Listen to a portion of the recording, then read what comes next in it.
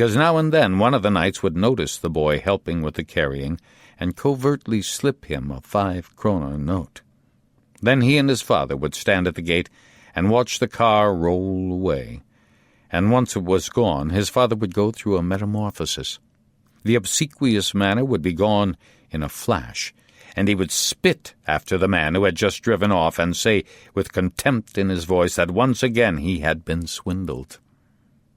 This was one of the great childhood mysteries. How could his father think he had been swindled when every time he had collected a wad of money in exchange for those boring paintings, all identical, with a landscape illuminated by a sun that was never allowed to set? Just once he had been present at a visit of these unknown men when the ending turned out otherwise. There were 2 of them, and he had never seen them before. As he skulked in the shadows behind the remains of an old laundry mangle, he gathered from the conversation that they were new business contacts. It was an important moment, for it was not a foregone conclusion that they would approve of the paintings. He had helped to carry the canvases to the car, a dodge on this occasion. He had learned how to open the trunk on all different kinds of cars. Then the 2 men had suggested they should all go out for something to eat. He remembered that one of them was called Anton, and the other something foreign, possibly Polish. He and his father had squeezed in among the canvases on the back seat. The fantastic men even had a record player in the car, and they had listened to Johnny Bode as they drove to the park. His father had gone to one of the restaurants with the 2 men, and Wallander had been given a handful of 1-kroner pieces and sent to play on the merry-go-rounds. It was a warm day in early summer. A gentle breeze was blowing in from the sound, and he planned out in great detail what he would be able to buy for his money. It would have been unfair to save the money. It had been given to him for spending, to help him enjoy that afternoon and evening in the park. He had been on the merry-go-rounds and taken 2 rides on the big wheel, which took you so high you could see as far as Copenhagen. Occasionally, he checked to make sure that his father, Anton, and the Pole were still there. He could see, even from a distance, that lots of glasses and bottles were being carried to their table, and plates of food and white napkins that the men tucked into their shirt collars. He remembered thinking how, when he had crossed that river after Class 7, or 9, or whatever, he would be like one of those men who drove in a shiny car and rewarded artists by peeling off bills and dropping them on a table in a dirty studio. The afternoon had turned into evening, and rain threatened. He decided to have one more ride on the big wheel, but he never did. Something had happened. The big wheel and the merry-go-rounds and the rifle range suddenly lost all their attraction, and people started hurrying toward the restaurant. He had gone along with the tide, elbowed his way to the front, and seen something he could never forget. It had been a rite of passage, something he had not realized existed, but it taught him that life is made up of a series of rites of passage, of whose existence we are unaware until we find ourselves in the midst of them. When he pushed and shoved his way to the front, he found his own father in a violent fight with one of the silk knights and several security guards, waiters, and other complete strangers. The dining table had been overturned, glasses and bottles were broken, a beefsteak dripping with gravy and dark brown onion rings were dangling from his father's arm, his nose was bleeding, and he was throwing punches left, right, and center. It had all happened so quickly. Wallander shouted his father's name in a mixture of fear and panic, but then it was all over. Burly, red-faced bouncers intervened, police officers appeared from nowhere, and his father was dragged away along with Anton and the Pole. All that was left was a battered, broad-brimmed hat. He tried to run after them and grab hold of his father, but he was pulled back.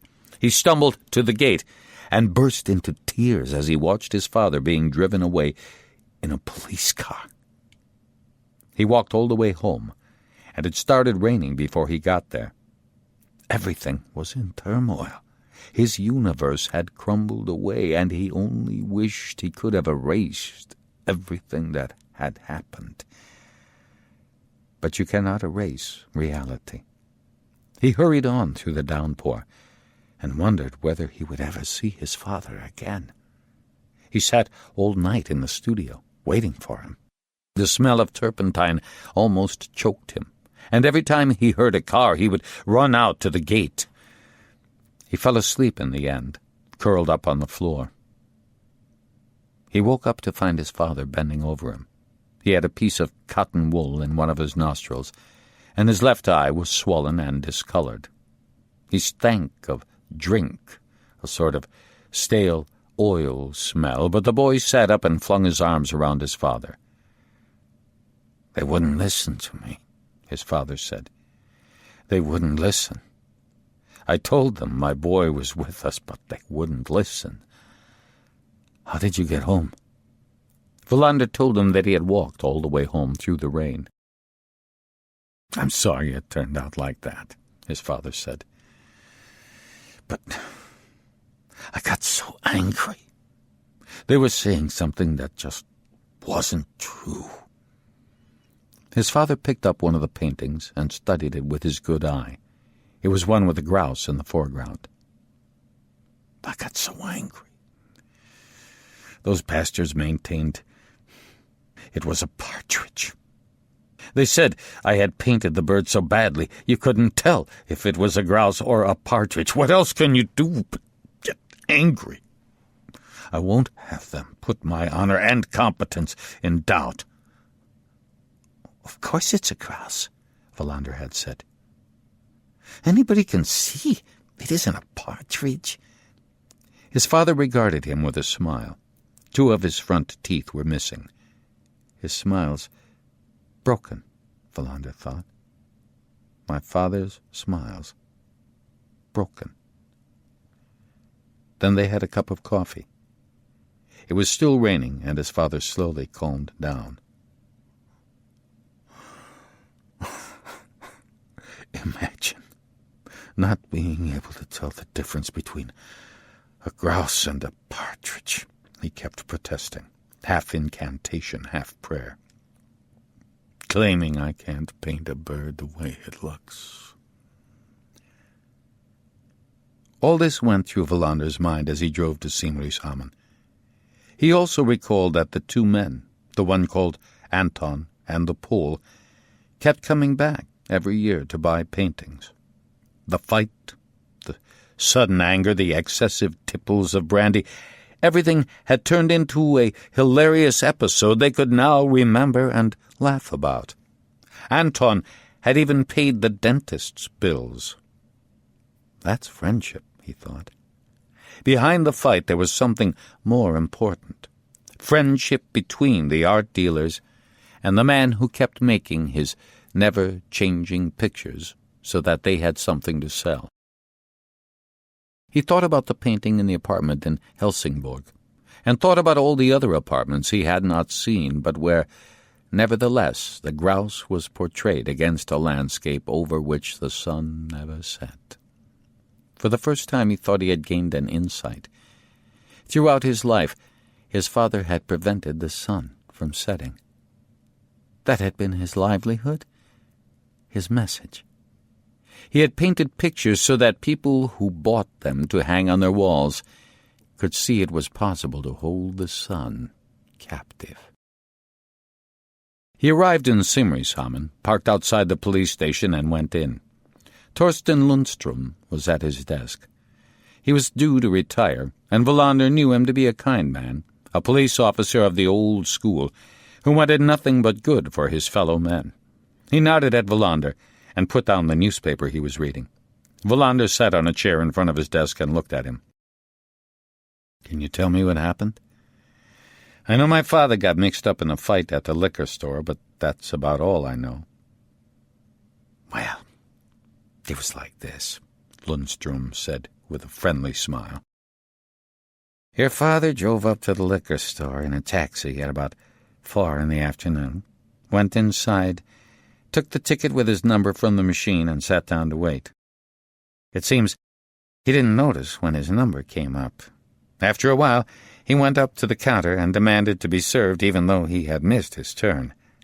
The clerk handled the whole thing really badly, apparently insisting that your father get a new number and start at the end of the line.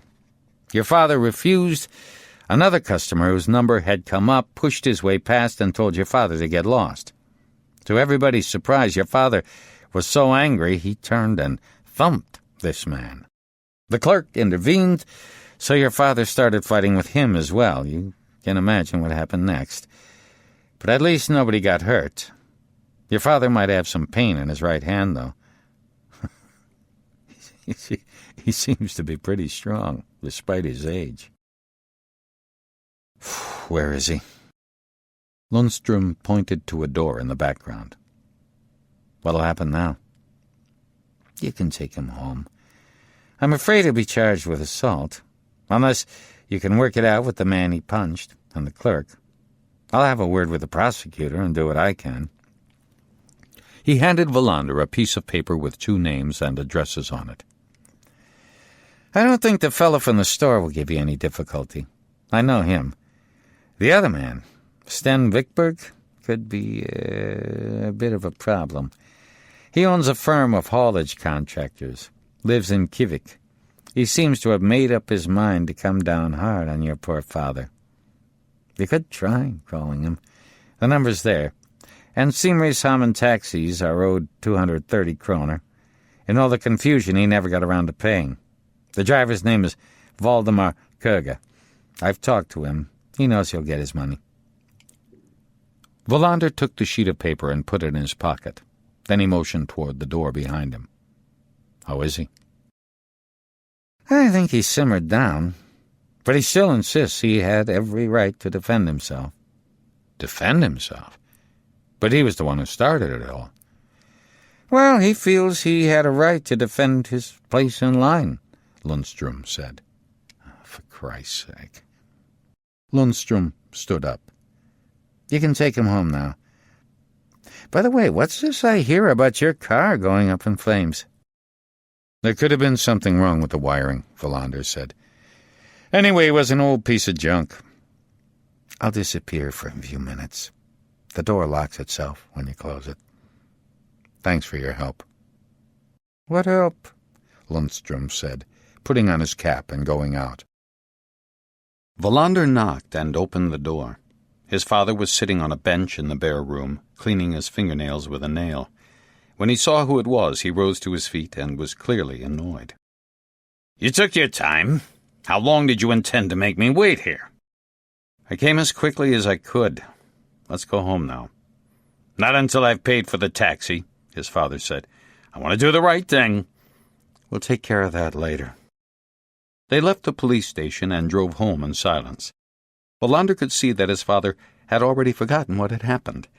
It wasn't until they reached the turn-off to Glimmingehus that Wallander turned to him.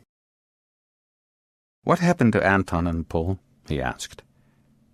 Do you remember that? His father asked in surprise. There was a fight on that occasion as well, Wallander said with a sigh. I thought you would have forgotten about that. I don't know what became of the Pole. It's almost 20 years since I last heard of him. He'd gone over to something he thought would be more profitable. Pornographic magazines. I don't know how he did. But Anton's dead. Drank himself to death. That must be nearly 25 years ago. What were you doing at the liquor store? What you normally do there. I wanted to buy some brandy. I thought you didn't like brandy.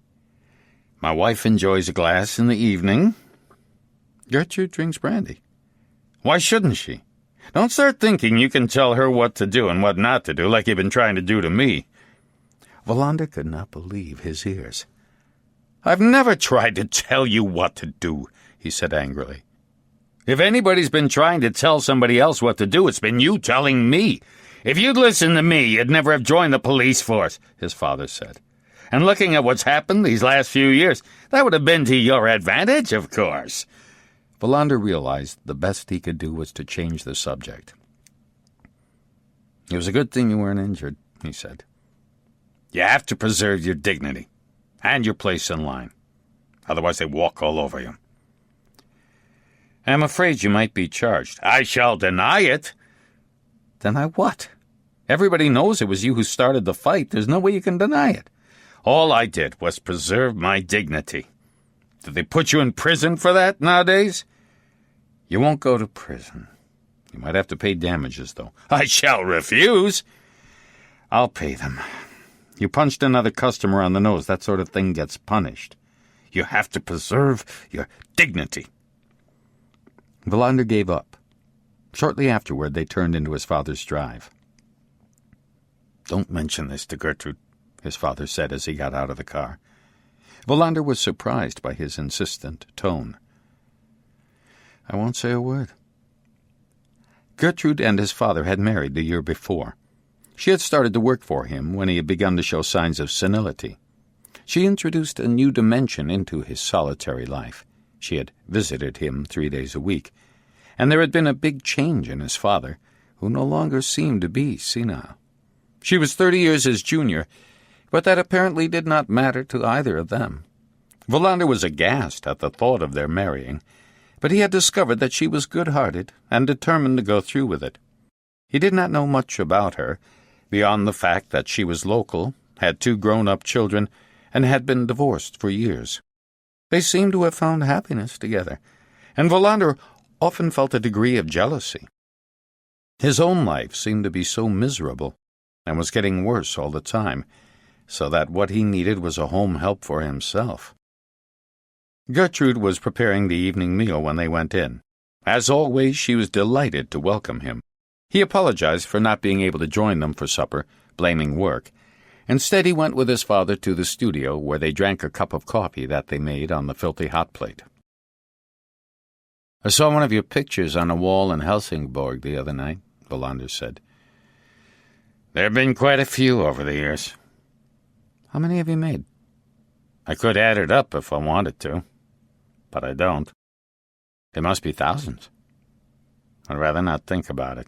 It would be inviting the Reaper into the parlor. The comment surprised Wallander. He had never heard him refer to his age, never mind his death. It struck him that he had no idea how frightened his father might be of dying.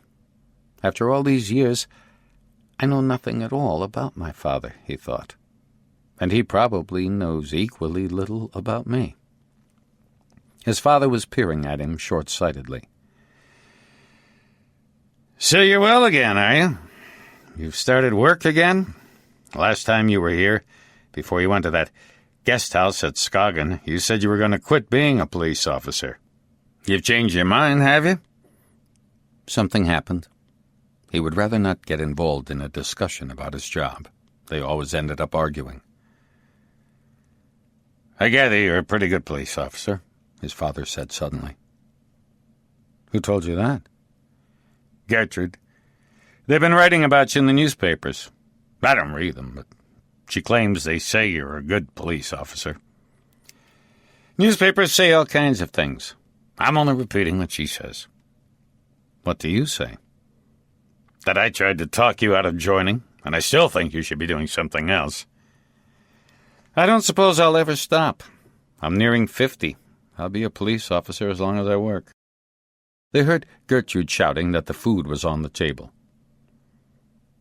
I'd never have thought you'd have remembered Anton in the pool, said his father as they walked over to the house. It's one of the most vivid memories I have of my childhood, Wallander said. Do you know what I used to call all those strange people who came to buy your paintings? They were art dealers. I know, but to me they were the Silk Knights. His father stopped in his tracks and stared at him. He burst out laughing. That's an excellent name. That's exactly what they were. Knights in silk suits. They said goodbye at the bottom of the steps.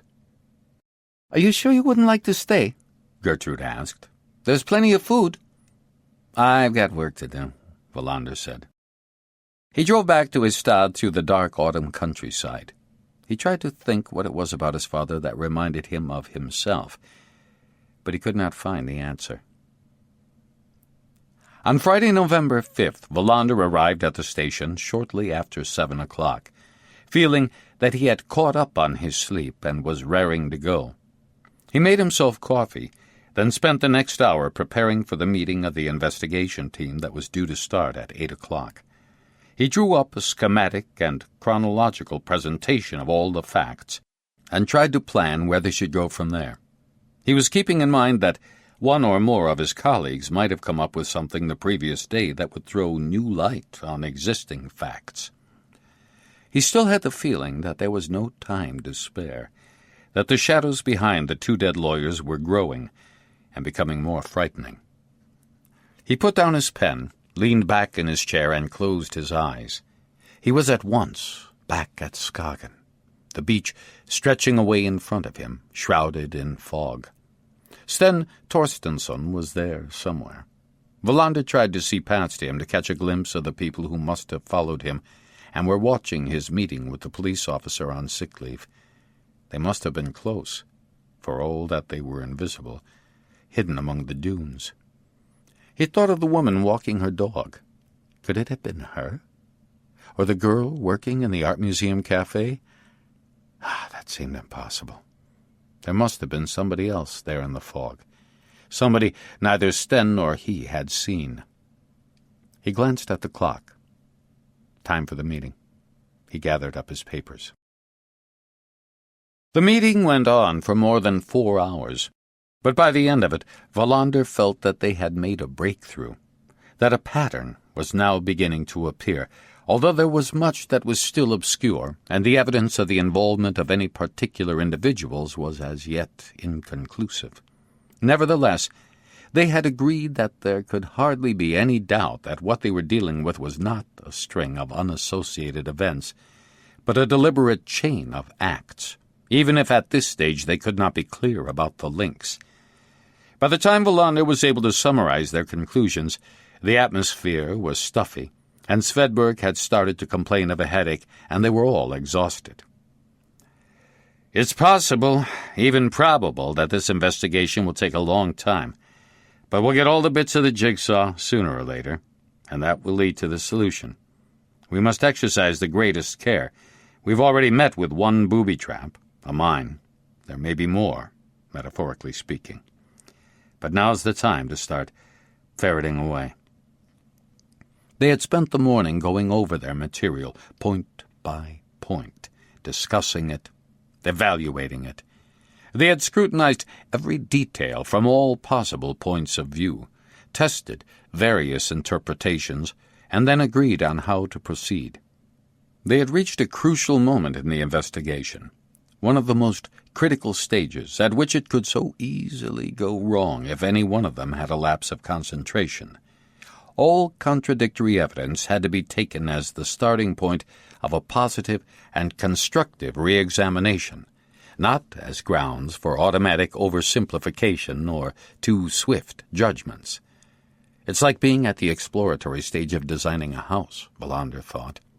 We're constructing many different models, and we must not dismantle any one of them too hastily. All the models are built on the same foundation. It was almost a month ago that Gustav Torstensson had died in the muddy field near Brusarp Hills.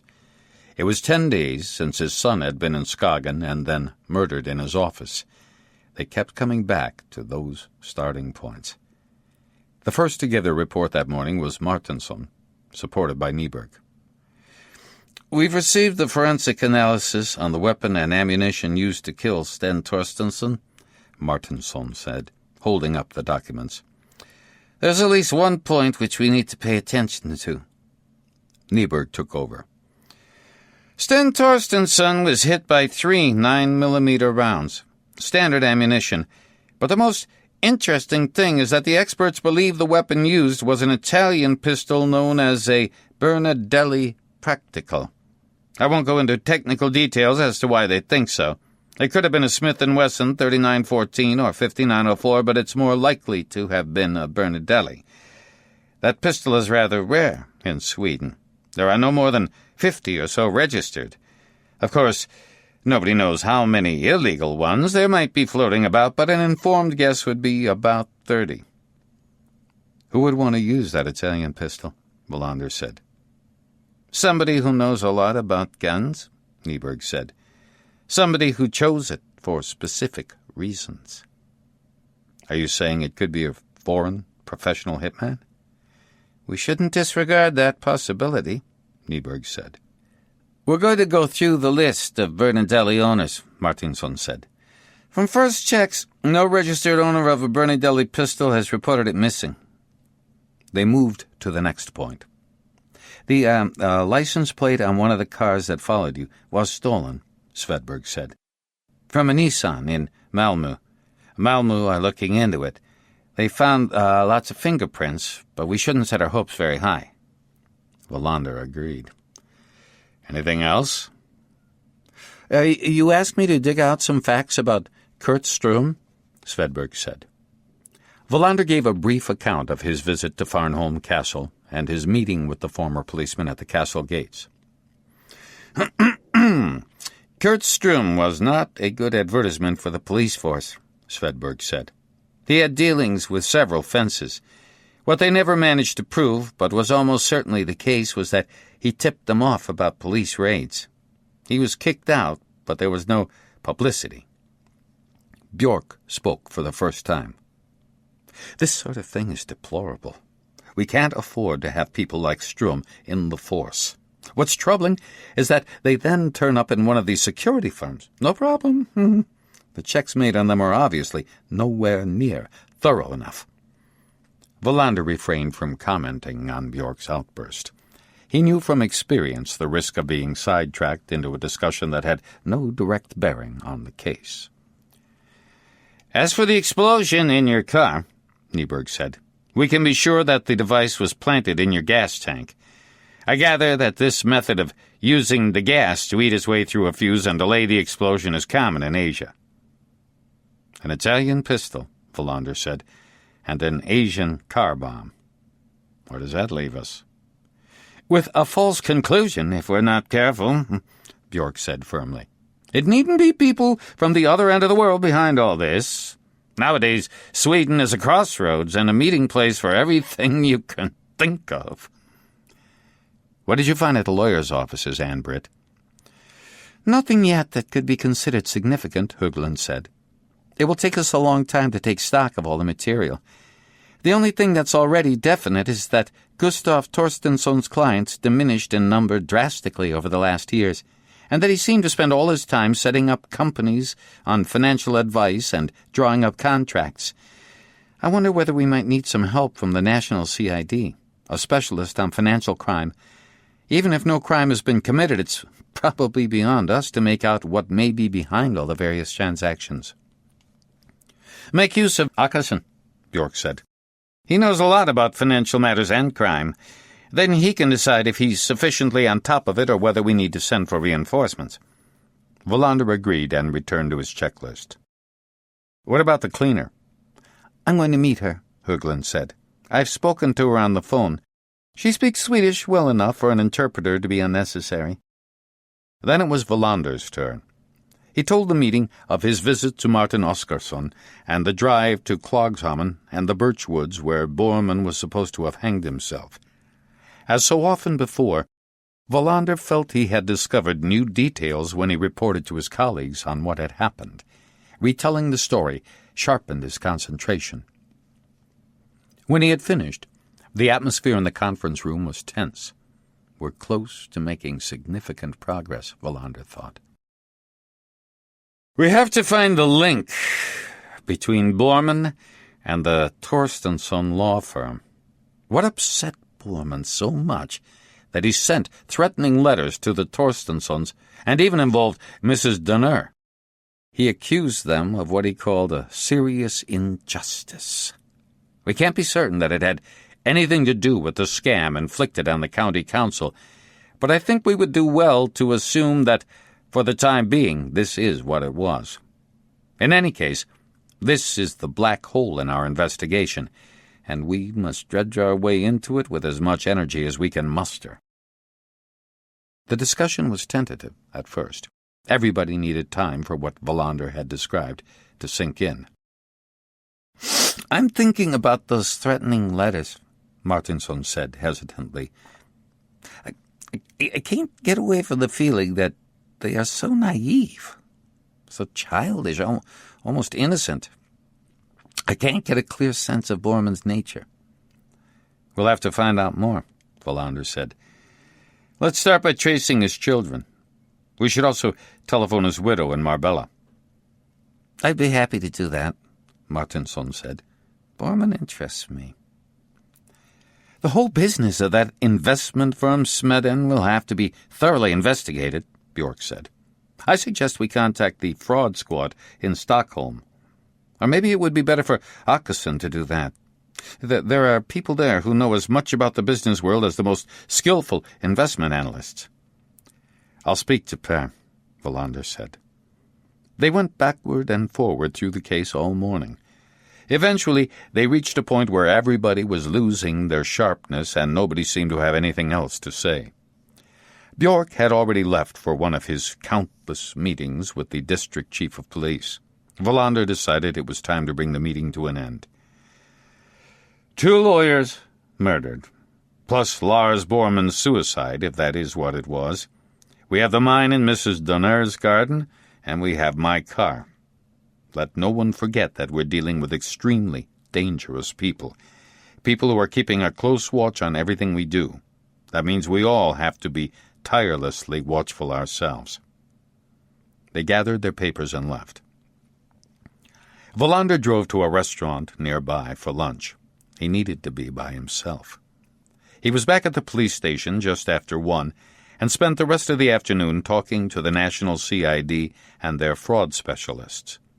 At 4, he went over to the prosecutor's offices and spoke at length to Åkesson. Then he returned to his own office and did not leave until nearly 10 o'clock. He felt the need for fresh air. He was missing his long walks at Skagen, so he left his car at the station and walked home to Maria Gaten. It was a mild evening, and he occasionally paused to look in store windows. He was home by 11 o'clock. Half an hour later, he was surprised by the phone ringing. He had just poured himself a glass of whiskey and settled in to watch a film on television. He went out to the hall and answered. It was Höglund. "Am I disturbing you?" "Not in the least." "I'm at the station. I think I'm onto something." Wallander did not hesitate. She would not have called if it hadn't been very important. "I'll be there in 10 minutes." She was in the hallway waiting for him. "I need a cup of coffee. There's nobody in the canteen just now. Peters and Noren left a few minutes ago. There's been an accident at the Bjøresjø crossroads." They sat down at a table with their mugs of coffee. "There was a fellow student at college who paid his way through his studies by dealing on the stock exchange," she said. Wallander looked at her in surprise. "I phoned him," she said, almost apologetically.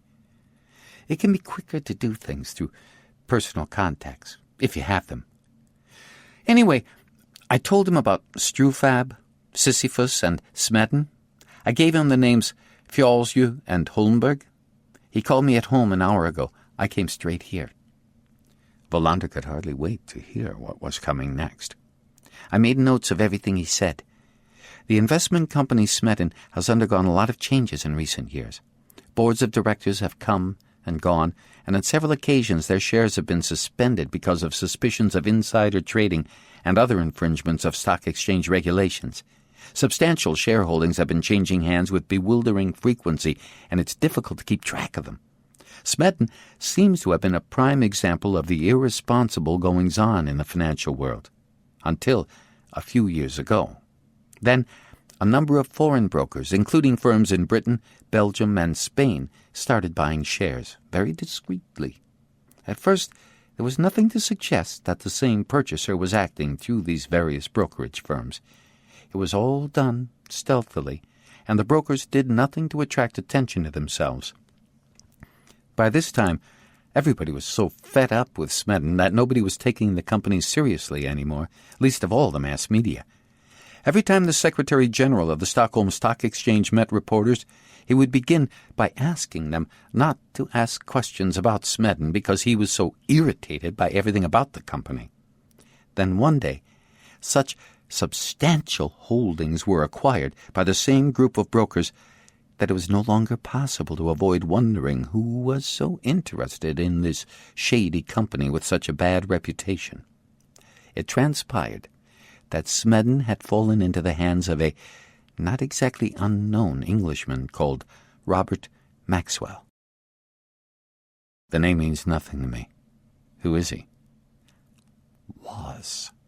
He's dead. He fell overboard from his luxury yacht off the Spanish coast a couple of years ago. There were rumors that he had been murdered, something to do with Mossad, the Israeli Secret Service, and shadowy but large-scale arms deals. He owned newspapers and publishing houses, all registered in Liechtenstein, but when he died, his empire collapsed like a house of cards. It was all built on borrowings and embezzled pension funds. The bankruptcy was instantaneous and set off a tremendous crash. "An Englishman?" Wallander said in astonishment. "What does that tell us?" That it didn't end there. The shares were passed on to somebody else. Who? There was something going on behind the scenes, Höglund said. Maxwell had been acting on behalf of somebody else who preferred to remain invisible, and that person was a Swede. A mysterious circle was finally closed. She stared intently at him. "Can you guess who that person is?"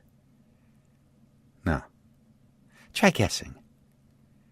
The penny dropped. "Alfred Harderberg." She nodded.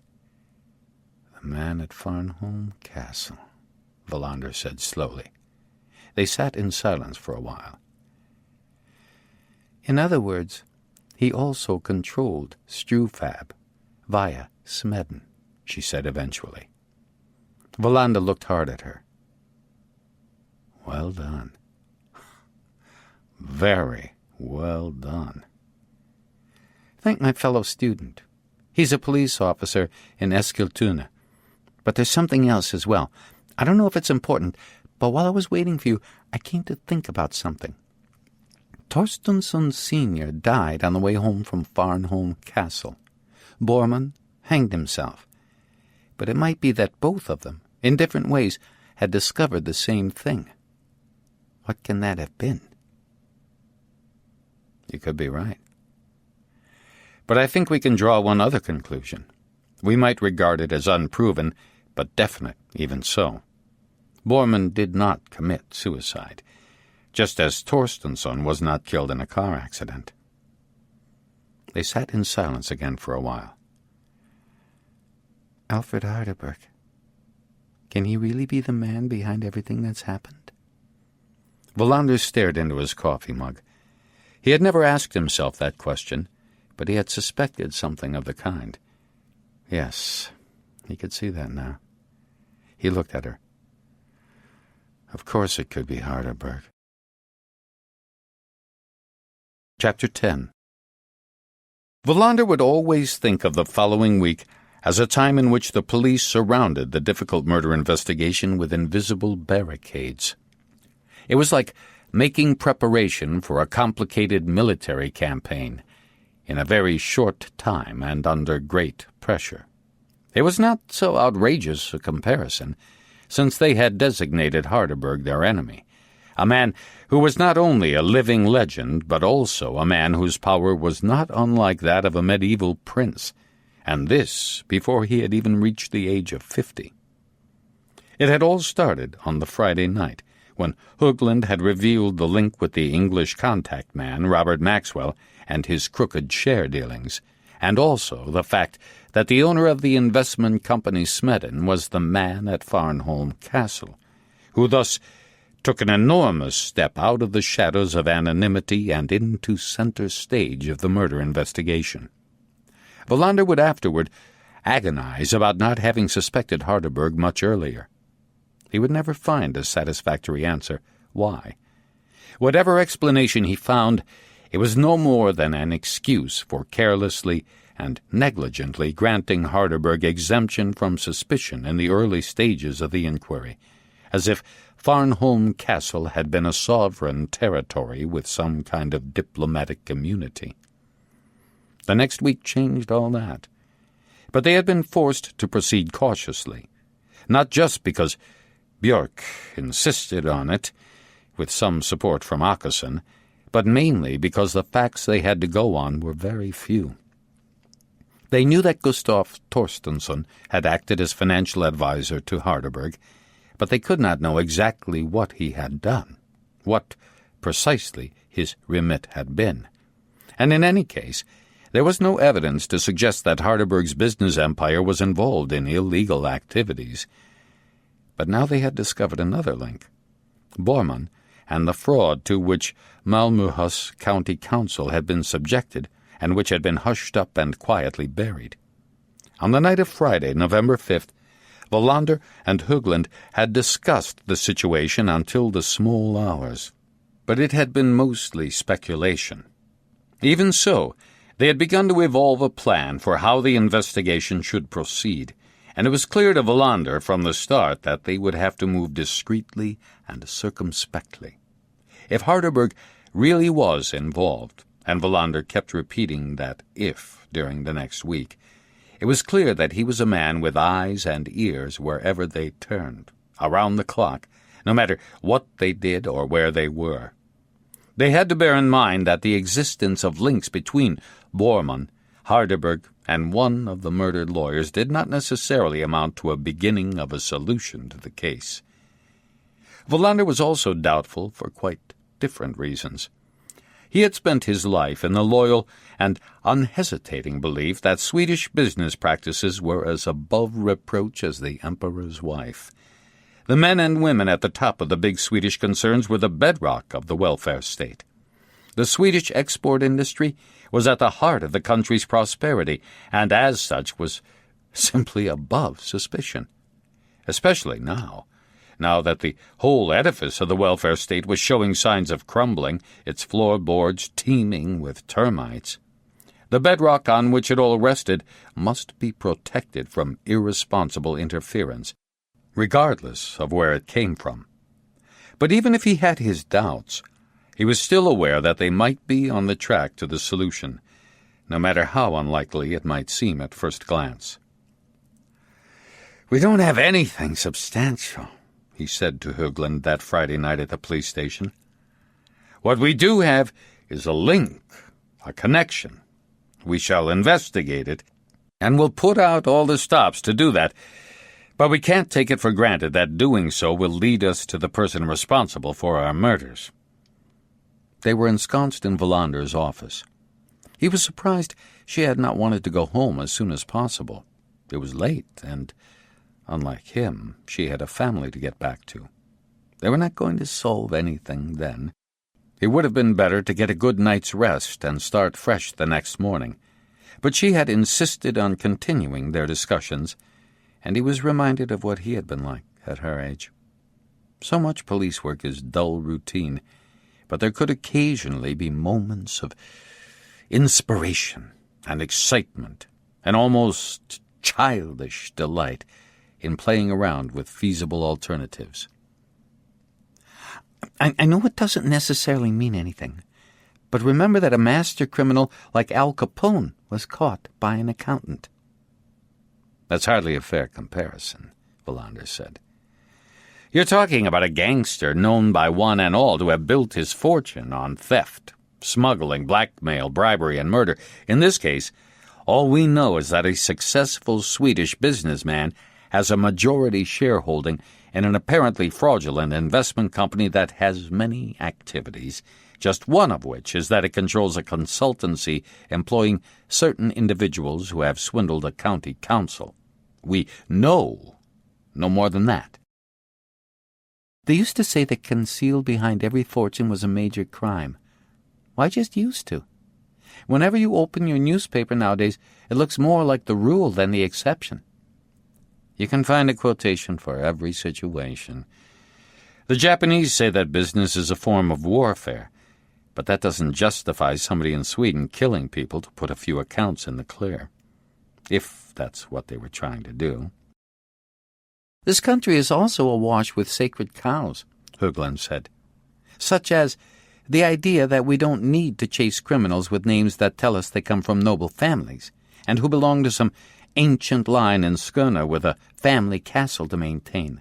We would rather not haul them into the courts when they've been caught red-handed. I've never thought like that, Wallander said, realizing at once that he was not telling the truth. And what was it he was trying to defend? Or was it just that he could not allow Högland to be right, not when she was so much younger than he was, and a woman? I think that's how everybody thinks, she insisted. Police officers are no different, or prosecutors. Sacred cows must graze in peace. Moo. They had been sailing around hidden rocks without finding a clear channel. It seemed to Wallander that their differing views indicated something he had been thinking for a long time, that the police force was being split by a generation gap. It wasn't so much that Högland was a woman, but rather that she brought with her quite different experiences. We are both police officers, but we do not have the same world view, Wallander thought. We may live in the same world, but we see it differently. Another thought occurred to him, and he did not like it one bit. What he had been saying to Högland could just as easily have been said by Martinsson or Swedberg, even Hansson, for all his non-stop continuing education courses. He sat there on the Friday night, talking not just with his own voice, but with that of the others. He was speaking for a whole generation. The thought annoyed him, and he blamed Högland, who was too self-confident, too definite in her views. He did not enjoy being reminded of his own laziness, his own very vague views about the world and the age he was living in. It was as if she were describing an unknown land to him, a Sweden that she was not making up, unfortunately, but one which really existed just outside the confines of the police station, filled with real people. But the discussion petered out in the end when Wallander had poured enough water on the fire. They went out to fetch more coffee and were offered a sandwich by a patrolman who seemed to be worn out, or just bored stiff, and was sitting in the canteen staring into space. They went back to Wallander's office, and, to avoid further discussion about sacred cows, Wallander asserted himself and proposed a session of constructive thinking. "I had an elegant leather folder in my car when it went up in flames," he said. "An overview I was given when I went to Farnholm Castle. I had begun reading it. It was a summary of Harderberg's empire and of the man himself, his various honorary doctorates, all his good deeds. Harderberg, the patron of the arts, Harderberg, the humanist, Harderberg, the young people's friend, Harderberg, the sports fan, Harderberg, the sponsor of our cultural heritage, Harderberg, the enthusiastic restorer of old Öland fishing boats, Harderberg, the honorary doctor of archaeology, who provides generous funding for digs at what might be Iron Age dwellings in Medelpad, Harderberg, the patron of music, who sponsors 2 violinists and a bassoonist in the Gothenburg Symphony Orchestra, founder of the Harderberg Prize for the most gifted young opera singer in the country, generous donor to peace research in Scandinavia, and all the other things I can't remember." It was as if he were being portrayed as a one-man Swedish academy, without a drop of blood on his hands. "I've asked Ebba to get hold of another copy of the file. It must be studied and investigated. As discreetly as possible, we must obtain access to reports and balance sheets for all his companies. We have to find out how many companies he in fact owns, where they are located, what they do, what they sell, what they buy. We have to examine his tax returns and his tax status. In that respect, I accept what you say about Al Capone. We have to find out where Gustav Torstensson was allowed to poke his nose in. We have to ask ourselves, why him, of all people? We have to take a look into every secret room we can find. We have to wriggle our way into Harderberg's mind, not just his bank accounts. We have to talk to 11 secretaries without his noticing. Because if he does notice, a tremor will run through the whole enterprise. A tremor that will result in every door closing simultaneously. We must never forget that no matter how many resources we put into this, he will be able to send yet more troops into battle. It's always easier to close a door than it is to open it again. It's always easier to maintain a cleverly constructed lie than it is to find an unclear truth. She listened to what he had to say with what looked to him to be genuine interest. He had set it all out for her as much to clarify things in his own mind, but he could not deny having made some small effort to squash her.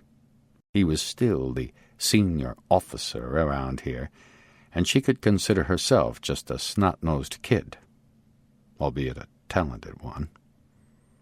"We have to do all that," he said. "It could be that we end up once more with the magnificent reward of having discovered absolutely nothing. But the most important thing for the moment, and the most difficult thing, is how we are going to do all this without attracting attention. If what we suspect is true, and it's on Harderberg's orders that we're being watched, that efforts are being made to blow us up, and that it was an extension of his hand that planted the mine in Mrs. Donner's garden, then we must keep reminding ourselves all the time that he sees things and hears things. He must not notice that we are repositioning our troops. We must camouflage everything we do in thick fog, and in that fog we have to make sure that we follow the right road and that he goes astray. Where's the investigation going? That is the question we have to keep asking ourselves. And then we have to provide a very good answer." "We have to do the opposite of what we seem to be doing, then." "Exactly. We have to send out signals that say, we're not remotely interested in Alfred Harderberg." "What happens if it's too obvious?" "It mustn't be. We have to send out another signal. We have to tell the world that, yes, naturally, Dr. Harderberg is involved in our routine inquiries. He even attracts our special interest in certain respects." "How can we be sure that he takes the bait?" "We can't. But we can send a third signal. We can say that we have a lead that we believe in, that it points in a certain direction, and that it seems to be reliable. So reliable that Harderberg can be convinced that we really are following a false trail." "He's bound to take out a few insurance policies even so." "Yes. We shall have to make sure we find out what they are, and we mustn't show him that we know. We must not give the impression we are stupid, a bunch of blind and deaf police officers who are leading one another in the wrong direction. We must identify his insurance tactics, but appear to misinterpret them. We must hold up a mirror to our own strategy, and then interpret the mirror image." She eyed him thoughtfully. "Are we really going to be able to manage this? Will Björk go along with it? What will Mr. Åkesson have to say?" "That will be our first big problem. Convincing ourselves that we've got the right strategy. Our chief of police possesses an attribute that makes up for a lot of his weaker points. He sees through us if we don't believe in what we say or suggest as the starting point for our investigation. In such circumstances, he puts his foot down, and rightly so." "And when we've convinced ourselves, where do we start?" "We have to make sure we do not fail in too much of what we set ourselves to do. We have to lose our way so cleverly in the fog that Harderberg believes it. We have to lose our way and be following the right road at the same time." She went back to her office to grab a notepad. Meanwhile, Wallander sat listening to a dog barking somewhere inside the station. When she came back, it struck him again that she was an attractive woman, despite the fact that she was very pale and had blotchy skin and dark circles under her eyes. They went through Wallander's pronouncements once again. All the time, Höglund kept coming up with relevant comments, finding flaws in Wallander's reasoning, homing in on contradictions. He noticed, however reluctantly, that he was inspired by her, and that she was very clear-headed. It struck him, at 2 a.m., that he had not had a conversation like this since Riedberg died. He imagined Riedberg coming back to life and putting his vast experience at the disposal of this pale young woman. They left the station together. It was cold. The sky was full of stars. The ground was covered in frost. "We'll have a long meeting tomorrow," Wallander said. "There will be any number of objections, but I'll talk to Björk and Åkesson ahead of time. I'll ask Per to sit in on the meeting. If we don't get them on our side, we'll lose too much time trying to dig up new facts just in order to convince them." She seemed surprised. "Surely they must see we're right." "We can't be sure of that." "It sometimes seems to me that the Swedish police force is very slow to catch on to things." "You don't need to be a recent graduate of the police academy to reach that conclusion.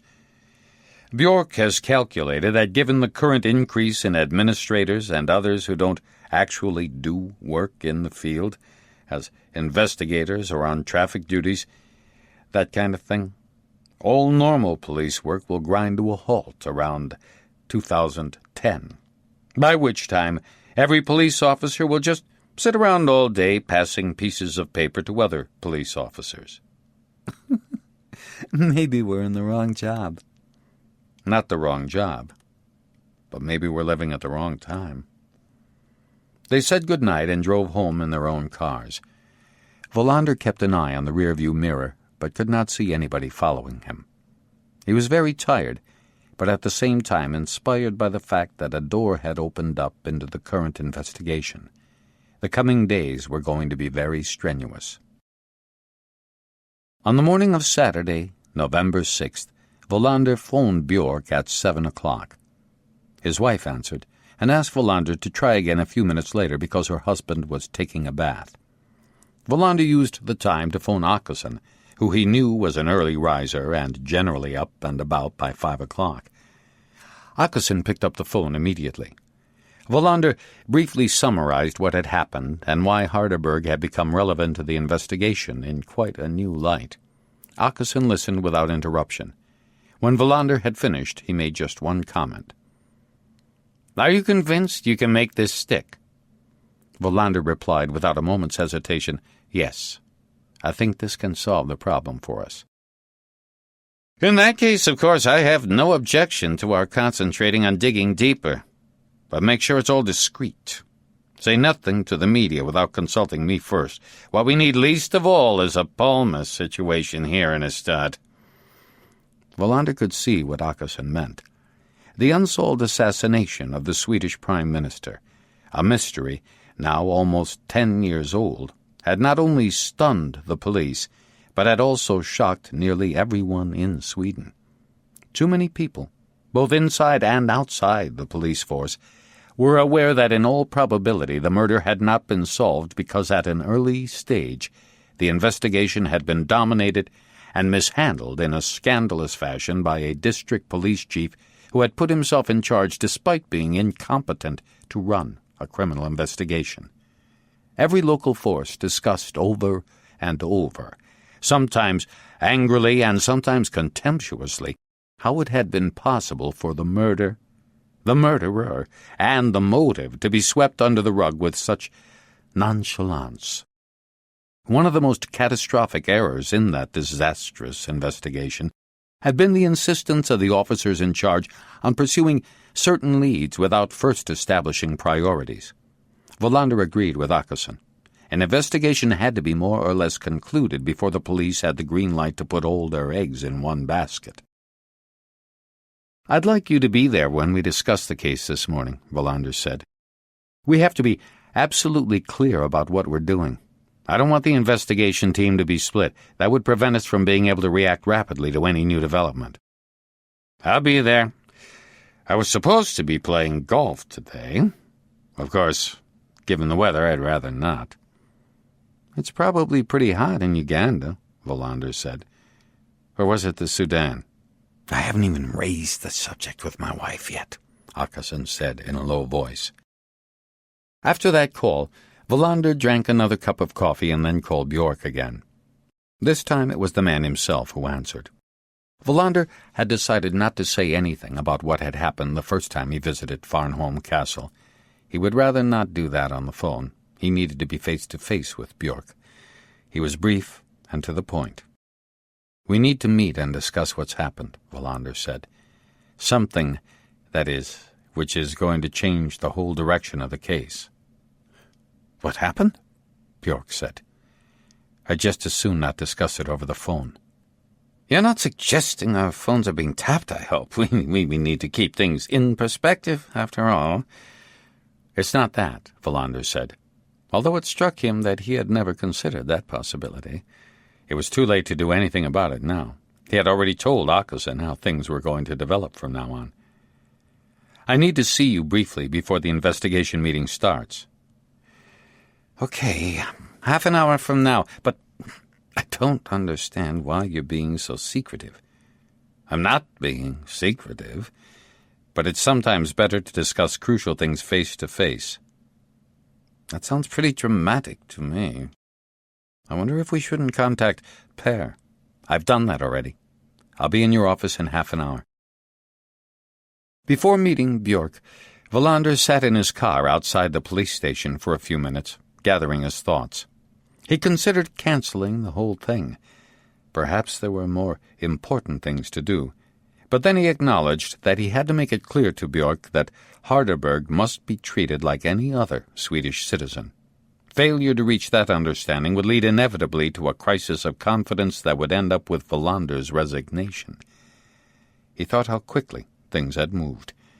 It was only just over a week since he had been pacing up and down the beach at Skagen, preparing to say goodbye forever to his life as a police officer.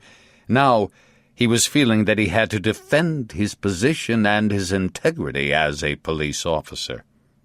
He must write about all this to Baiba as soon as he could. Would she be able to understand why everything had changed? Did he really understand it himself? He went to Björk's office and sat on his visitor's sofa.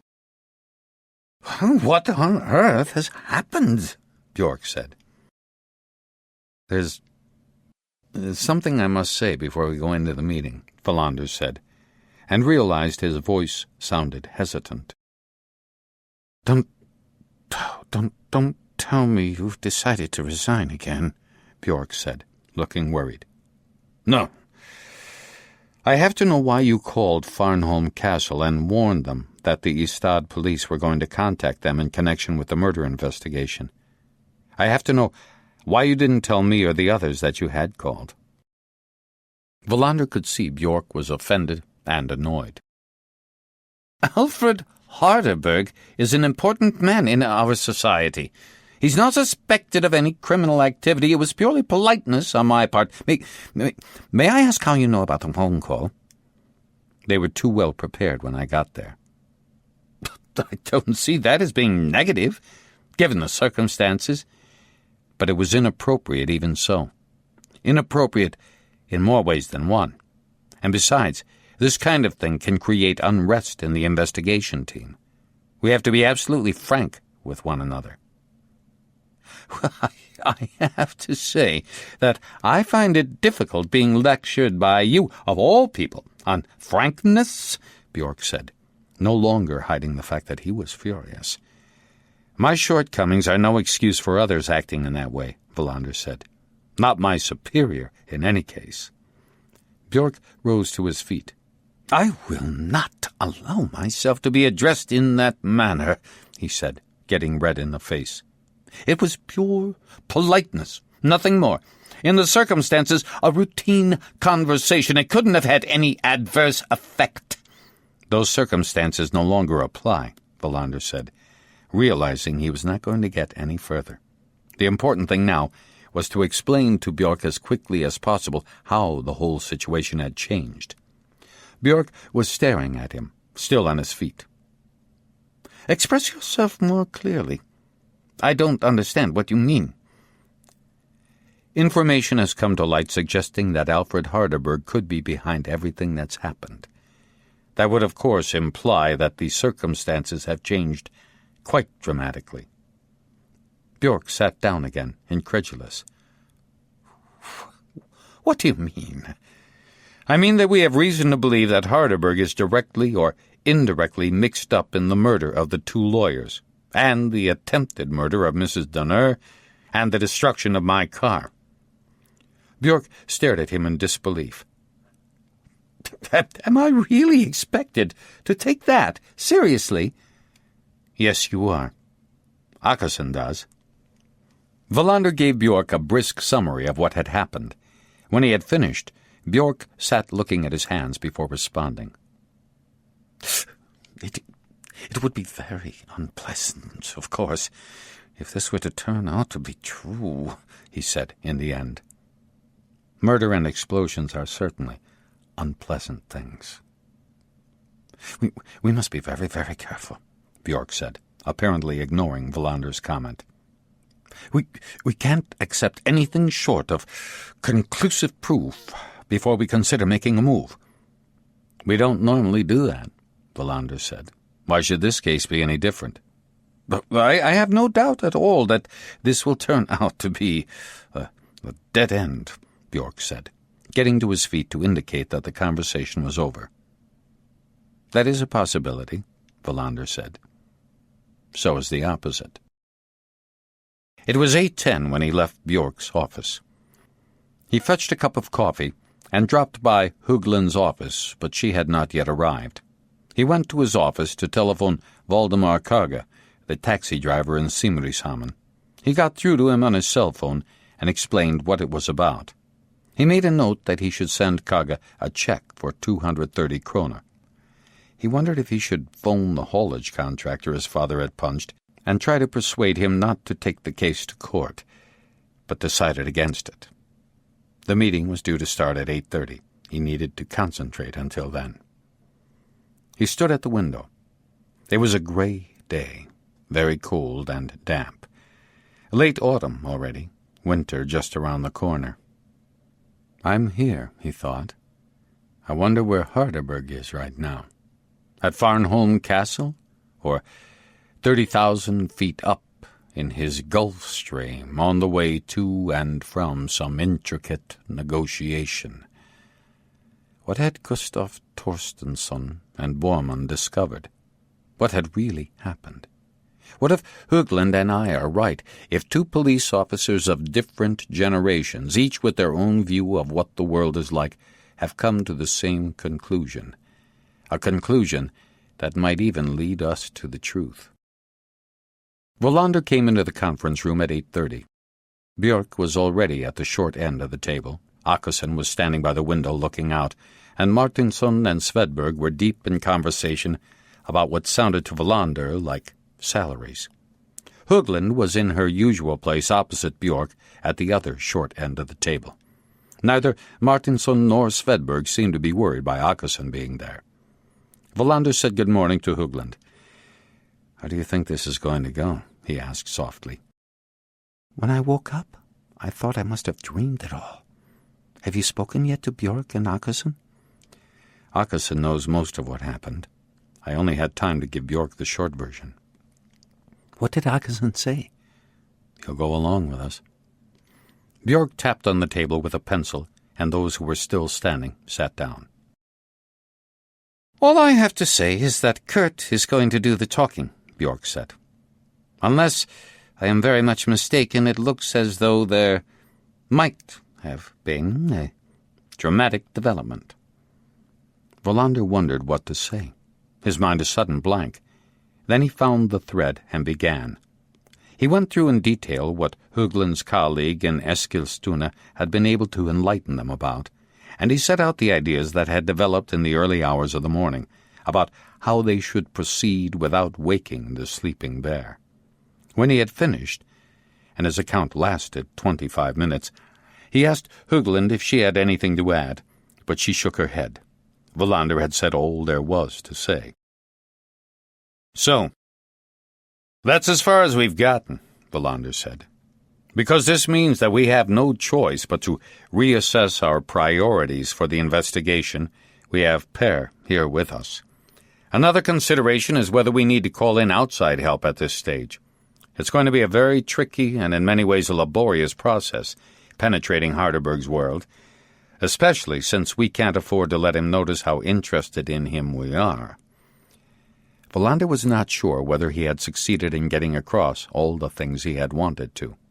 Högland smiled and nodded at him, but when he studied the other faces around the table, he still could not tell. "This really is something for us to get our teeth into," Åkesson said when the silence had lasted long enough. "We must be clear about the fact that Alfred Harderberg has an impeccable reputation in the Swedish business community. We can expect nothing but hostility if we start questioning that reputation. On the other hand, I have to say there are sufficient grounds for us to start taking a special interest in him. Naturally, I find it difficult to believe that Harderberg was personally involved in the murders or the other events, and of course it might be that things happen in his setup over which he has no control." "I've always dreamed of putting one of those gentlemen away," Svedberg suddenly said. A totally regrettable attitude in a police officer," Bjork said, unable to control his displeasure. "It shouldn't be necessary for me to remind you all of our status as neutral civil servants." "Let's stick to the point," Åkesson interrupted. "And perhaps we should also remind ourselves that in our roles as servants of the law, we are paid to be suspicious in circumstances in which normally we would not need to be." "So we have the go-ahead to concentrate on Harderberg, is that correct?" Wallander asked. On certain conditions," Bjork said. "I agree with Per that we have to be very careful and prudent, but I also want to stress that I will regard it as dereliction of duty if anything we do is leaked outside these four walls. No statements are to be made to the press without their first having been authorized by me." "We gathered that," said Martinsson, speaking for the first time. "I'm more concerned about figuring out how we're going to manage to run a vacuum cleaner over the whole of Harderberg's empire when there are so few of us. How are we going to coordinate our investigation with the fraud squads in Stockholm and Malmö? How are we going to cooperate with the tax authorities? I wonder if we should approach it quite differently." "How would we do that?" Wallander said. "Hand the whole thing over to the National CID, Martinsson said. That they can arrange cooperation with whichever squads and authorities they like. I think we have to concede that we're too small to handle this." "That thought had occurred to me, too," Åkesson said. "But at this stage, before we've even made an initial investigation, the fraud squads in Stockholm and Malmö would probably turn us down. I don't know if you realize this, but they are probably even more overworked than we are. There are not many of us, but they are so understaffed they're verging on collapse. We'll have to take charge of this ourselves for the time being at least. Do the best we can. Nevertheless, I'll see if I can interest the fraud squads in helping us. You never know." Looking back, Wallander had no doubt that it was what Åkesson had to say about the hopeless situation the National CID were in that established once and for all the basis of the investigation. The murder investigation would be centered on Harderberg and the links between him and Lars Bormann and him and the dead lawyers. Wallander and his team would also be on their own. It was true that the Ystad police were always having to deal with various kinds of fraud cases, but this was so much bigger than anything they had come across before, and they did not know of any financial impropriety associated with the deaths of the two solicitors. In short, they had to start looking for an answer to the question, what were they really looking for?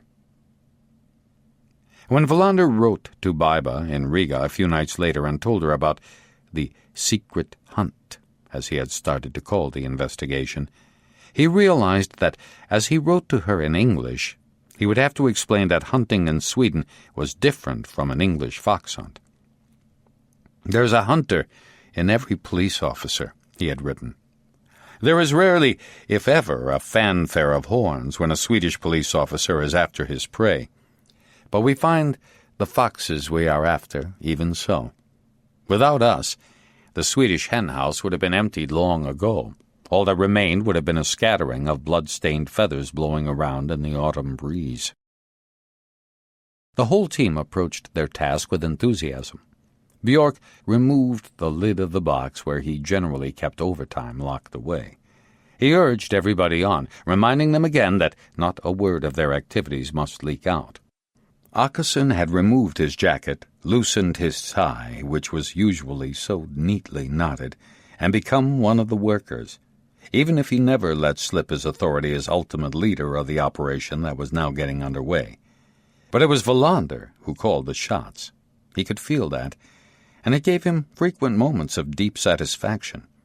Thanks to unexpected circumstances and the goodwill of his colleagues, which he barely deserved, he had been given an opportunity to atone for some of the guilt he felt after rejecting the confidence Sten Torstensson had shown in him by coming to Skagen and asking for his help. Leading the search for Sten's murderer and the murderer of his father was enabling Wallander to redeem himself. He had been so preoccupied with his own private woes that he had failed to hear Sten's cry for help, had not allowed it to penetrate the barricades he had built around his all-consuming depression.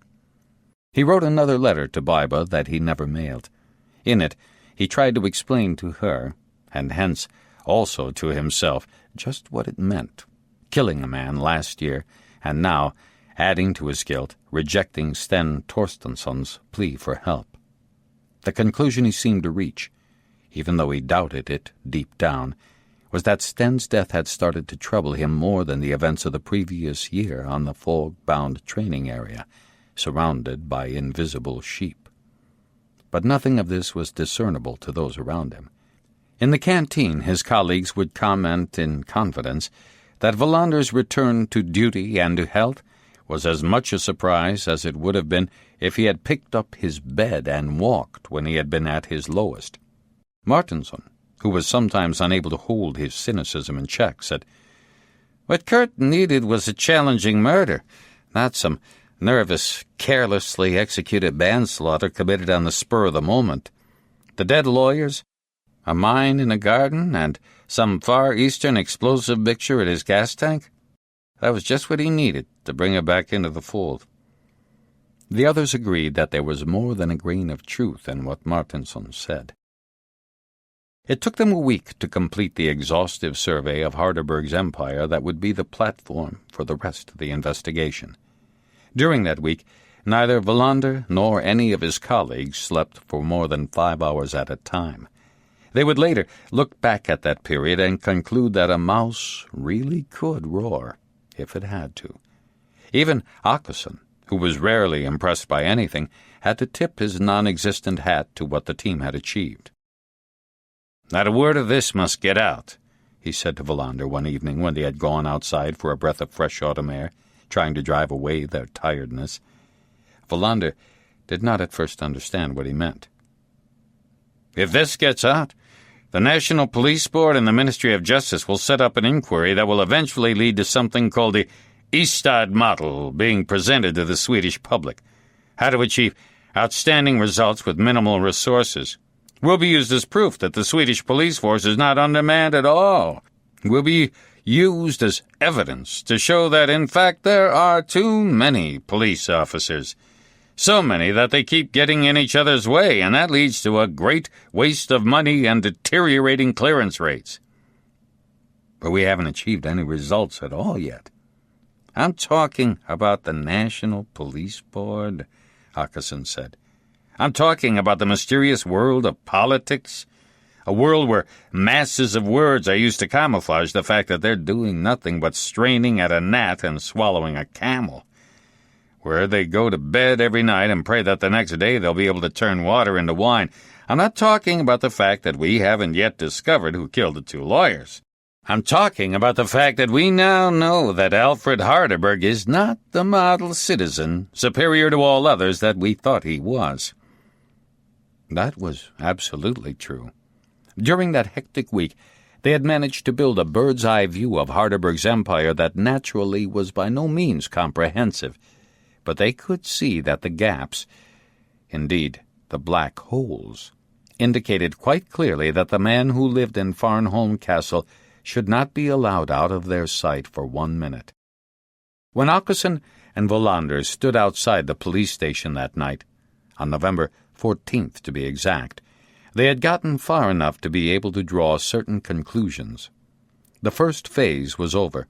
The beaters had done their work, and the hunters could prepare to move in.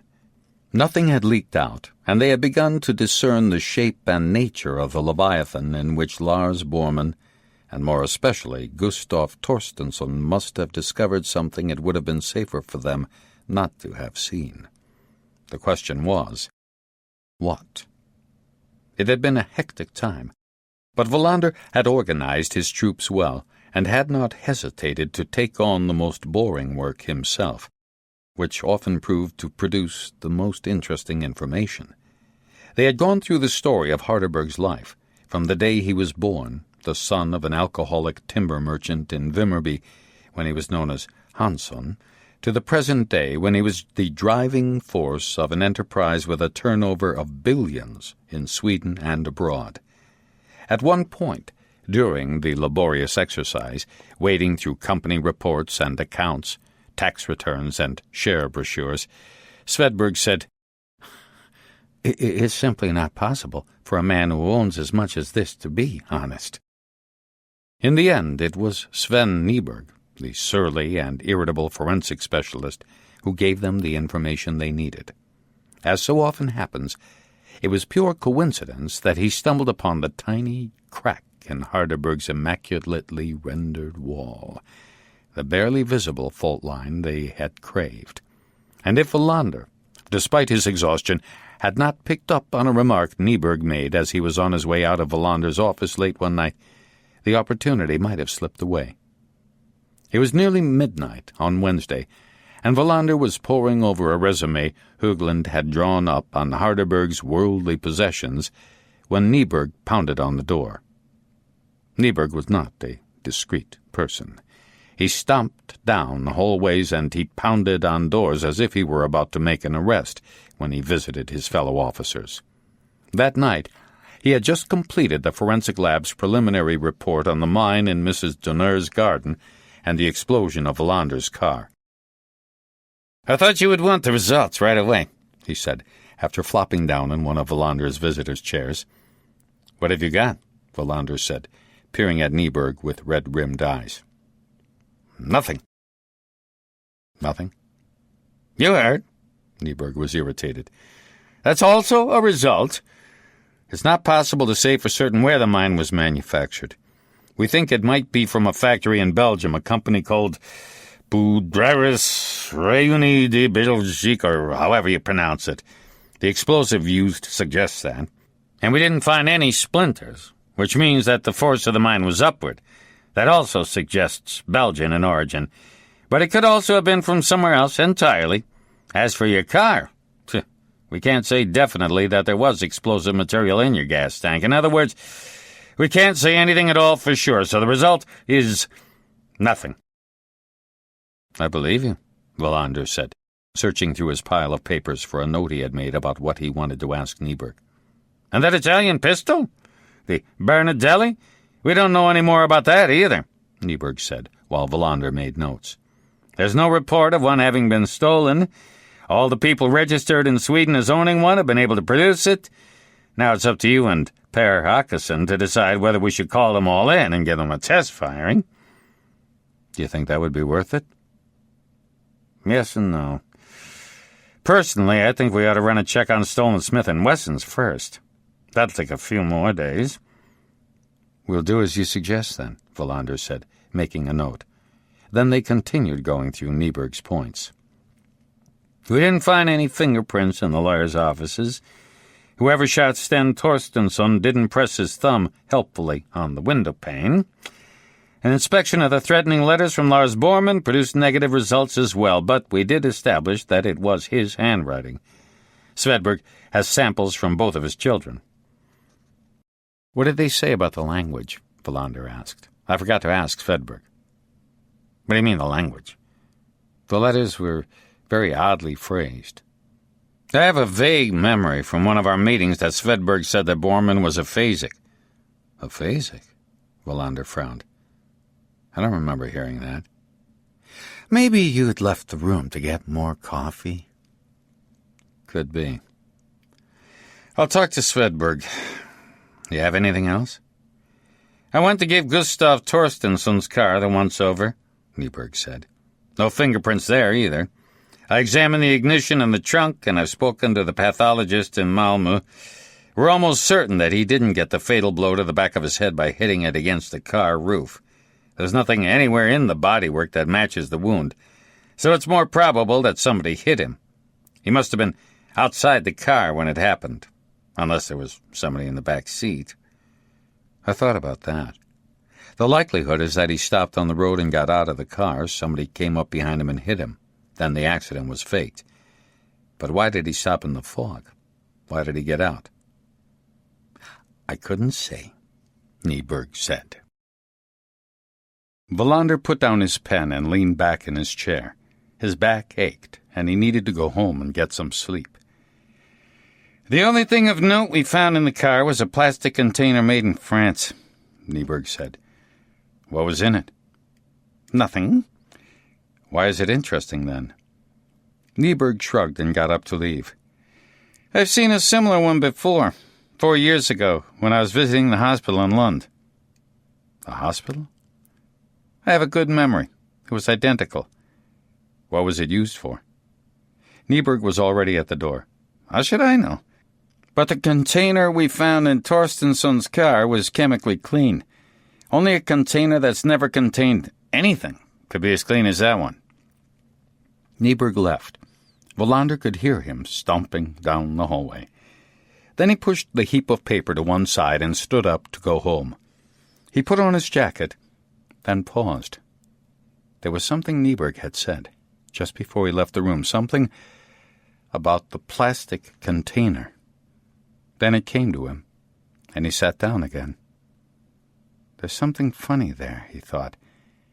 Why would there be a plastic container that has never been used in Torstensson's car? An empty container, but evidently a very special one. There was only one possible answer.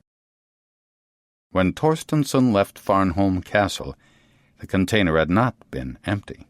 There had been something in it, which meant that this was not the same container. It had been exchanged for the other one, on the road in the fog, when Torstensson stopped and got out of his car, and was killed. Wallander checked his watch. After midnight. He waited for a quarter of an hour, then he phoned Nyberg at home. "What the hell you want now?" Nyberg said as soon as he recognized Wallander's voice. "Get yourself over here. Now. Right away." He expected Nyberg to explode in fury, but he said nothing, just put down the receiver. At 12:40 a.m., Nyberg was back in Wallander's office once again. Chapter 11. That conversation with Nyberg in the middle of the night was crucial. It seemed to Wallander that yet again he had confirmation of the fact that criminal investigations achieve a breakthrough when it is least expected. Many of Wallander's colleagues thought this proved that even police officers needed a little luck now and again to find their way out of a cul-de-sac. Wallander said nothing, but he thought that what it really proved was that Rydberg was right to maintain that a good police officer must always listen to what his intuition tells him, without discarding his critical faculties, of course. He had known, without knowing why he knew, that the plastic container in Torstensson's wrecked car was important, and although he was exhausted, he also knew that he could not wait until the next day to have his suspicions confirmed. That's why he had phoned Nyberg, who had just walked into his office. He had anticipated an angry outburst from his temperamental colleague, but none was forthcoming. Nyberg had simply sat down in the visitor's chair, and Wallander noted to his surprise that he was wearing pajamas under his overcoat. He had rubber boots on as well. "You must have gone straight to bed," Wallander said. "If I'd known that, I wouldn't have phoned." "Are you telling me you've called me out for nothing?" Wallander shook his head. "No, it's the plastic container. Tell me more about it." "I don't have more to say than I haven't said already," Nyberg said. Wallander sat down at his desk and looked hard at Nyberg. He knew that Nyberg was not only a good forensic officer, but that he had imagination, too, and was blessed with an exceptional memory. "You said you'd seen a similar container before." "Not a similar one, an identical one." "That means it must be special," Wallander said. "Can you describe it for me?" "Wouldn't it be better if I went and got it?" "Let's go and look at it together," Wallander said, getting up. The police station was deserted as they walked down the hallway. A radio could be heard in the distance. Nyberg unlocked the room where the police kept objects material to ongoing investigations. The container was on a shelf. Nyberg took it down and handed it to Wallander. It was rectangular and reminded Wallander of a cooler. He put it on a table and tried to open the lid. "It's screwed shut," Nyberg said. "Notice also that it's perfectly airtight. There's a window on this side. I don't know what it's for, but I suspect there's probably a thermometer mounted on the inside." "You saw a similar one at the hospital in Lund," Wallander said, scrutinizing the container. "Can you remember where? Which ward?" "He was moving around," Nyberg said. "It was in a corridor outside the operating rooms. A nurse came with it. I seem to remember she was in a hurry." "Anything else?" "No, nothing." "It reminds me of a cooler." "I think that's what it is," Nyberg said. "For blood, possibly?" "I need you to find out," Wallander said. "I also want to know what that container was doing in Torstensson's car the night he died." When they were back in Wallander's office, he remembered something Nyberg had said earlier in the evening. "You said you thought it was made in France?" "It said, 'Made in France' on the handle." "I didn't notice that. The text on the one I saw in Lund was more obvious. I think we can excuse you." "I may be wrong," Wallander said, "but I think the fact that this container was in Torstensson's car is remarkable. What was it doing there?" "Are you sure it was unused? When I unscrewed the lid, I could see that it was the first time it had been opened since it left the factory.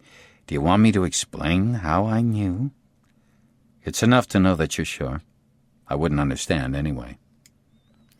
"I can see you believe this container is important, but it's not unusual to find unexpected items in car crashes." "In this case, we can't overlook a single detail," Wallander said. "But we've never done that." Wallander stood up. "Thank you for coming back. I'd like to know what the plastic container was used for sometime tomorrow." They said good night outside the station. Wallander drove home and had a couple of sandwiches before going to bed. He couldn't sleep, and after tossing and turning for some time, he got up again and went into the kitchen. He sat at the table without switching on the light. He felt uneasy and impatient. This investigation had too many loose ends. Even though they had decided on a way forward, he was still not convinced it was the right way.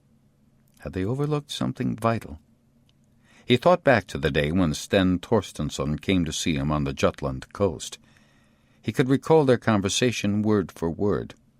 Even so, he wondered if he had missed the real message, whether there had been some other significance behind Sten's words. It was past 4 o'clock by the time he went back to bed. The wind had picked up outside, and the temperature had plummeted.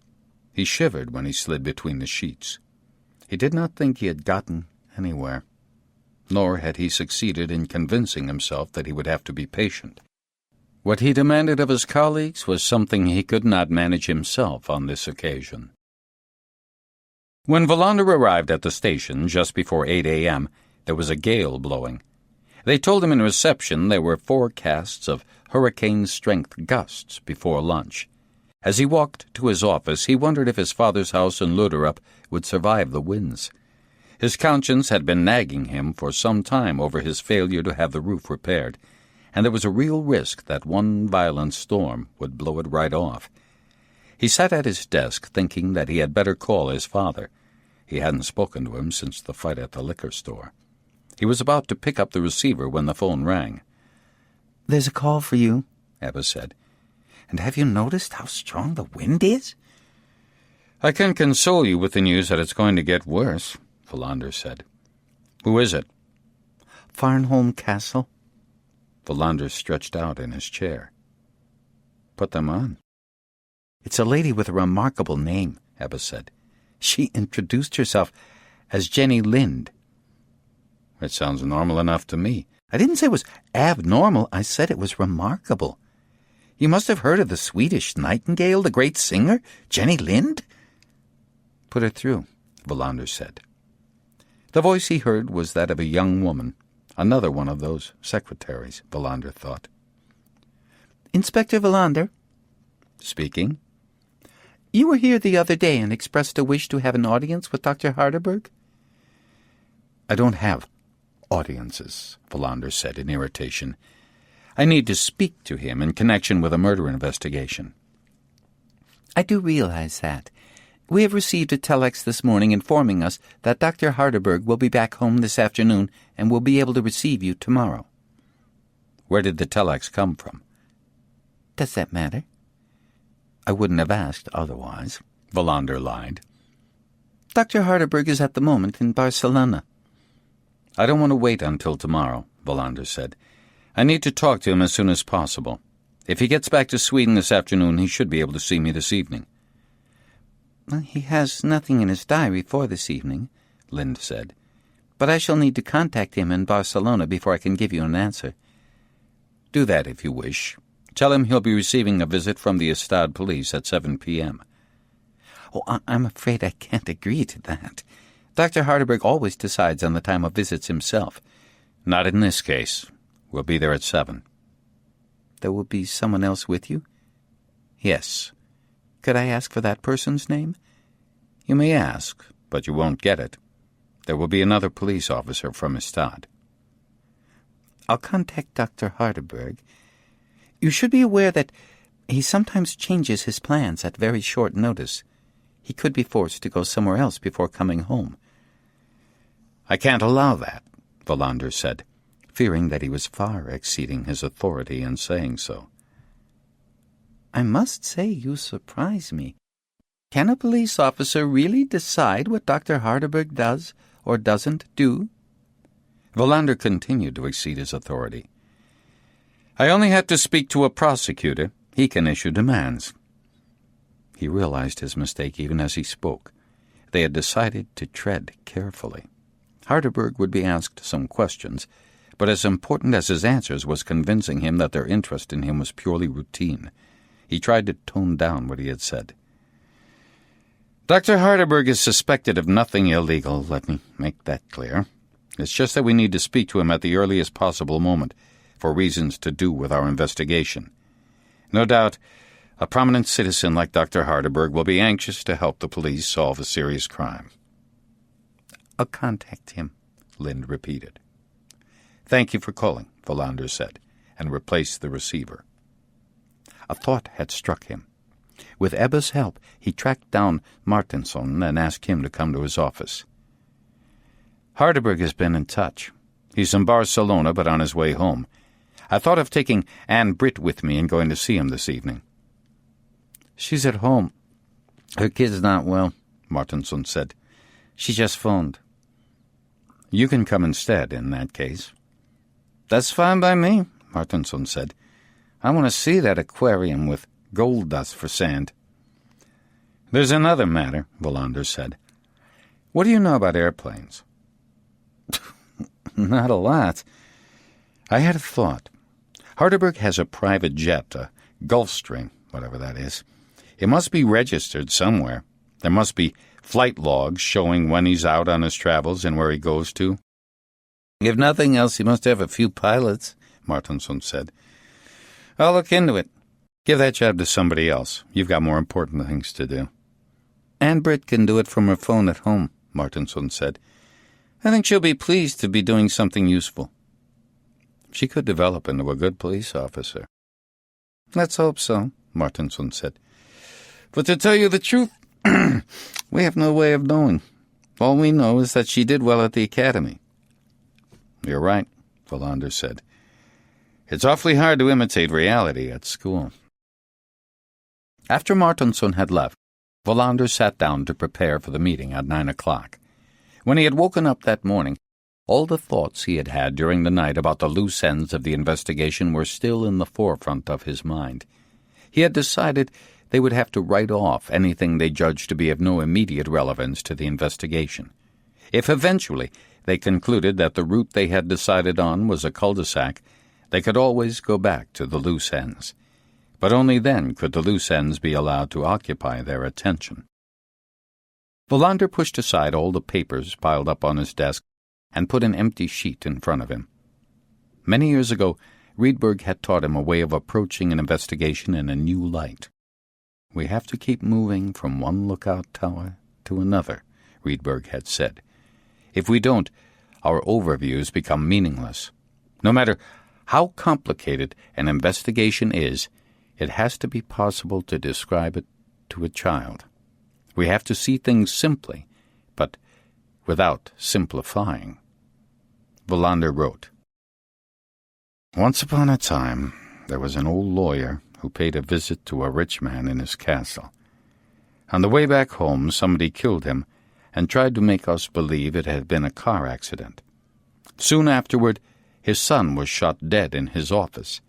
He had begun to suspect it hadn't been a car accident after all, and so he went to see me to ask for help. He had made a secret trip to Denmark, although his secretary was told he had gone to Finland. She also received a postcard from there. A few days later, somebody planted a mine in the garden of the secretary. A wide-awake officer from Ystad noticed that I was being followed by a car as we drove to Helsingborg. The lawyers had received threatening letters from an accountant working for a county council. The accountant later committed suicide by hanging himself in a tree near Malmö, although the probability is that he, too, was murdered. Just as with the car accident, the suicide was contrived. All these incidents are linked, but there is no obvious thread. Nothing has been stolen, and there is no sign of passions such as hatred or jealousy running high. All that was left behind was a strange plastic container. And now we start all over again. Once upon a time, there was an old lawyer who paid a visit to a rich man in his castle. Wallander put down his pen. Alfred Harderberg, he thought. A modern-day silk knight, lurking in the background. Everybody's background. Flying all over the world and doing his business deals that are so difficult to penetrate, as if it were all a kind of ritual for which only the initiated know the rules. He read through what he had written. The words were transparent, but there was nothing in them to put the investigation in a new light. Least of all was there anything to suggest that Harderberg might be involved. This must be something very big, Wallander thought. If my suspicions are right, and he really is behind all this, then Gustav Torstensson, and Bormann too, must have discovered something that threatened his whole empire. Presumably, Sten did not know what it was, or he would have told me. But he came to visit me, and he suspected he was being watched, and that turned out to be true. They could not take the risk of him passing on what he knew, nor could they risk Mrs. Danner knowing anything. This must be something very big, he thought again. Something so big that might nevertheless fit into a plastic container that reminds you of a cooler. Wallander went to get another cup of coffee.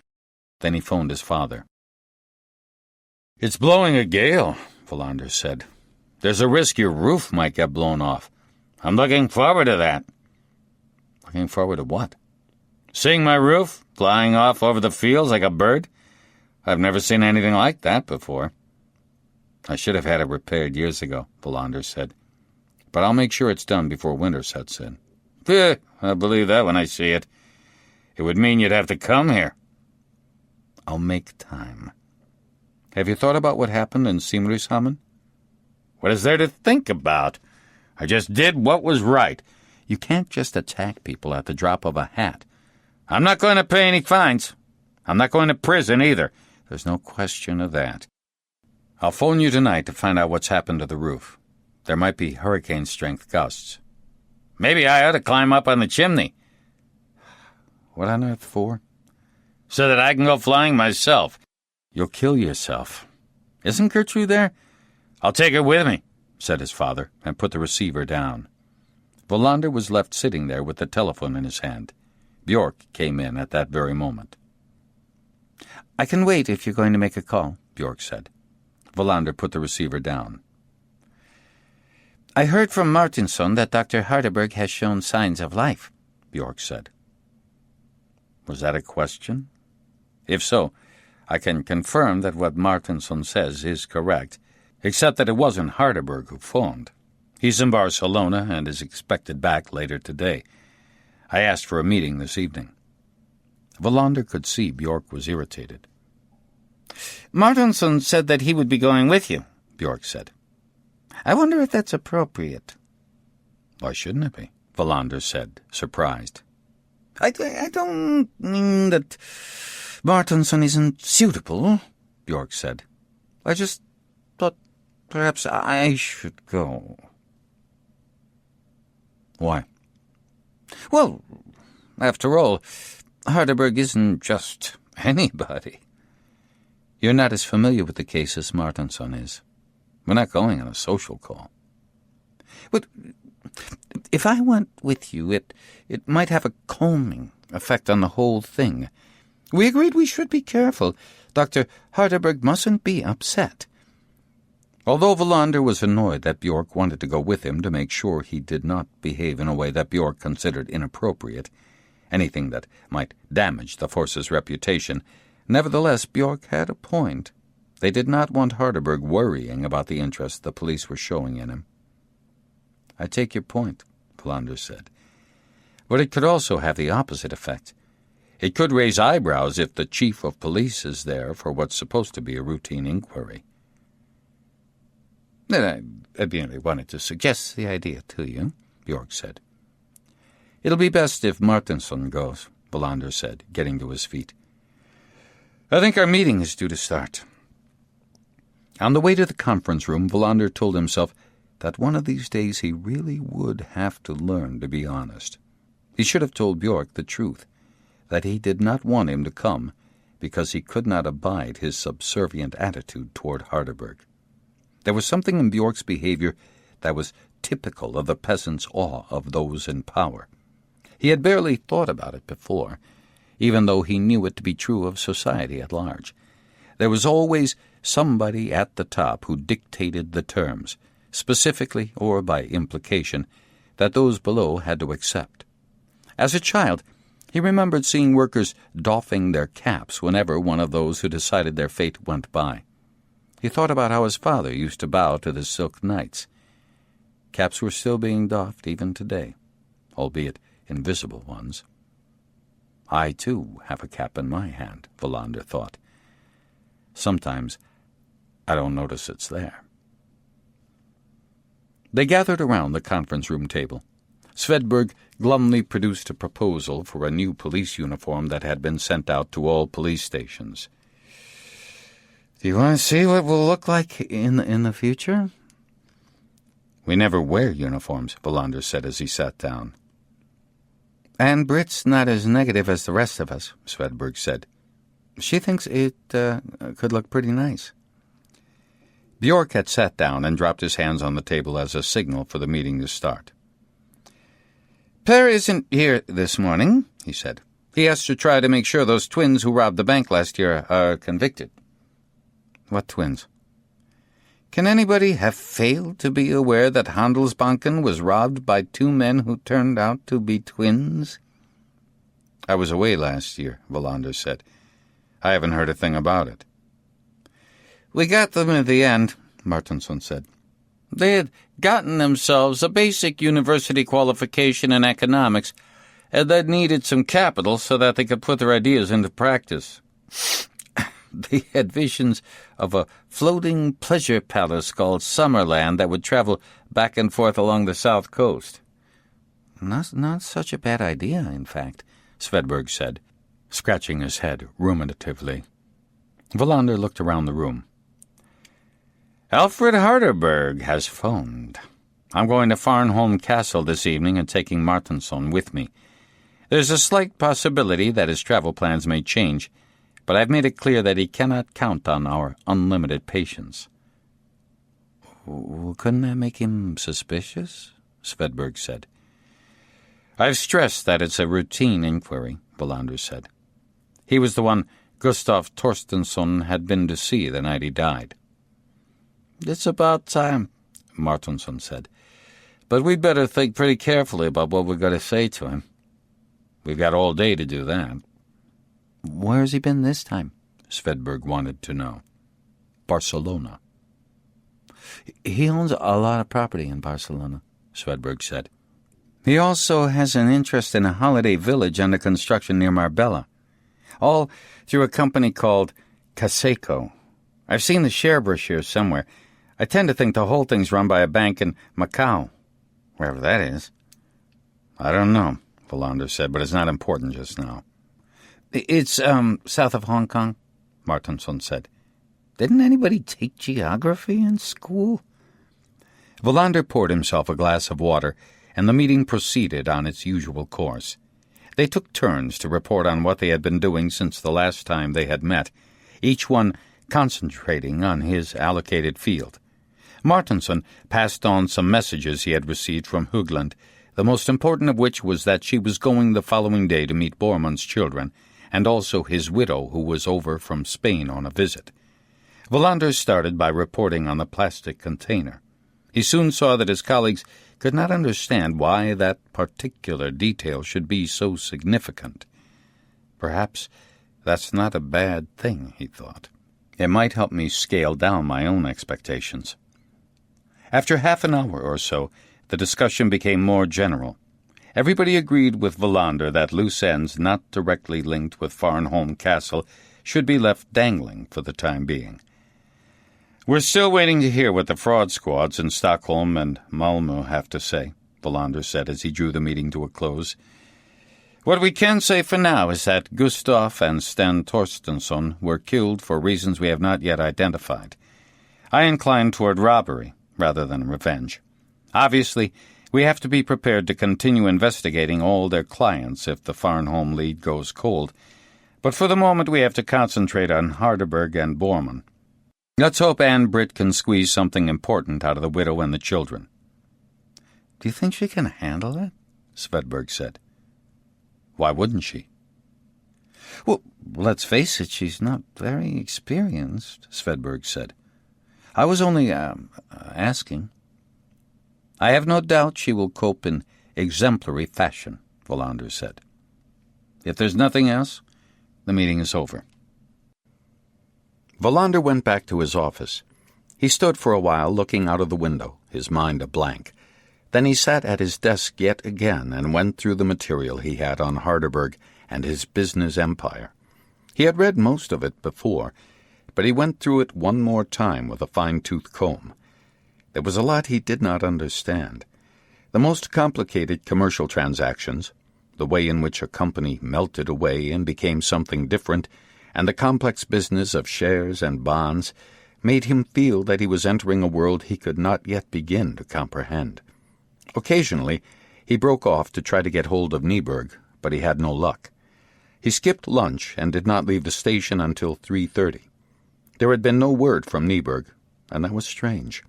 Wallander began to accept that he would not know what that plastic container had been used for until after he had been to Farnholm Castle.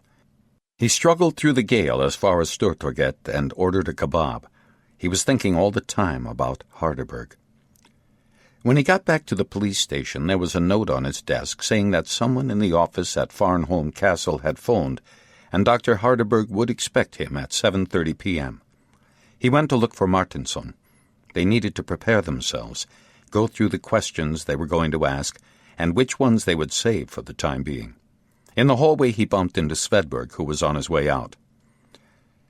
"Martinson wants you to call him at home," Swedberg said. "He left some time ago. I don't know why." Wallander went back to his office and dialed Martinson's number. "I'm afraid I can't make it," Martinson said. "My wife's sick. I haven't been able to find a babysitter. Can you take Swedberg instead?"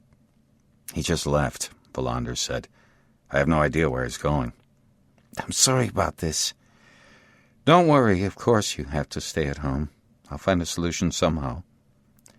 "You could take Björk," Martinson said, ironically. "You're right. I could," Wallander said in all seriousness. "I'll think about it." The moment he put down the phone, he decided to go to Farnholm Castle by himself. He realized that was what he had really wanted to do all along. My biggest weakness as a police officer, he thought. I always preferred to go alone. Over the years he had begun to question whether it really was a weakness. In order to concentrate in peace and quiet, he left the police station without further ado, got into his car, and drove out of Ystad. The gale really was gusting up to hurricane strength. The car swayed and rattled. Ragged clouds raced across the sky. He wondered how his father's roof was faring at Luderup. He felt a sudden need to listen to some opera, drove onto the hard shoulder, and switched on the interior light. But he couldn't find any of his cassettes, and then it dawned on him that this wasn't his own car. He continued toward Kristianstad. He tried to think through what he was going to say to Harderberg, but discovered that what he was most looking forward to was the meeting itself.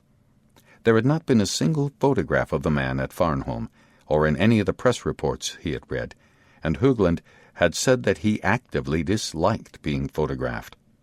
On the few occasions he appeared in public, his staff ensured that there were no photographers around. An inquiry to Swedish television revealed that they did not have a single clip of him in their archives. Wallander thought back to his first visit to the castle.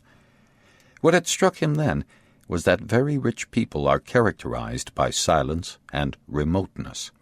Now he could add another characteristic. They were invisible. Faceless people in beautiful surroundings.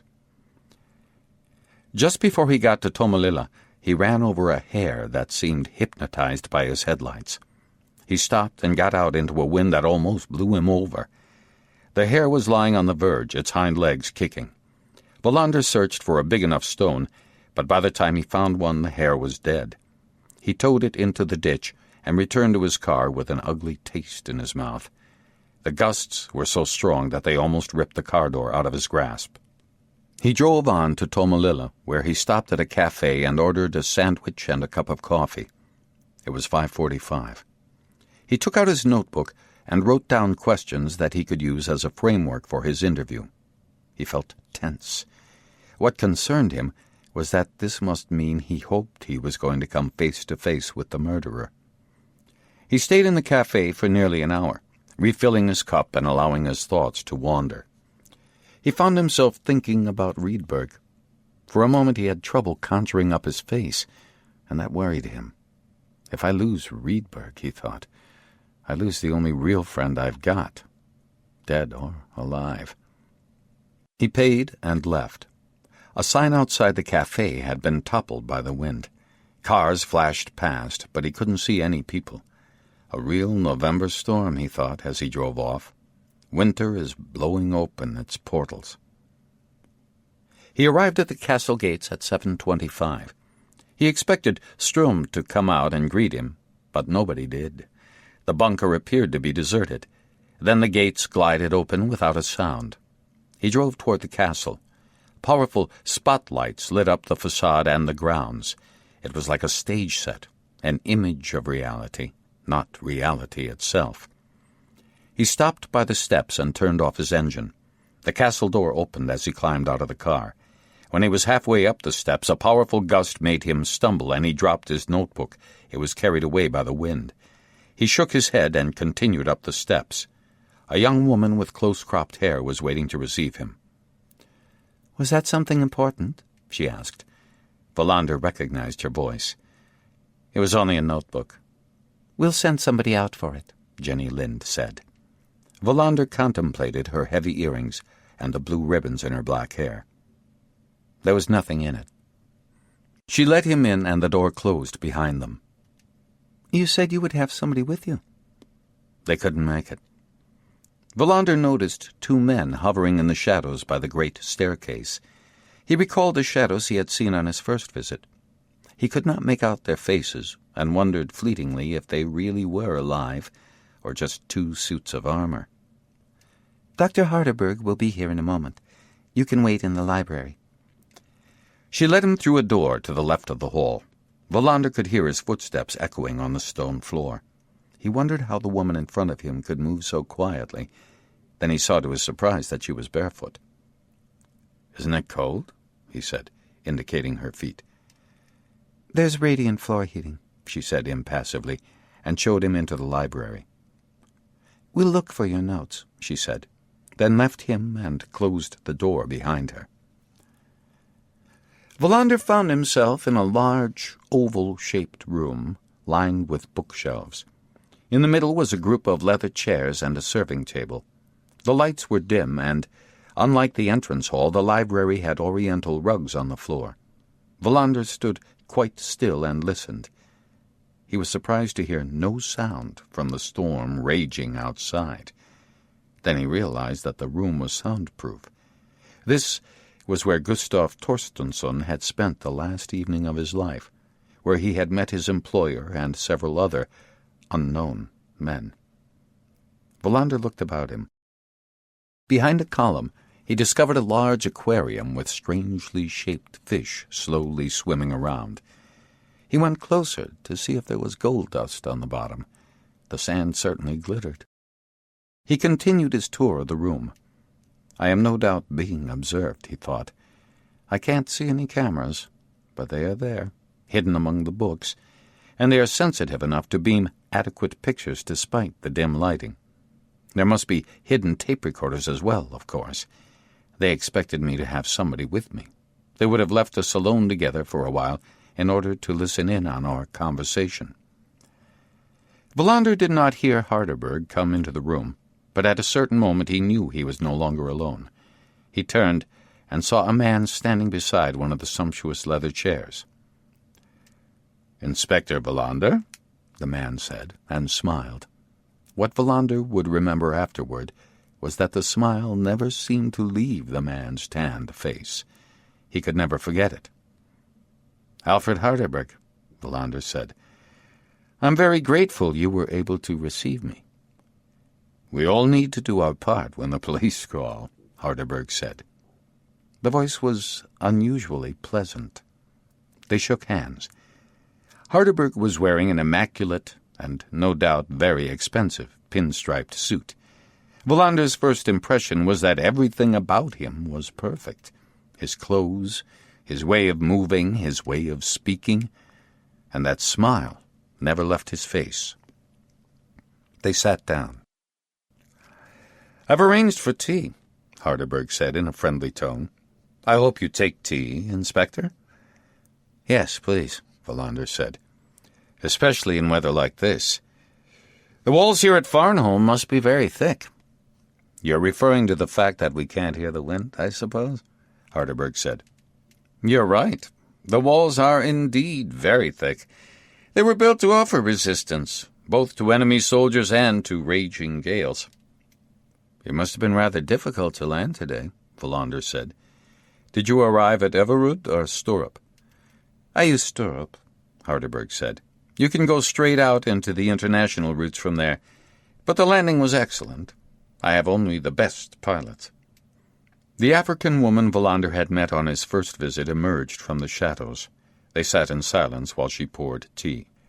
"This is a very special tea," Harderberg said. Wallander thought of something he had read that afternoon. "I expect it's from one of your own plantations," he said. The constant smile made it impossible to tell whether Harderberg was surprised that Wallander knew that he owned tea plantations. "I see you are well informed, Inspector Wallander. It is true that we have a share in Longhorn's tea plantations in Mozambique. is very good, Wallander said. It's hard for me to imagine what is involved in doing business in all four corners of the world. A policeman's existence is rather different. But then, I suppose you must have found it pretty hard yourself in the early days, from Vimmerby to tea plantations in Africa. They were indeed very long strides, Harderberg said. Wallander noted that Harderberg ended the opening exchanges with an invisible full stop. He put down his teacup, feeling rather insecure. The man opposite radiated controlled but apparently unlimited authority. "I think we can keep this very brief," Wallander said after a moment's pause, during which he could not hear the slightest whisper from the storm outside. "The lawyer Gustav Torstensson, who died in a car accident after visiting your castle, was in fact murdered. The accident was faked in order to conceal the crime. Besides, whoever it was who killed him, you were the last person to see him alive." "I must admit I find the whole business inconceivable," Harderberg said. "Who on earth would want to kill poor old Gustav Torstensson?" "That's precisely the question we are asking ourselves," Wallander said. "And who could be sufficiently cold-blooded to disguise it as a car accident?" "You must have some idea." "Yes, we do, but I'm afraid I can say no more." "I understand. You will realize how disturbed we were by what happened. Old Torstensson was a trusted colleague." "Things didn't get any easier when his son, too, was murdered," Wallander said. "Did you know him?" "I never met him, but I am aware of what happened, of course." Wallander was feeling increasingly insecure. Harderberg seemed unmoved. Normally, Wallander could very quickly surmise whether or not a person was telling the truth, but this man, the man sitting opposite him, was different. "You have business interests all over the world," Wallander said. "You preside over an empire with a turnover of billions. If I understand it correctly, yours is close to being listed among the world's biggest enterprises." "We shall overtake Kankaku Securities and Pechiney International next year," Harderberg said. "And when we do, yes, we'll be one of the top 1,000 companies in the world." "I've never heard of the companies you referred to." "Kankaku is Japanese and Pechiney is French," Harderberg said. "It's not a world I'm at all familiar with," Wallander said. "It must have been quite unfamiliar to Gustav Torstensson, too. For most of his life he was a simple provincial lawyer, but nevertheless you found a place for him in your organization." "I freely admit that I was surprised myself. But when we decided to move our Swedish base to Farnholm Castle, I needed a lawyer with some local know-how. Torstensson was recommended to me." "By whom?" "I'm afraid I can no longer remember that."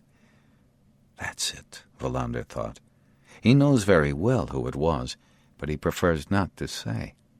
A barely perceptible shift in his impassive features had not escaped Wallander's notice. "I gather he dealt exclusively with financial advice," Wallander said. "He made sure the transactions we had with the rest of the world were in accordance with Swedish law," Harderberg said. "He was extremely meticulous. I had great faith in him." "That last evening," Wallander said, "I suppose you were sitting in this very room. What was the meeting about?" "We had made an offer for some properties in Germany that were owned by Horsham Holdings in Canada. I was due to meet Peter Munk a few days later to try to clinch the deal. We discussed whether there were any formal obstacles in the way. Our proposal was that we should pay partly in cash and partly in shares." "Peter Munk, who is he?" "The principal shareholder in Horsham Holdings. He's the one who runs the business." "The discussions you had that night were routine?" "As I remember, yes." "I understand that other persons were present," Wallander said. "There were 2 directors from Banca Commerciale Italiana," Harderberg said. "We had intended to pay for the German properties with some of our holdings in Monte di Son. The transaction was to be handled by the Italian bank." "I'd be grateful for the names of those persons," Wallander said, "in case it arises that we need to speak to them as well." "Of course." Gustav Torstensson left Farnholm Castle immediately after the meeting, I take it? Wallander said. Did you notice anything out of the ordinary about him that night? Nothing at all. And you have no idea why he was murdered? I find it totally incomprehensible. An old man who led a solitary life? Who would want to kill him? That's just it, Wallander said. Who would want to kill him? And who would want to shoot his son as well a couple of weeks later? I thought you indicated that the police had a lead. We do have a lead, Wallander said, but we don't have a motive. I wish I could help you, Harderberg said. If nothing else, I'd like the police to keep me informed about developments in the case. It's very possible that I may need to come back to you with some more questions, Wallander said, getting to his feet. I'll answer them as best I can, Harderberg said. They shook hands again. Wallander tried to look beyond the smile, beyond those ice-blue eyes, but somewhere along the line he came up against an invisible wall. Did you buy those buildings? Which buildings? In Germany. The smile became even broader. Of course. It was a very good deal. For us. They took leave of each other at the door. Miss Lind was standing there in her bare feet, waiting to escort him out. We've found your notebook, she said, as they walked through the big entrance hall, and she handed him an envelope. Wallander noticed that the shadows were no longer there. This has the names of the 2 Italian bank directors, Wallander said. She smiled. Everybody smiles, Wallander thought. Does that include the men in the shadows? Jenny Lind closed the door behind him. The gates opened silently, and Wallander felt relieved once he had passed through them. The gale hit him the moment he emerged from the castle grounds. This is where Gustav Torstensson drove that night, he thought, at more or less the same time. He felt scared. He looked over his shoulder to make sure there was nobody in the back seat, but he was alone. A cold draft was forcing its way through the windows. He thought about Dr. Harderberg, the man who smiled. He's the one, Wallander thought, the one who knows exactly what happened. Chapter 12. The hurricane-force gusts that hit Skåne slowly moved away. Kurt Wallander had spent another sleepless night in his apartment. By dawn, the storm seemed to be over. Several times during the night he had stood at his kitchen window, watching the light hanging over the street, writhing around in the wind like a snake. Wallander had returned from the strange, stage-set world of Farnholm Castle with the sense of having been put down. The smiling Dr. Harderberg had made him play the same obsequious role his father had performed before the Silk Nights when he was a child. As he watched the storm raging outside, he thought about how Farnholm Castle was but a variation of the sleek American cars that had swayed to a halt outside the house in Malmö where he had grown up. The loud-voiced Pole in his silk suit was a distant relation of the man in the castle with the soundproof library. Wallander had sat in Harderberg's leather armchair, invisible cap in hand, and afterward he had the feeling of having been vanquished. Okay, that was an exaggeration. He had done what he set out to do, asked his questions, met the man with so much power, whom so few people had ever seen, and he had put Harderberg's fears at rest. He was sure of that. Harderberg had no reason to think that he was considered anything but a prominent citizen beyond suspicion. At the same time, Wallander was convinced now that they were on the right track, that they had overturned the stone which hid the secret of why the 2 lawyers had been murdered, and under that stone he had seen Alfred Harderberg's image. What he would have to do now was not merely wipe that smile off the man's face. He also had to slay a giant. Over and over through that sleepless night he had replayed his conversation with Harderberg. He had pictured his face and tried to interpret the slight shifts in that silent smile, the way one tries to crack a secret code Once he had hovered on the brink of an abyss, he was certain of that. This was when he had asked Harderberg who had recommended Gustav Torstensson to him. The smile had shown signs of cracking, if only for a second, no doubt about it. So there were moments when Harderberg could not avoid being human, vulnerable, exposed. But there again, it did not necessarily mean much. It might just have been the momentary and irresistible weariness of the ever-busy world traveler, the barely discernible weakness of a man who no longer had the strength to put on a polite front while allowing himself to be questioned by this insignificant police officer from Ystad. Wallander believed that this was where he would make the first move if he was going to slay the giant, wipe that smile off his face, and discover the truth behind the death of the two lawyers. He had no doubt that the skillful and persistent officers in the fraud squad would uncover information that would be useful to them in the investigation. But as the night wore on, Wallander had become increasingly convinced that it was Harderberg himself who would put them on the right track. Somewhere, sometime, the man with the smile would leave a trail which would enable them to hunt him down and use what they found to finish him off.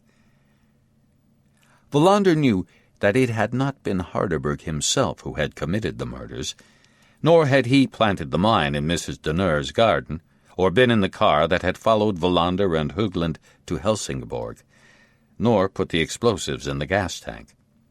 Wallander had noticed that Harderberg had repeatedly said "we" and "us," like a king or a crown prince, but also like a man who knew the importance of surrounding himself with loyal colleagues who never questioned the instructions they were given. It seemed to Wallander that this trait also applied to Gustav Torstensson, and he could understand why Harderberg had chosen to include him among his staff. He could expect total loyalty from Torstensson. Torstensson would always understand that his place at table was below the salt. Harderberg had presented him with an opportunity he could never have imagined in his wildest dreams. Maybe it's as simple as that, Wallander thought as he watched the swaying streetlight. Maybe Gustav Torstensson had discovered something he would not or could not accept. Had he also discovered a crack in that smile? A crack which gave him occasion to confront himself with the unpleasant role he had in fact been playing. From time to time Wallander had left the window and sat at his kitchen table, written his thoughts on a notepad, and tried to make sense of them. At 5 a.m. he had made himself a cup of coffee. Then he had gone to bed and dozed until 6:30, got up again, showered, and had another cup of coffee. Then he had made his way to the police station at 7:30. The storm had given way to a clear blue sky, and it felt distinctly colder. Although he had hardly slept, he felt full of energy as he stepped into his office. Second wind, he had thought on his way to the station. We're no longer feeling our way into an investigation. We're in the thick of it. He flung his jacket over the back of the visitor's chair, got a cup of coffee, phoned Ebba in reception, and asked her to get hold of Nyberg for him. While he was waiting, he read through his summary of the conversation with Harderberg. Svedberg stuck his head in the door and asked how it had gone. "You'll hear all about it shortly," Wallander said. "But I do think the murders and all the rest of it originate from Farnholm Castle." Ann-Britt phoned to say she would be going straight to Angelholm, Svedberg said, to meet Lars Bormann's widow and children. "How's her progress with Harderberg's jet?" "She didn't mention that," Svedberg said. "I suppose it will take a while." "I feel so impatient," Wallander said. "I wonder why." "You always have been, and you're the only one who doesn't seem to be aware of it," Svedberg said as he left. As soon as Nyberg came in, Wallander could see that something was up. He asked him to close the door behind him. "You were right," Nyberg said. "The plastic container we were examining the other night is hardly the sort of thing that belongs in a lawyer's car." Wallander waited expectantly. "You were also right in thinking it was a sort of cooler. But it's not for medicine or blood. It's for body organs intended for transplants. A kidney, for instance. Wallander looked at him thoughtfully. Are you sure? If I'm not sure, I'll tell you, Nyberg said. I know, Wallander said, brushing Nyberg's annoyance aside. This is a very advanced kind of plastic container. There aren't a lot of them around, so it should be possible to track it down. If what I've managed to find out so far is correct, the sole importers into Sweden are a company based in Södertälje called Avanca. I'm about to investigate further. Good, Wallander said. One other thing. Don't forget to find out who owns the company. I take it you want to know whether Avanca is a part of Harderberg's empire. That would be a start, Wallander said. Nyberg paused in the doorway. What do you know about organ transplants? Not a lot. I know they happen, that they're getting more common, and that more organs are being transplanted. For myself, I hope I never have to have one. It must be very strange to have somebody else's heart in your body. I spoke to a Dr. Stromberg in Lund. He gave me some significant insights. He says there's a side to transplants that's murky, to say the least. It's not just that poor people in the third world sell their own organs out of desperation to survive. Obviously, that's a business with lots of gray areas, from a moral point of view anyway. He also hinted at something much worse. Wallander looked questioningly at Nyberg. Go on. I got time. It was beyond me, Nyberg said. But Stromberg persuaded me that there's no limit to what some people are prepared to do to earn money. Surely you know that already. Nyberg sat down on Wallander's visitor's chair. Like so much else, there's no proof. But Stromberg maintains that there are gangs in South America and Asia who take orders for particular organs, then go out and commit murder to get them. Wallander said nothing. He said this practice is more widespread than anybody suspects. There are even rumors that it goes on in Eastern Europe and in the U.S. A kidney doesn't have a face. It doesn't have an individual identity. Somebody kills a child in South America and extends the life of someone in the West whose parents can afford to pay and don't want to wait in line. The murderers earn serious money. It can't be easy to extract an organ, Wallander said. That means there must be doctors involved. Who's to say that doctors are any different from the rest of us when it comes to morals? I find it difficult to believe. I expect everybody does. That's why the gangs can continue to operate in peace and quiet. He took a notebook out of his pocket and thumbed through the pages. The doctor gave me the name of a journalist who's digging into this. A woman. Her name's Lisbeth Noreen. She lives in Gothenburg and writes for several popular science magazines. Wallander made a note. Let's think an outrageous thought, he said, looking Nyberg in the eye.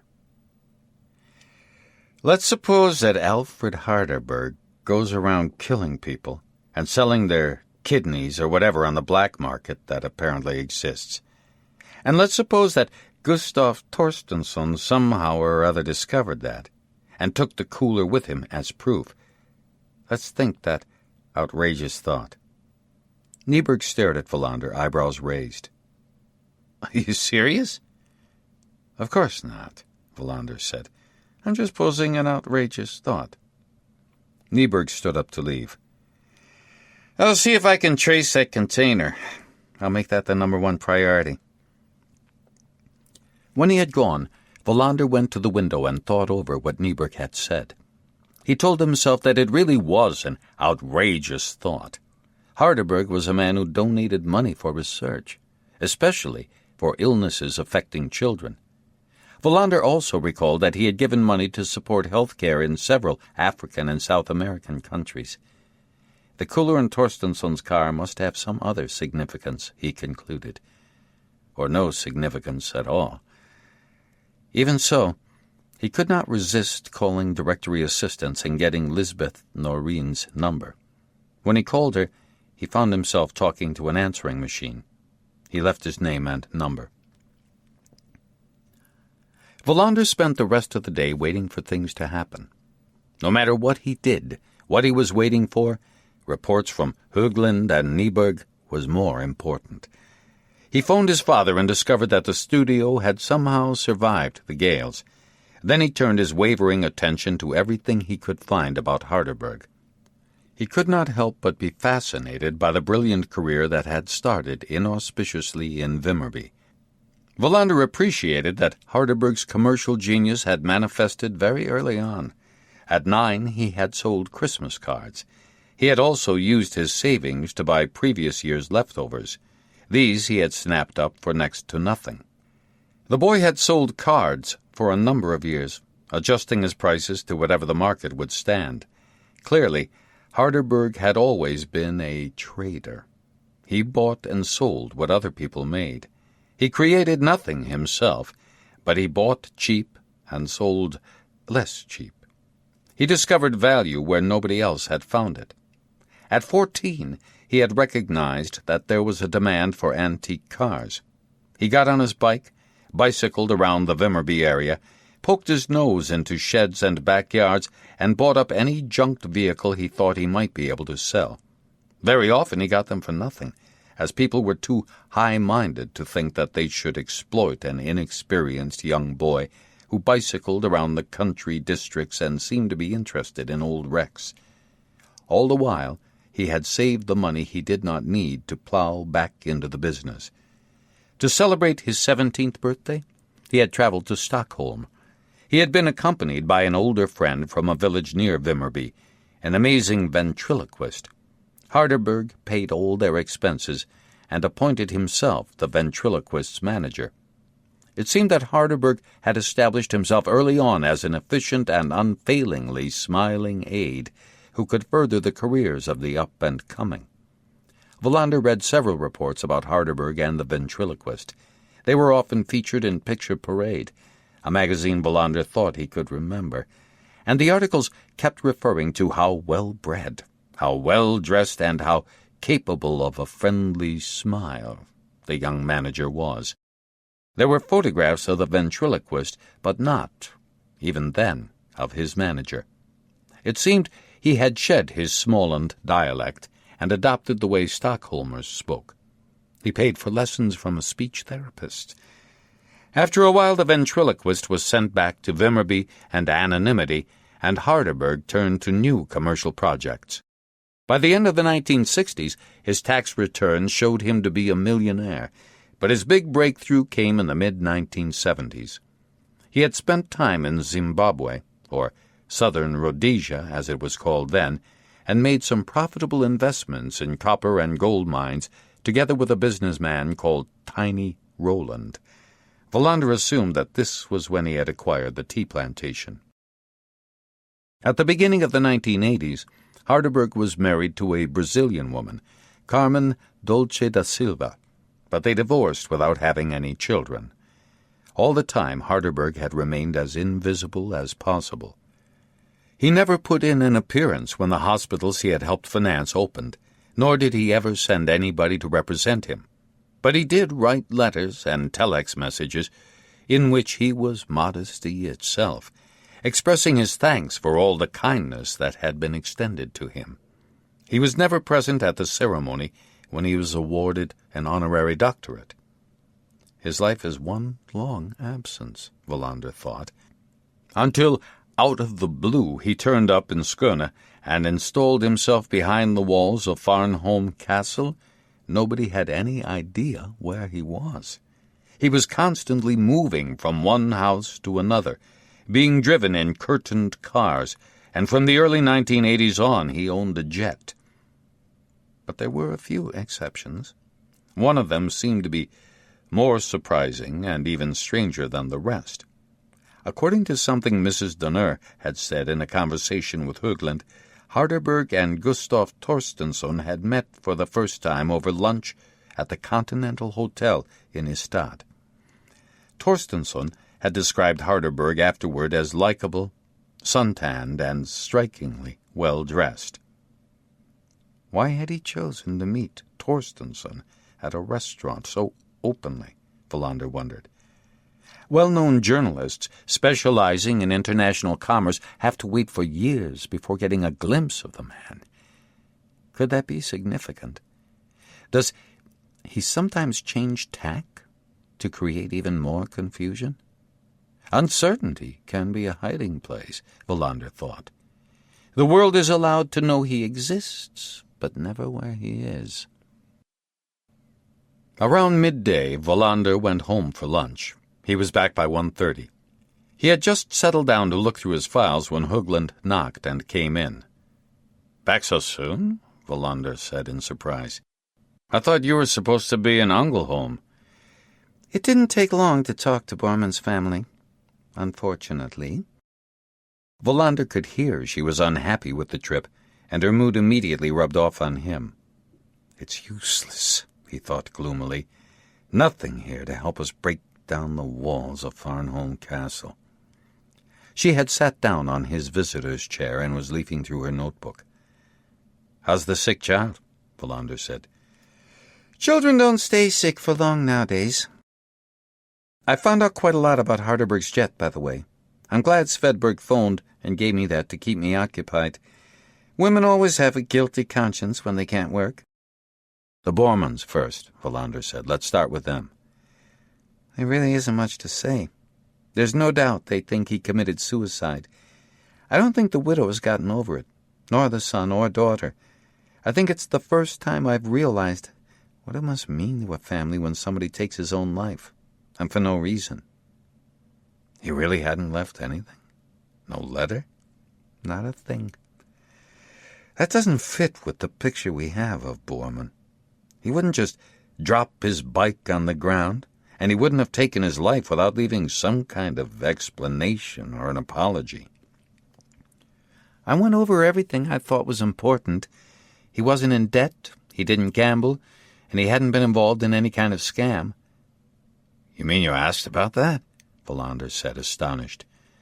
Indirect questions can produce direct answers. Wallander thought he understood what she meant. "People who know the police are coming make preparations. Is that it?" All three of them had decided to defend his reputation. They listed all his good qualities without my needing to ask if he had any weaknesses. The only question is whether what they said is true. They weren't lying.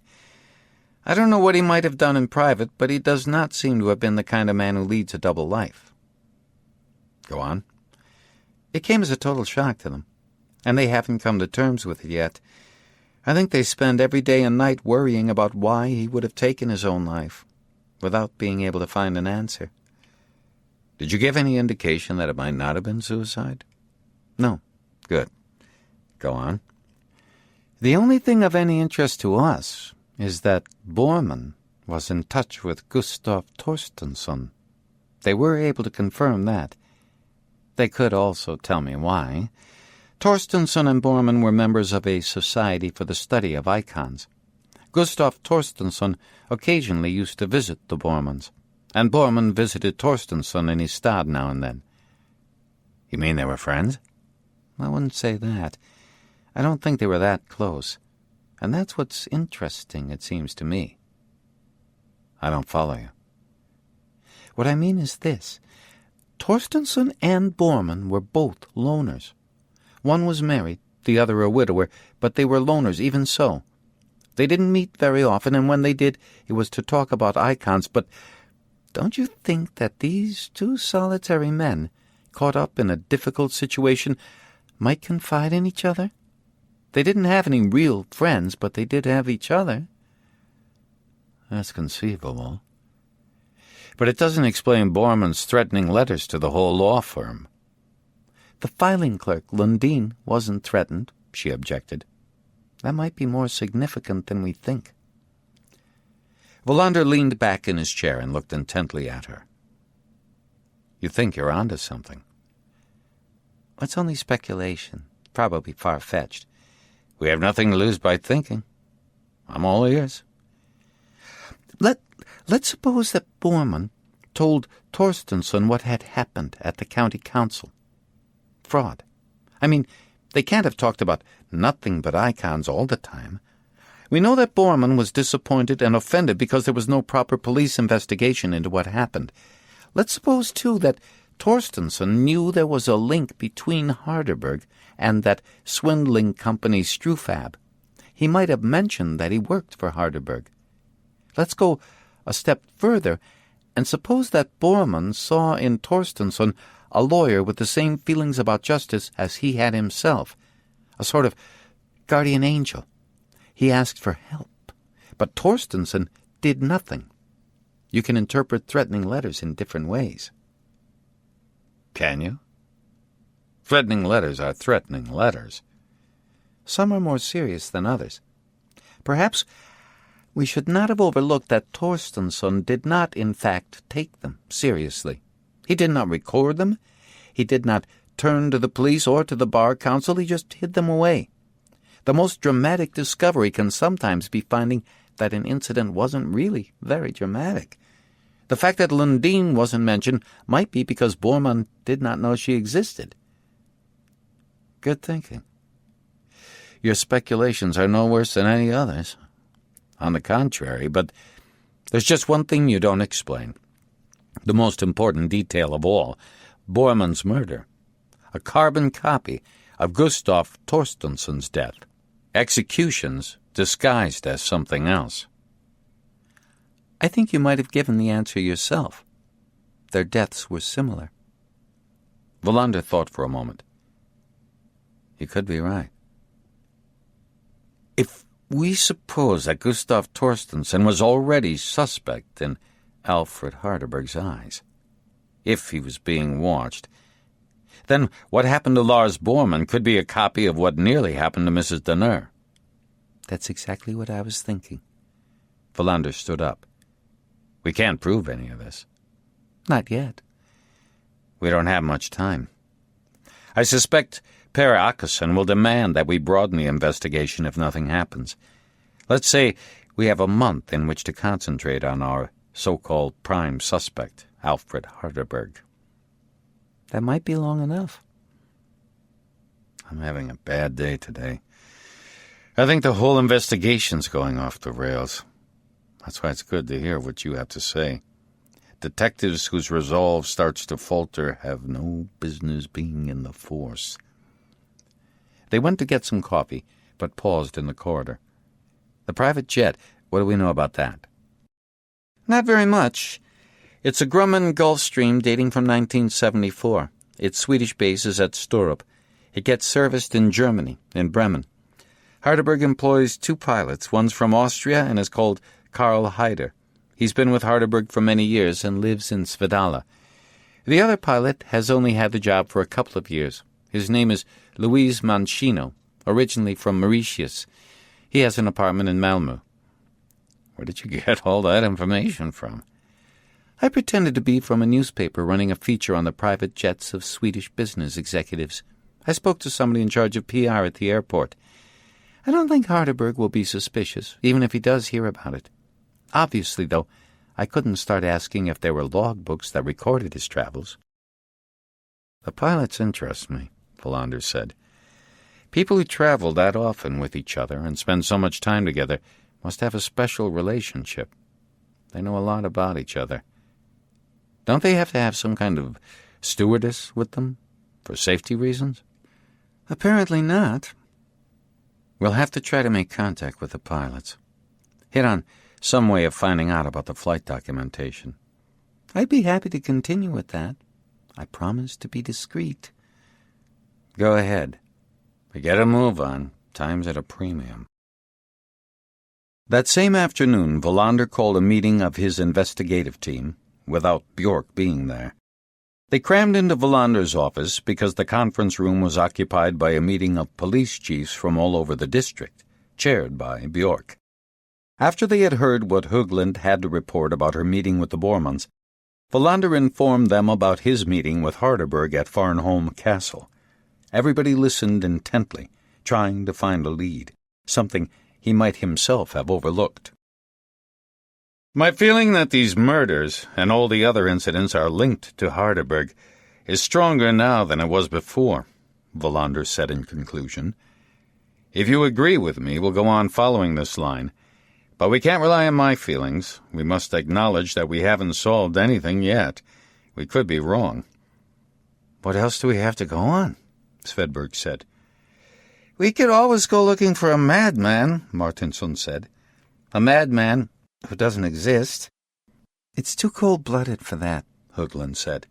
"It all seems to be so well planned. There's nothing to suggest a madman at work." "We must continue to take every precaution," Wallander said. "Somebody is keeping an eye on us, whether it's Harderberg or somebody else." "It's a pity we can't count on Kurt Ström," Swedberg said. "What we need is a contact inside the castle, somebody who can move around among all those secretaries without drawing attention to himself." "I agree," Wallander said.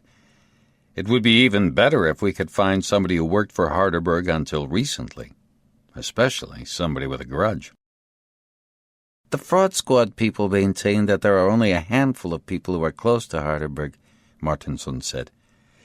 "They've all been with him for many years. The secretaries are not very important. I don't think they know much about what goes on." "Even so, we should have somebody there," Swedberg insisted. "Somebody who could tell us about daily routines." The meeting was drifting towards stalemate. "I have a proposal," Wallander said. "Let's shut ourselves away somewhere different tomorrow. We need peace and quiet to work our way through all the material. We have to define where we stand one more time. We need to use our time efficiently." "At this time of year, the Continental Hotel is practically empty," Martinson said. "I'd have thought they would have a conference room we could rent for next to nothing." "I like it," Wallander said. "The symbolism is attractive. That's where Gustav Torstensson met Harderberg for the first time." They met on the first floor of the Continental Hotel. Discussions continued through lunch and every coffee break. By that evening, they agreed to continue the next day as well. Somebody phoned Björk, who gave his blessing.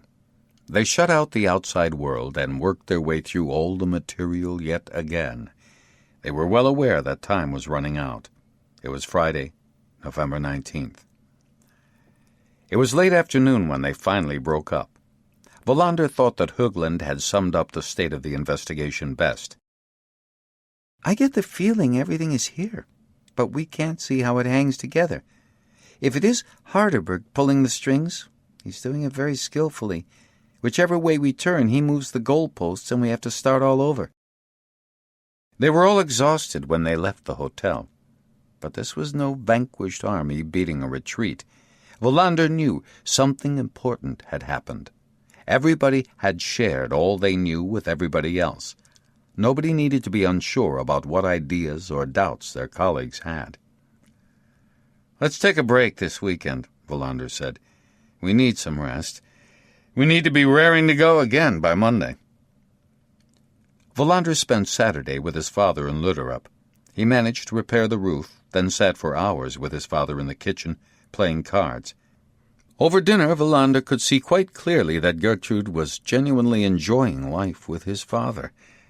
Before he left, Wallander asked her if she was familiar with Farnholm Castle. "They used to say it was haunted, but perhaps they say that about all castles." It was midnight when Wallander set off for home.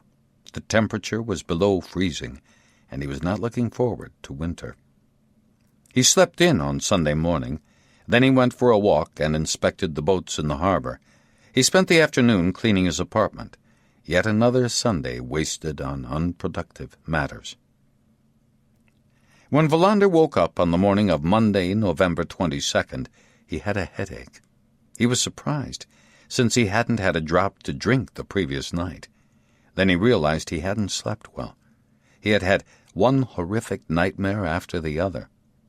His father had died suddenly, but when he went to see him in his dream coffin, he hadn't dared to look because he knew it was really Linda lying there. He got up reluctantly and dissolved 2 painkillers in half a glass of water. It was still below freezing. As he waited for the coffee water to boil, he thought that his nightmares were a prologue to the meeting he and Björk were due to have with Åkesson that morning. Wallander knew it was going to be tricky. Although he had no doubt Åkesson would give them the green light to continue concentrating on Harderberg, he knew that their results had been unsatisfactory so far.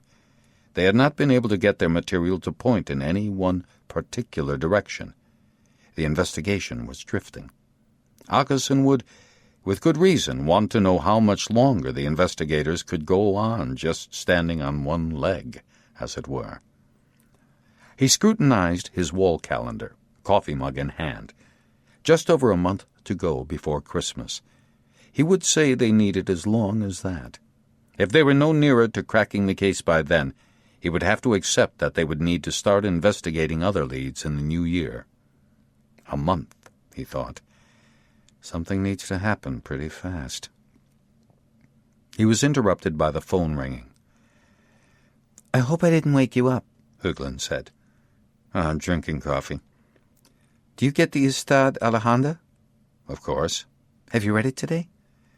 "I haven't even picked it up from the hallway." "Go get it. Turn to the job listings." Wondering what was going on, he went out into the hall and fetched his paper.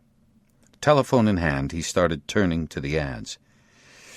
"What am I supposed to be looking for?" "You'll see. See you later." She hung up. He saw it at once. An advertisement for a stable girl at Farnholm Castle. To start immediately. That's why she had worded her call the way she did. She had not wanted to mention Farnholm Castle on the telephone. This could be their chance. As soon as he finished the meeting with Åkesson, he would phone his friend, Sten Widén. As Wallander and Björk settled down in Åkesson's office, Åkesson told the switchboard they were not to be disturbed. He had a bad cold and blew his nose frequently. I really ought to be at home in bed, but let's get through this meeting as arranged. He pointed to the heap of files before going on. You won't be surprised to hear that even with the best will in the world, I can't say the results you've achieved so far are satisfactory. A few extremely vague pointers in the direction of Alfred Harderberg is all we've got. "We need more time," Wallander said. "This is a particularly complicated investigation. We knew it would be from the outset. This is the best lead we've got." "If we could call it a lead," Åkesson interrupted. "You made a case for concentrating on Harderberg, but we haven't really got any further since then. Looking through the material, I'm forced to conclude that we're only marking time. The fraud squad haven't come up with any financial irregularities either. Harderberg seems to be a remarkably honorable gentleman. We have nothing to link him or his businesses directly or indirectly with the murder of Gustav Torstensson and his son." "Time," Wallander said again. "That's what we need.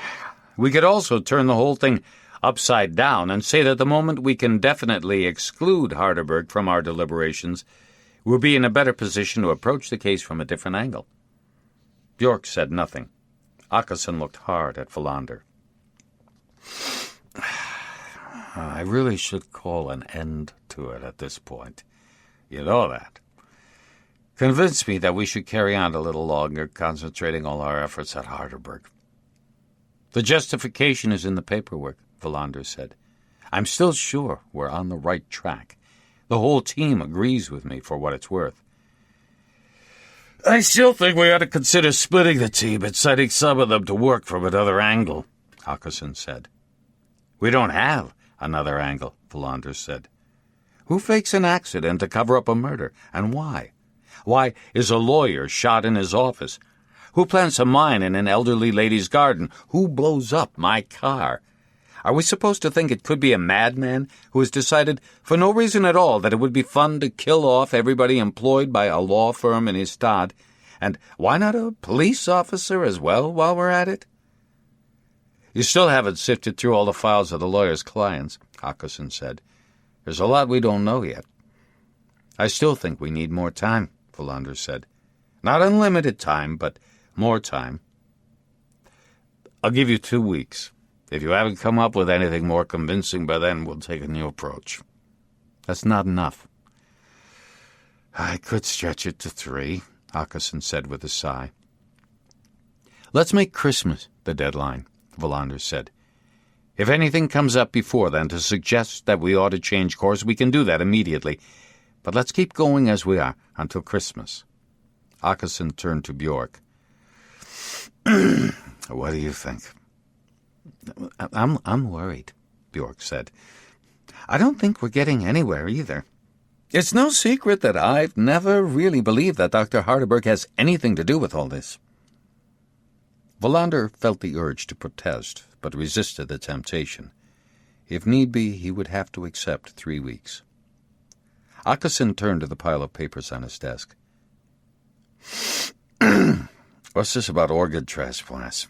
I read that you found a cooler for transporting Hubert organs in Gustav Torstensson's car. Is that true? Wallander told them what Nyberg had discovered and what they had subsequently managed to find out. Ivanka, Åkesson said. Is that a company quoted on the stock exchange? I've never heard of it. It's a small company, Wallander said, owned by a family called Roman. They started in the 1930s importing wheelchairs. In other words, it's not owned by Harderberg. We don't know that yet. Åkesson eyed Wallander up and down.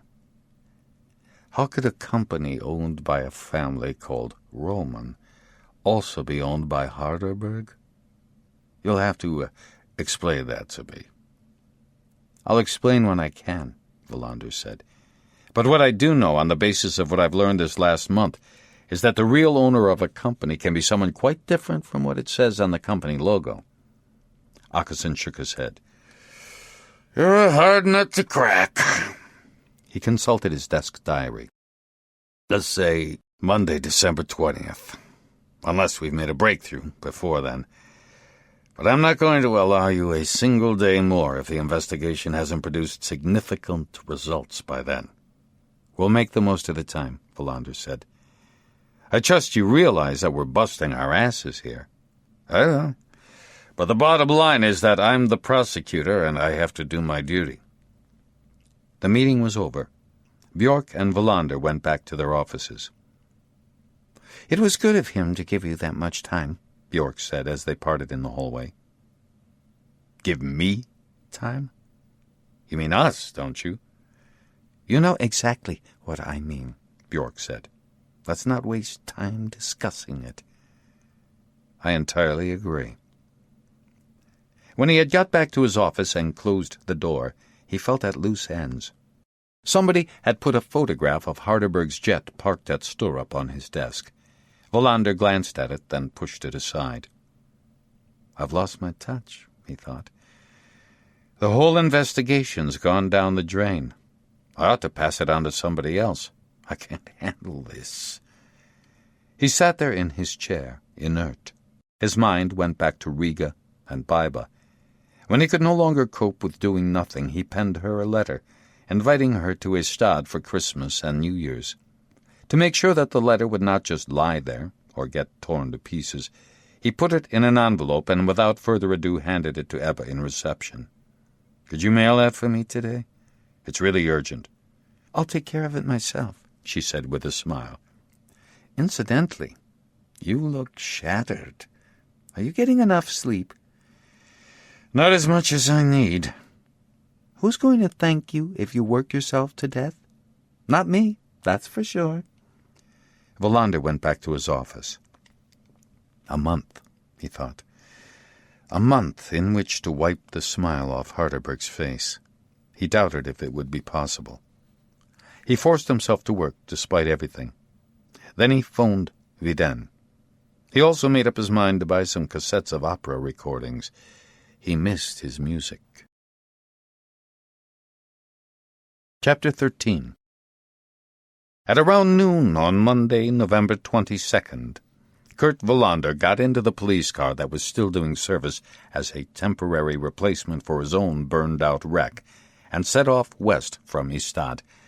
He was heading for the stables next to the ruins of Stjarnsund Castle, where Sten Viden ran his business.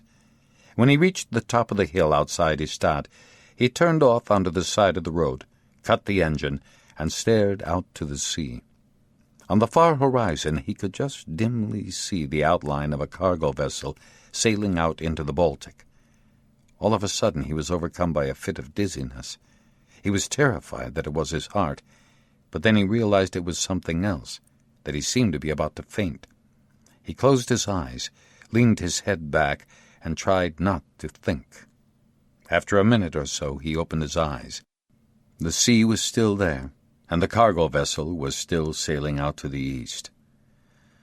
I'm tired, he thought, despite having rested all weekend. The feeling of exhaustion goes deep, deep down. I'm only half aware of the causes, and there is probably nothing I can do about it. Not now that I've made up my mind to return to work. The beach on Jutland no longer exists as far as I'm concerned. I renounced it of my own free will. He did not know how long he sat there, but when he began to feel cold he started the engine and drove on. He would have preferred to go home and disappear into the security of his apartment, but he forced himself to continue. He turned off towards Stjornsund. After about a kilometer the road deteriorated badly.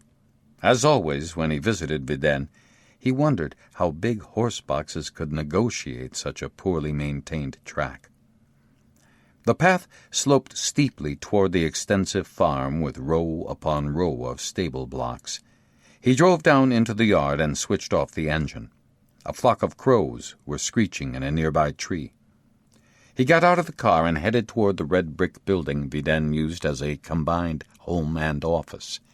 The door was ajar, and he could hear Viden talking on the phone. He knocked and went in. As usual, it was untidy and smelled strongly of horses. 2 cats were lying asleep on the unmade bed. Wallander wondered how his friend could put up with living like this year after year. The man who nodded to him as he came in, without interrupting his telephone call, was thin, with tousled hair and an angry red patch of eczema on his chin. He looked just as he had 15 years ago. In those days they had seen a lot of each other. Viden had dreamed then of becoming an opera singer. He had a fine tenor voice, and they had planned a future with Wallander acting as his impresario. But the dream had collapsed, or rather faded away. Wallander had become a police officer, and Viden had inherited his father's business, training racehorses. They had drifted apart, without either of them really knowing why, and it was not until the early 1990s, in connection with a lengthy and complicated murder case, that they had come into contact again. There was a time when he was my best friend, Wallander thought. I haven't had another one since then. Perhaps he will always be the only best friend I ever had. Viden finished his call and slammed the receiver down. "What a bastard!" he snarled. "A horse owner?" Wallander said. "A crook," Viden said. "I bought a horse from him a month ago. He has some stables over at Hoor. I was going to collect it, but he's changed his mind. The bastard." "If you've paid for the horse, there's not much he can do about it," Wallander said. "Only a deposit," Viden said. "But I'm going to get that horse, no matter what he says." Viden disappeared into the kitchen. When he came back, Wallander could smell alcohol in his breath. "You always come when I'm not expecting you," Viden said. "Would you like some coffee?" Wallander accepted the offer, and they went out to the kitchen. Viden shifted piles of old racing programs to one side, exposing a small patch of plastic tablecloth. "How about a drop of something stronger?" he asked, as he started making the coffee. "I'm driving." "How's it going with the horses?" "It hasn't been a good year, and next year's not going to be any better. There isn't enough money in circulation. Fewer horses. I keep having to raise my training fees to make ends meet. What I'd really like to do is close down and sell everything. But property prices are too low. In other words, I'm stuck in the Scanian mud." He poured the coffee and sat down. Wallander noticed Viden's hand shaking as he reached for the cup. He's well on his way to drinking himself to death, he thought. I've never seen his hand shake like that in the middle of the day. "What about you? What are you doing nowadays? Are you still on sick leave?" "No, I'm back at work. A police officer again." Vidin looked bemused. "I didn't think so." "Didn't think what?" "That you'd go back." "What else could I do?" "You were talking about getting a job with a security company, or becoming head of security for some firm." "I'll never be anything but a police officer." "No," Vidin agreed. "And I don't suppose I'll ever get away from these stables. That horse I bought in Hoor is a good one, by the way. Out of Queen Blue. Nothing wrong with its pedigree." A girl rode past the window on horseback. "How many staff have you got?" "3, but I can't afford more than 2. I really need 4. "That's why I'm here, actually," Wallander said. "Don't tell me you want a job as a stable boy. I don't think you've got the necessary qualifications." "I'm sure I don't." "Let me explain." Wallander could see no reason why he shouldn't explain about Alfred Harderberg. He knew Vidin would never breathe a word to anybody else. "It's not my idea," Wallander said. "We've recently acquired a new woman police officer in Estad. She's good. She was the one who saw the ad and told me about it." "You mean I should send one of my girls to Farnholm Castle? Is that it? As a sort of spy?" "You must be out of your mind." "Murder is murder," Wallander said. "The castle is impenetrable. This ad gives us an opportunity to get in. You say you have one girl too many." "I said I had one too few." "She can't be stupid. She has to be wide awake and notice things." "I have a girl who would fit the bill. She's sharp and nothing scares her. But there is a problem." "What's that?" "She doesn't like the police." "Why is that?" "You know that I often employ girls who've gone off the rails a little bit.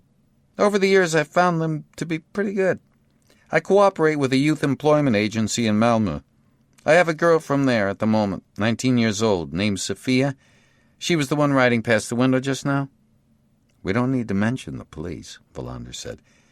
"We can think up some reason why you need to keep an eye on what's cooking at the castle, then you can pass on to me what she tells you." "Only if I must. I'd rather not get involved." "All right, we don't need to tell her you're a police officer. You're just somebody who wants to know what's going on there. If I say you're okay, she'll take my word for it." "We can try." "She hasn't got the job yet," Vidin said.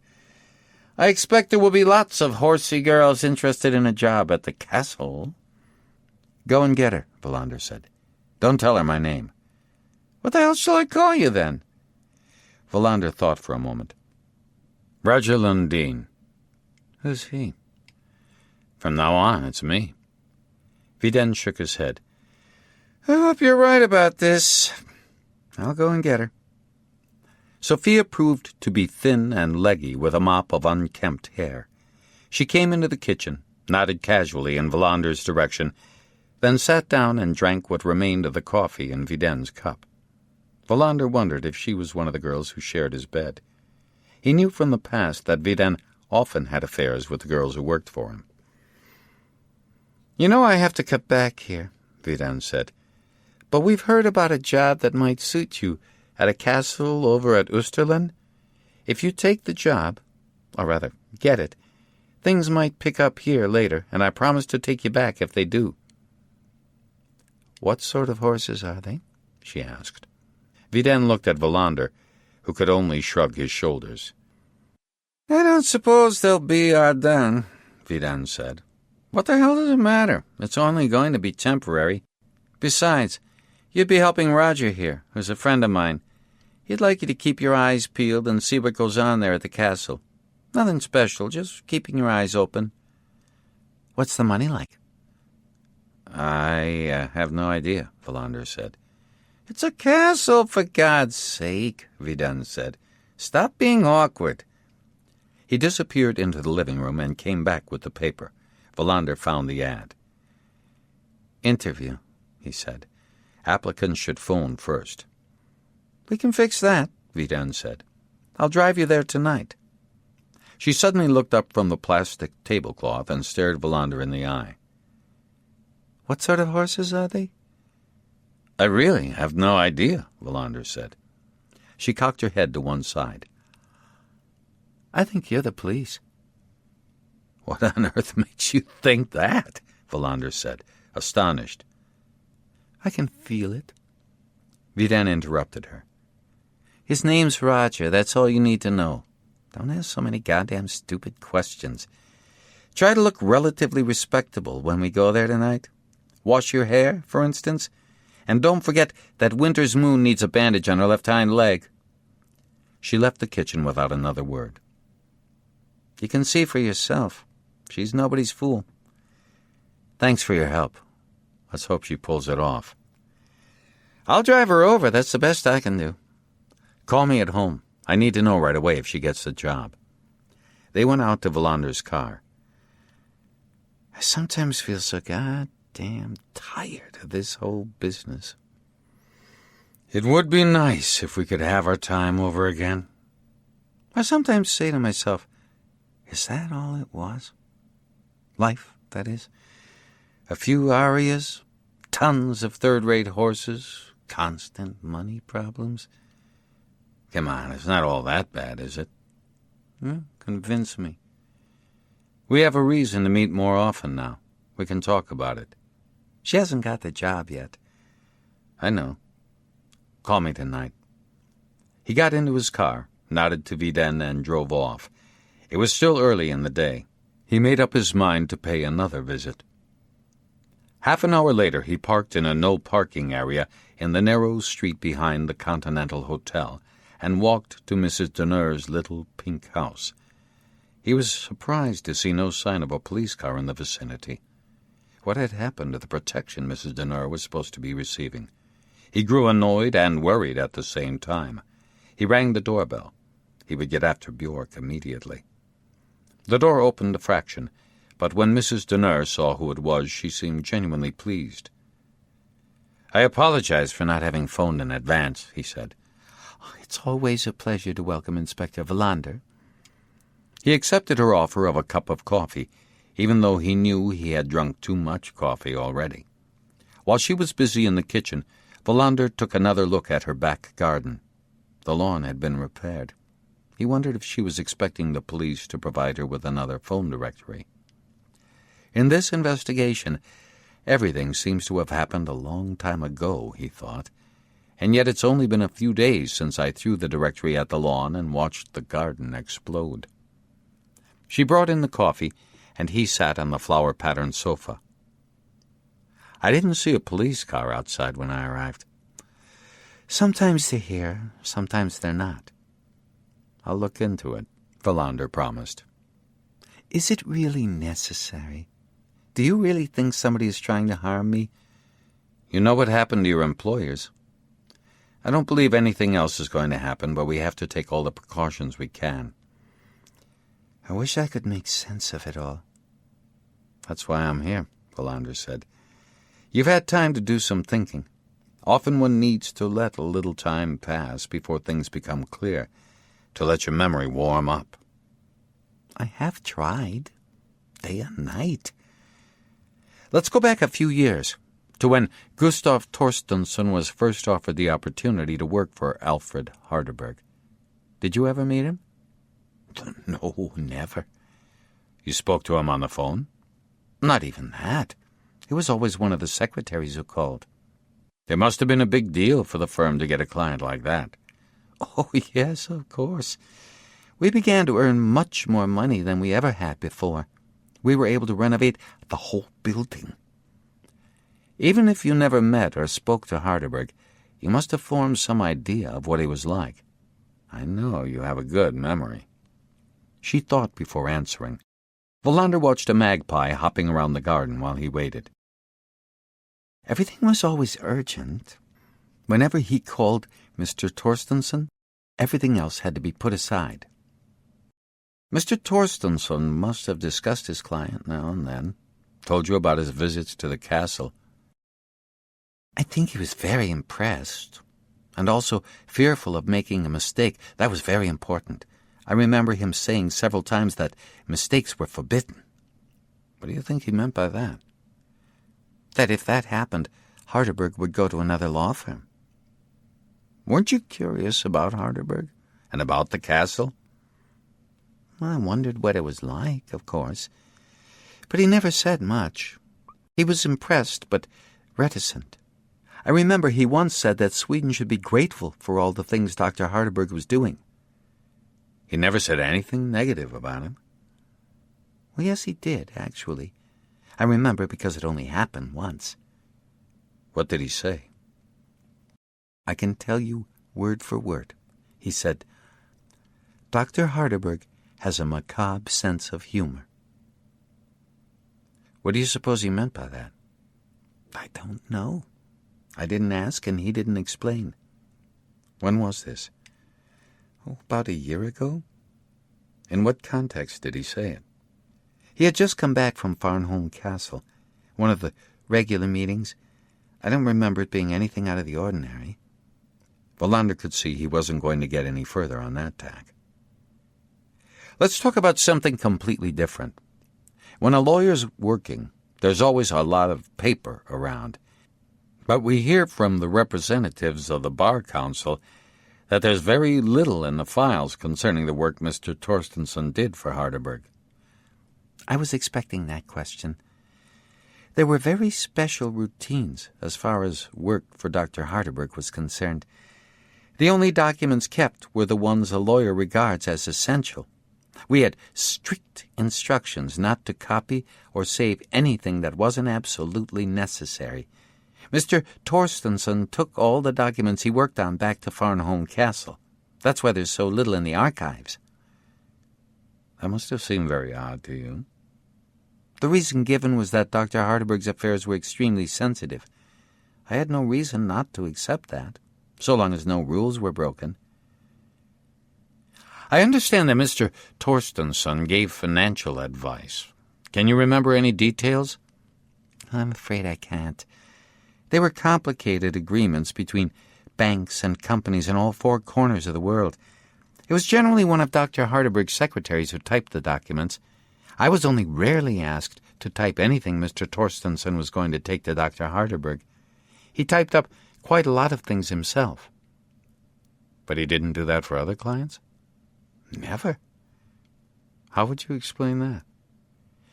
I assumed they were so sensitive that not even I was allowed to see them, she said frankly.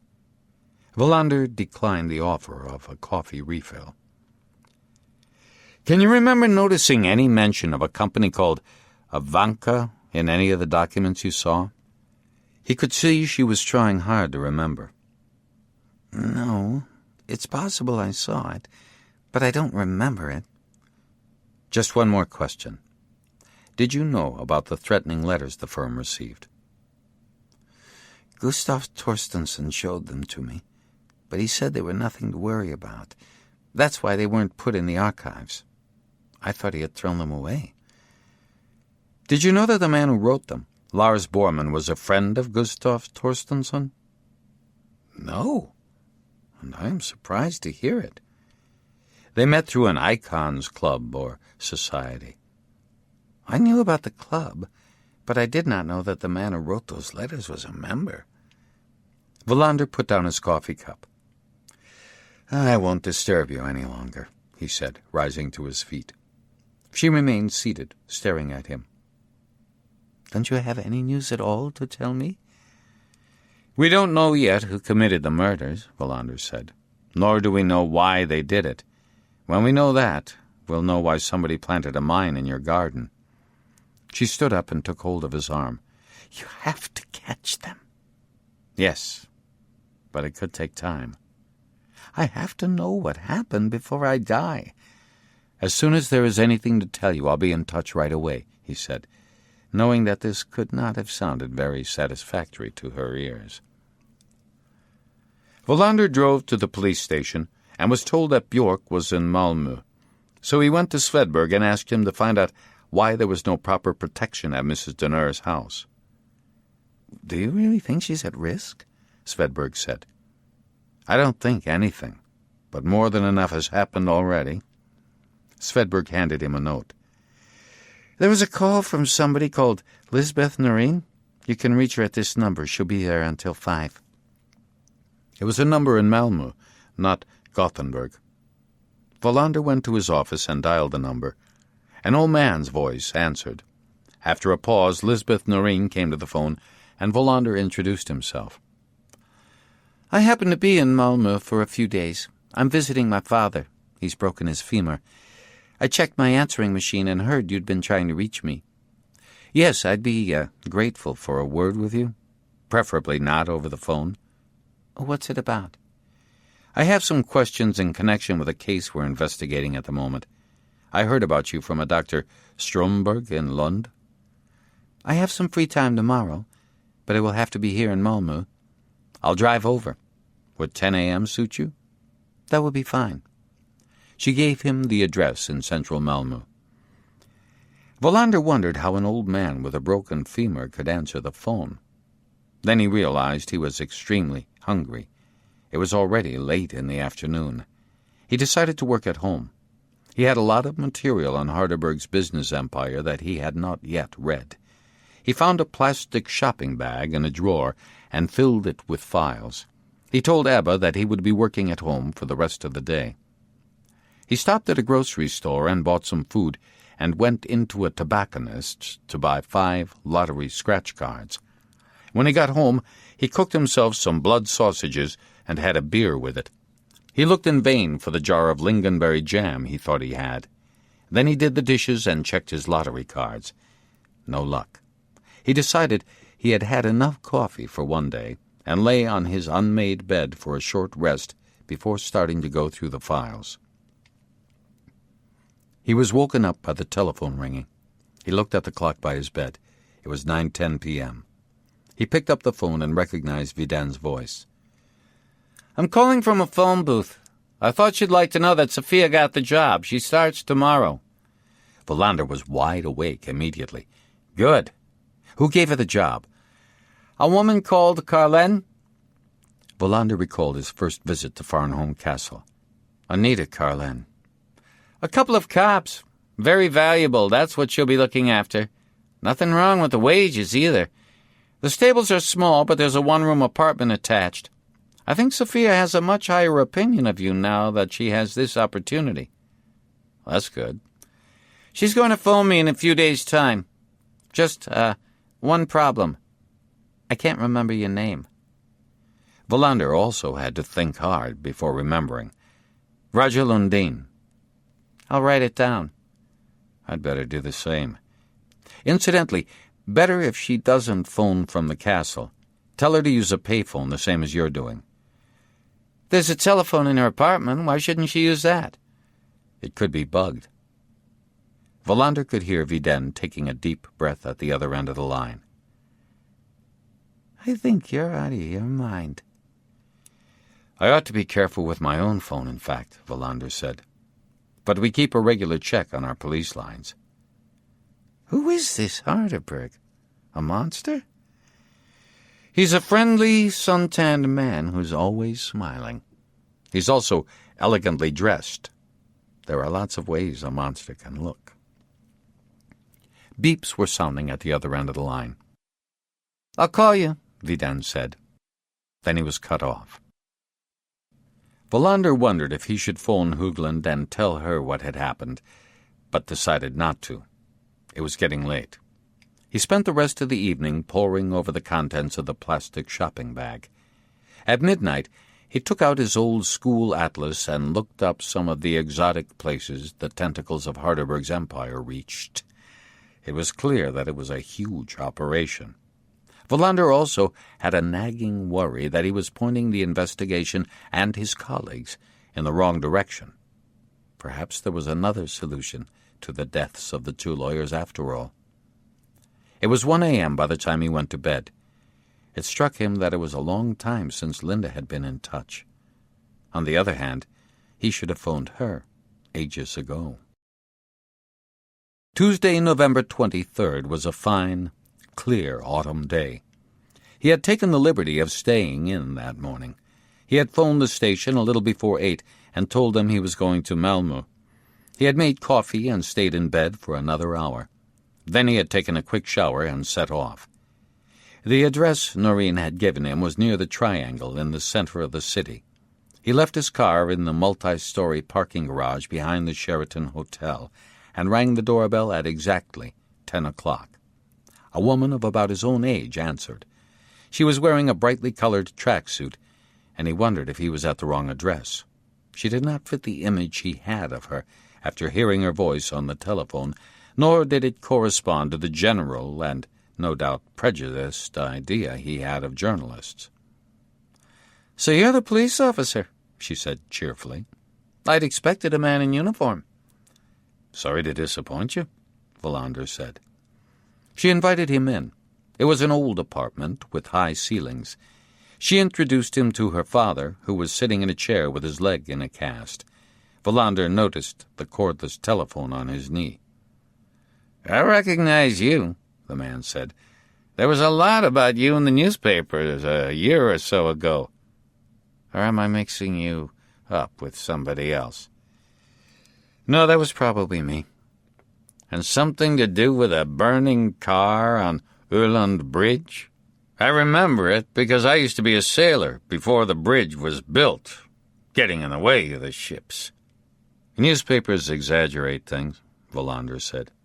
"I remember you were described as an exceptionally successful police officer." "That's right," the daughter said.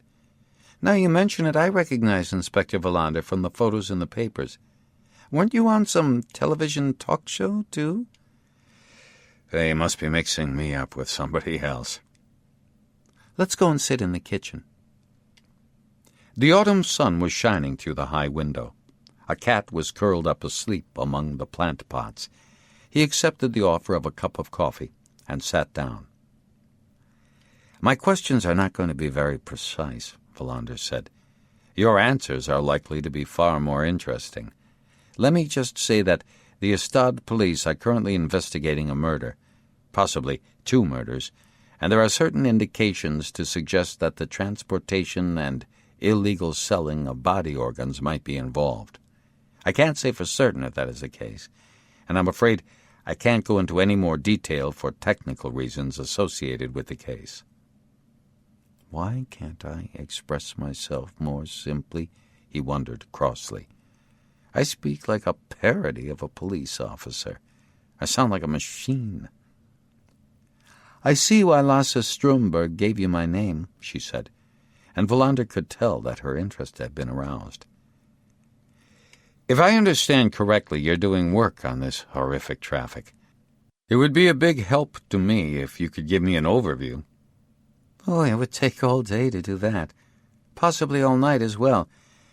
Besides, you'd soon find there was an invisible question mark behind every word I said. It's a gruesome activity that practically nobody has dared to look into, apart from a handful of American journalists.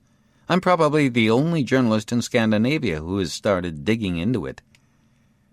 "I take it that's a pretty risky business?" "Maybe not here, and maybe not for me. But I know personally one of the American journalists involved, Gary Becker from Minneapolis. He went to Brazil to look into rumors about a gang said to be operating in Sao Paulo.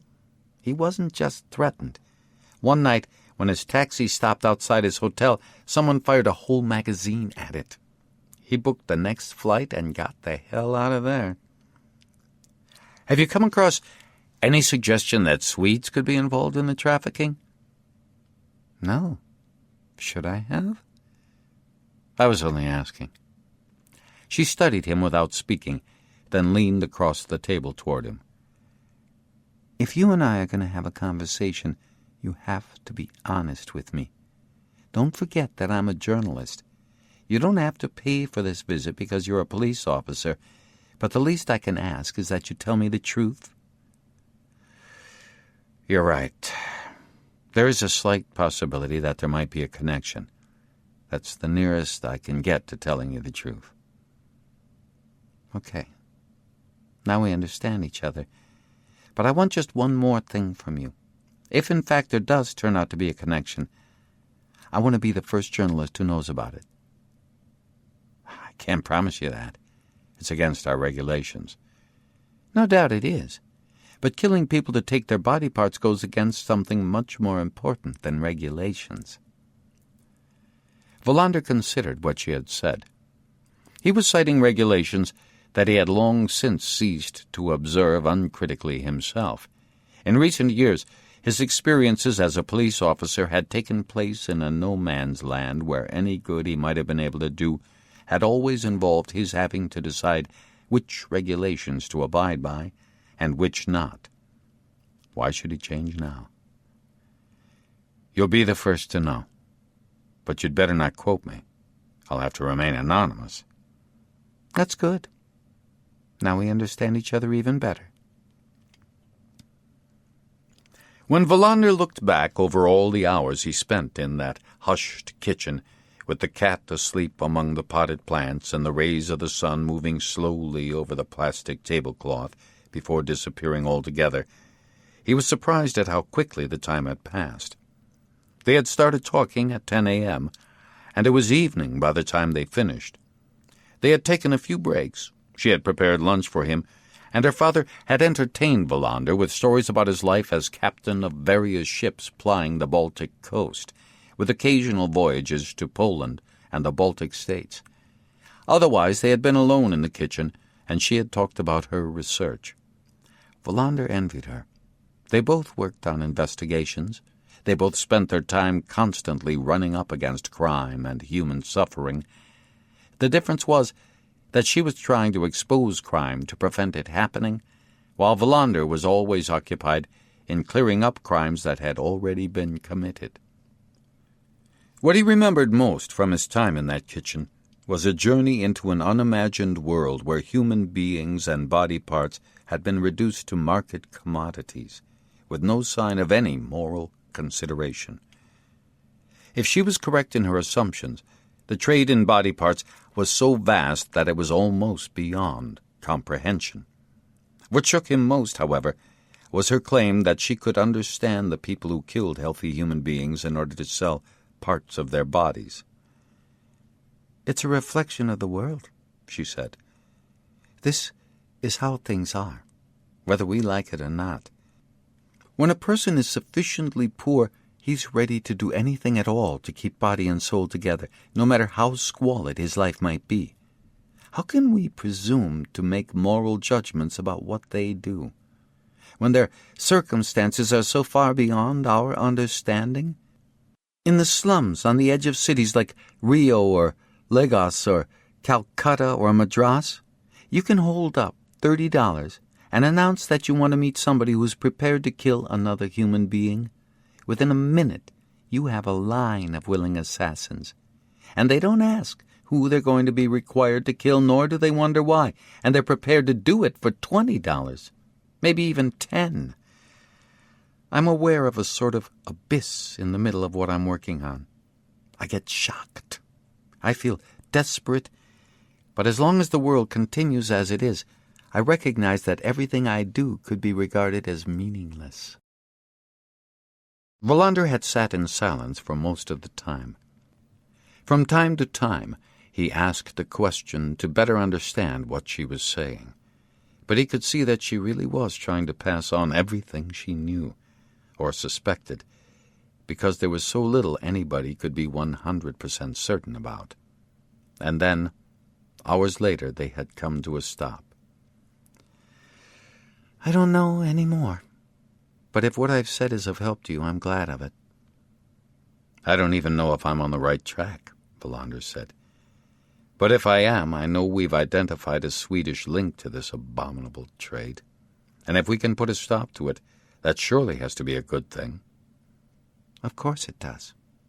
One less plundered corpse in a South American ditch. That makes it all worthwhile." It was almost 7 p.m. by the time Wallander left Malmö. He knew he should have phoned Ystad and told them what he was doing, but he had been too taken up by his conversation with Noreen.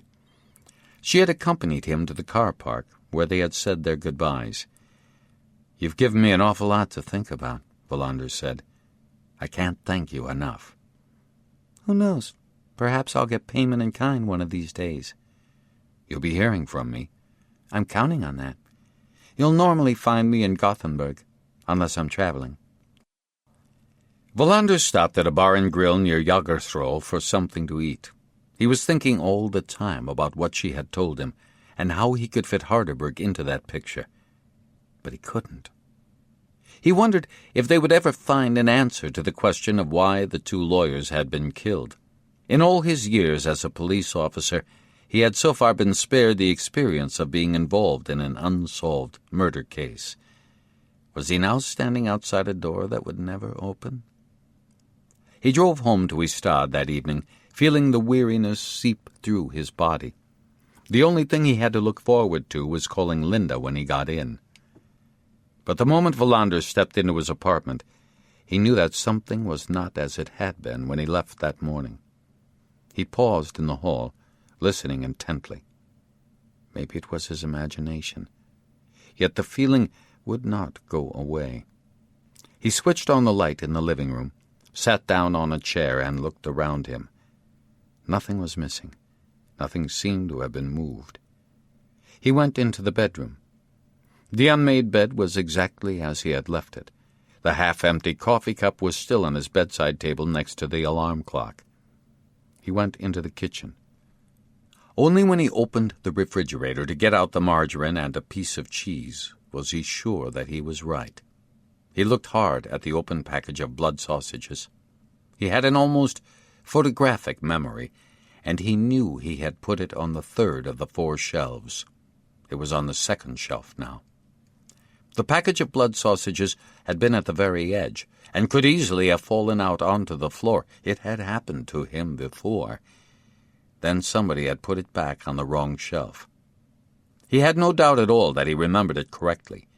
Somebody had been in his apartment during the day, and whoever had been there had opened his refrigerator, either to look for something or to hide something.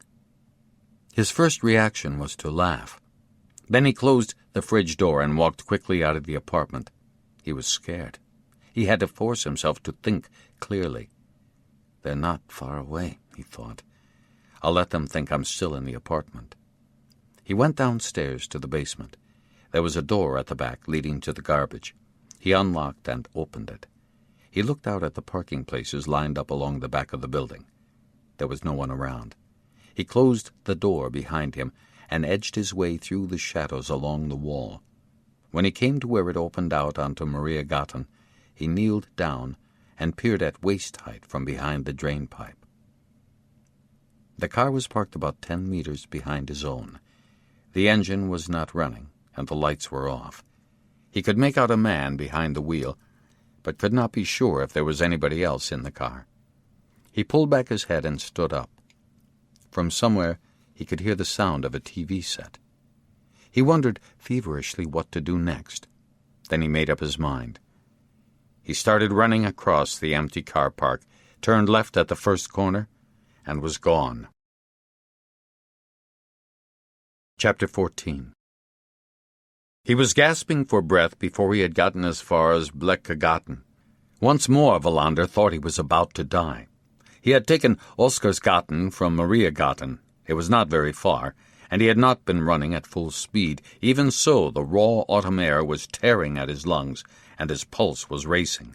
He forced himself to slow down, fearful that his heart would stop.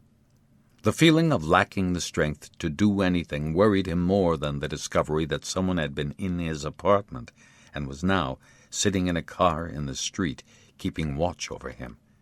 He struggled to suppress the thought, but what was upsetting him was really his fear. The fear he recognized so clearly from the previous year, and he did not want it back. It had taken him almost 12 months to shake it off, and he thought he had succeeded in burying it once and for all on the beaches at Skagen, but here it was, back to haunt him. He started running again. It wasn't far to the block of apartments on Lilla Norrgatan where Swedberg lived.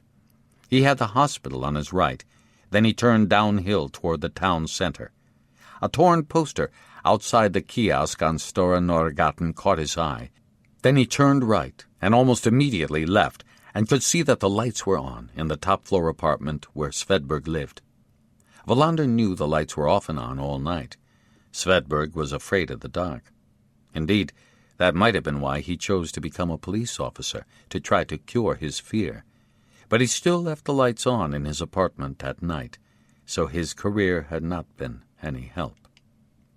Everyone is frightened of something, Wallander thought, police officers or not. He stumbled through the front door and ran up the stairs, then paused when he reached the top floor to get his breath back. He rang Swedberg's bell. The door was opened almost immediately. Swedberg had a pair of reading glasses pushed on top of his head and was holding a newspaper. Wallander knew he would be surprised to see him. During all the years they had known each other, Wallander had only been in Swedberg's apartment 2 or 3 times, and then only after making an arrangement to meet there. "I need your help," Wallander said, when the astonished Swedberg had let him in and closed the door. You look shattered. What's happened?" "I've been running. I want you to come with me. It won't take long. Where's your car?" "It's right outside the front door." "Drive me back to my place on Maria Garten. Let me get out shortly before we get there. You know the car I'm using at the moment, a police Volvo?" "The dark blue one or the red one?" "The dark blue one. Turn on to Maria Garten. There's another car parked behind my Volvo. You can't miss it. I want you to drive past and see whether there's anybody in the car besides the driver, then come back to where you've dropped me off. That's all. Then you can go home to your paper." "You don't want to arrest somebody?" "That's exactly the last thing I want to do. I just want to know how many people are in the car." Swedberg had taken off his glasses and put down the newspaper. "What's going on?" "I think somebody's watching my apartment. I only want to know how many of them there are, that's all. But I want whoever it is in the car to think I'm still in my apartment. I came out by the back door." "I'm not sure I understand all this. Wouldn't it be best to make an arrest? We can ask for help." "You know what we've decided. If it has anything to do with Harderberg, we should pretend we're not very alert." Swedberg shook his head. I don't like this." "All you need to do is drive to Maria Garten and make an observation. Then I'll go back to my apartment. I'll phone you if I need help." "I suppose you know best," Swedberg said, sitting on a stool in order to tie his shoelaces. They went down to the street and got into Swedberg's Audi, then drove past Stortorget, down Hammengaten, and left onto Österleden. When they got to Borgmostergaten, they turned left again. Wallander asked Swedberg to stop when they came to Tobaksgaten. "I'll wait here," he said. "The car's 10 meters behind." Minutes later, Swedberg was back. Wallander got into the car again. "There was only the driver." "Thanks for your help. You can go home now. I'll walk from here." Swedberg gave him a worried look. "Why is it so important to know how many there are in the car?" Wallander had forgotten to prepare for that question. He was so focused on what he had decided to do that he had not taken Swedberg's natural curiosity into account. "I've seen that car before," he lied. "There were 2 men in it then. If there's only the driver in it now, it could mean the other man isn't far away." This explanation was pretty feeble, but Swedberg raised no objections. FHC 803, he said. "But I expect you've written that down already." "Yes," Wallander said. "I'll look it up in the register. You don't need to worry about that. Just go home now. I'll see you tomorrow. Thanks for your help." He got out of the car and waited until Swedberg had disappeared down Österleden. Then he started walking toward Maria Garten. Now that he was on his own again, he could feel himself getting agitated, the nagging worry that his fear was making him weak. He went in by the back door and left the stair lights off when he returned to his apartment. If he stood on tiptoe on the toilet seat and looked through the little bathroom window, he could see the street below. The car was still there. Wallander went to the kitchen. If they wanted to blow me up, they would have done that already, he thought. They must be waiting for me to go to bed, and for the lights to go out. He waited until nearly midnight, then went back to the bathroom and checked to be sure the car was still there. Then he turned off the kitchen light and turned on the light in the bathroom.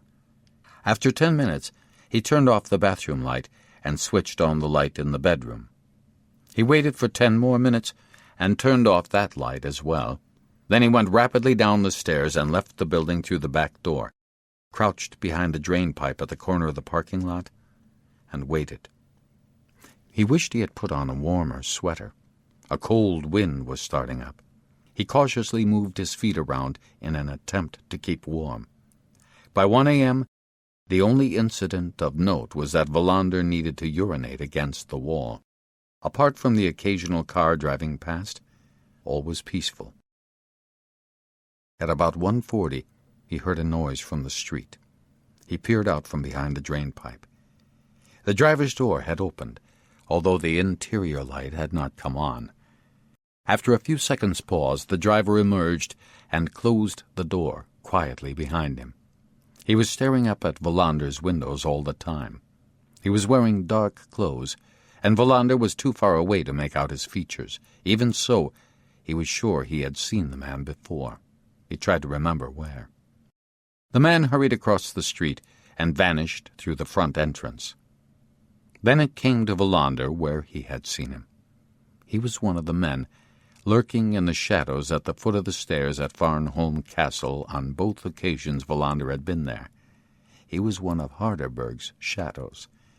And now he was on his way up the stairs to Wallander's apartment, perhaps with the objective of killing him.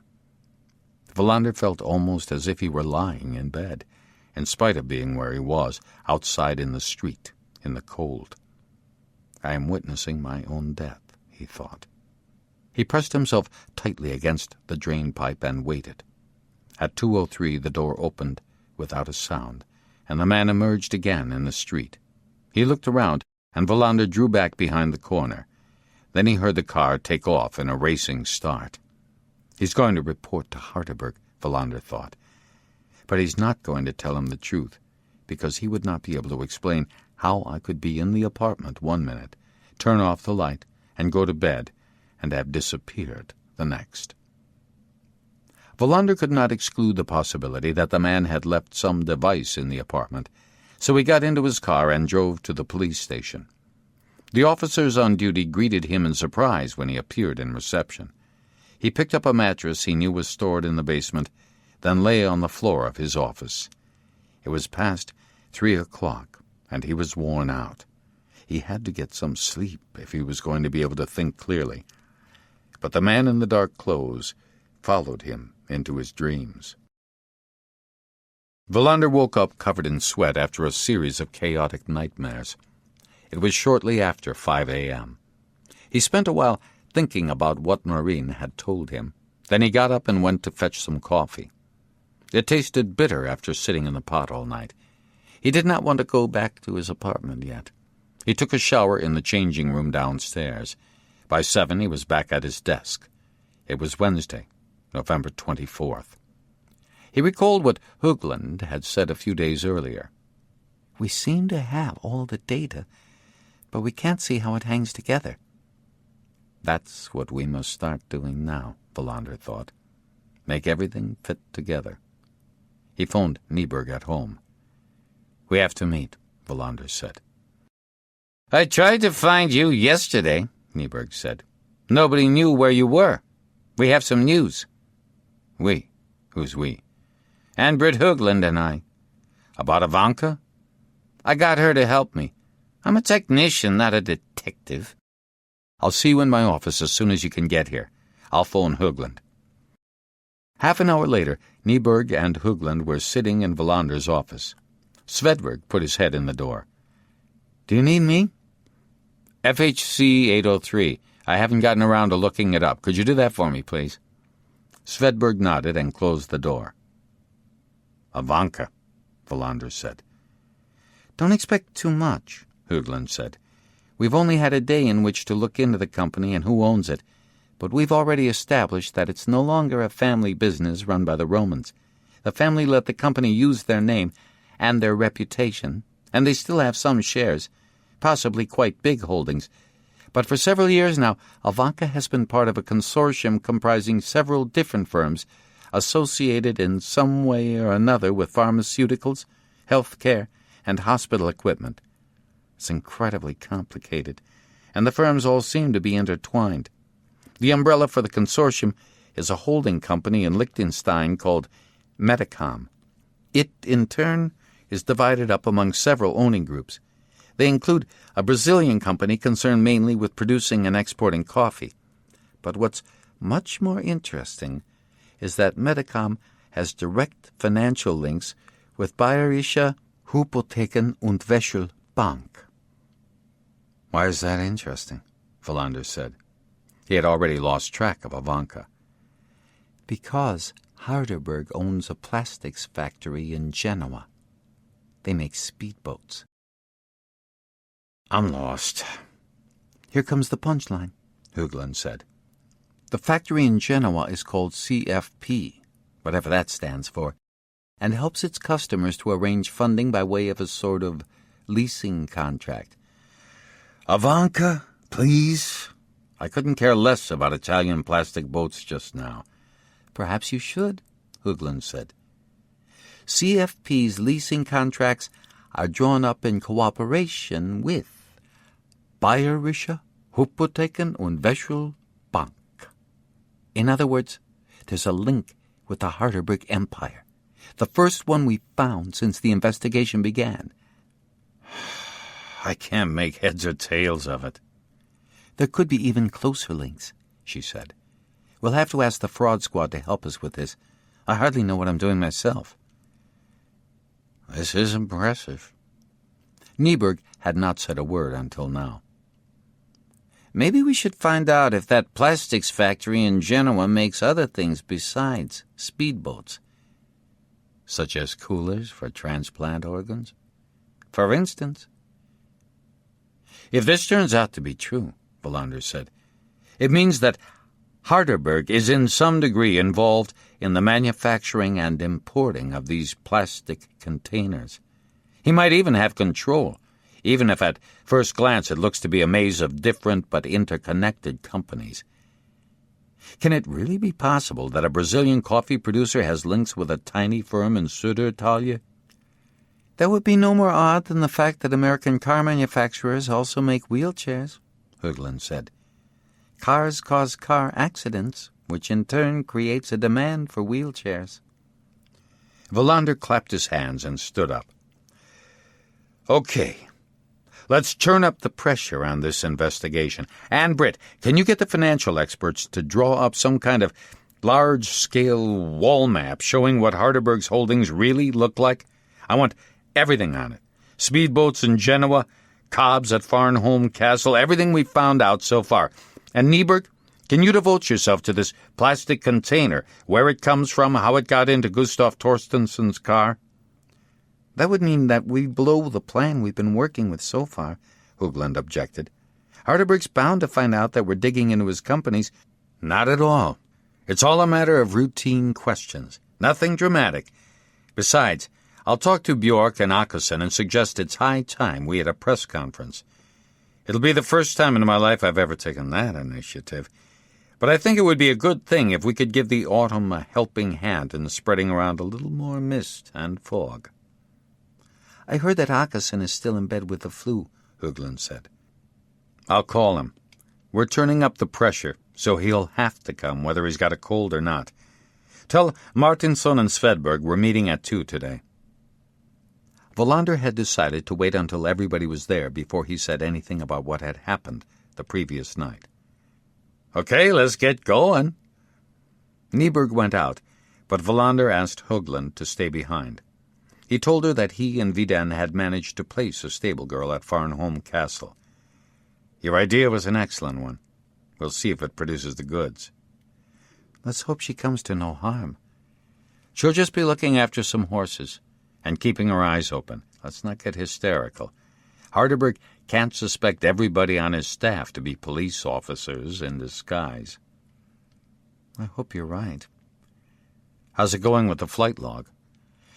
I'm working on it, but Ivanka took all my time yesterday. You've done well. She was pleased to be told that, he noticed. We're far too reluctant to praise our colleagues, Wallander thought, especially when there's no end to the amount of criticism and backbiting we toss around. That's all, he said.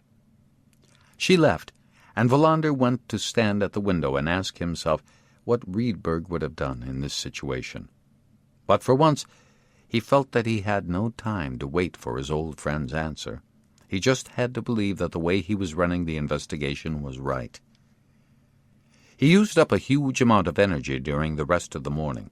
He convinced Bjork of the importance of holding a press conference the next day, and he promised him that he would take care of the journalists himself once he had agreed with Åkesson what they were going to say.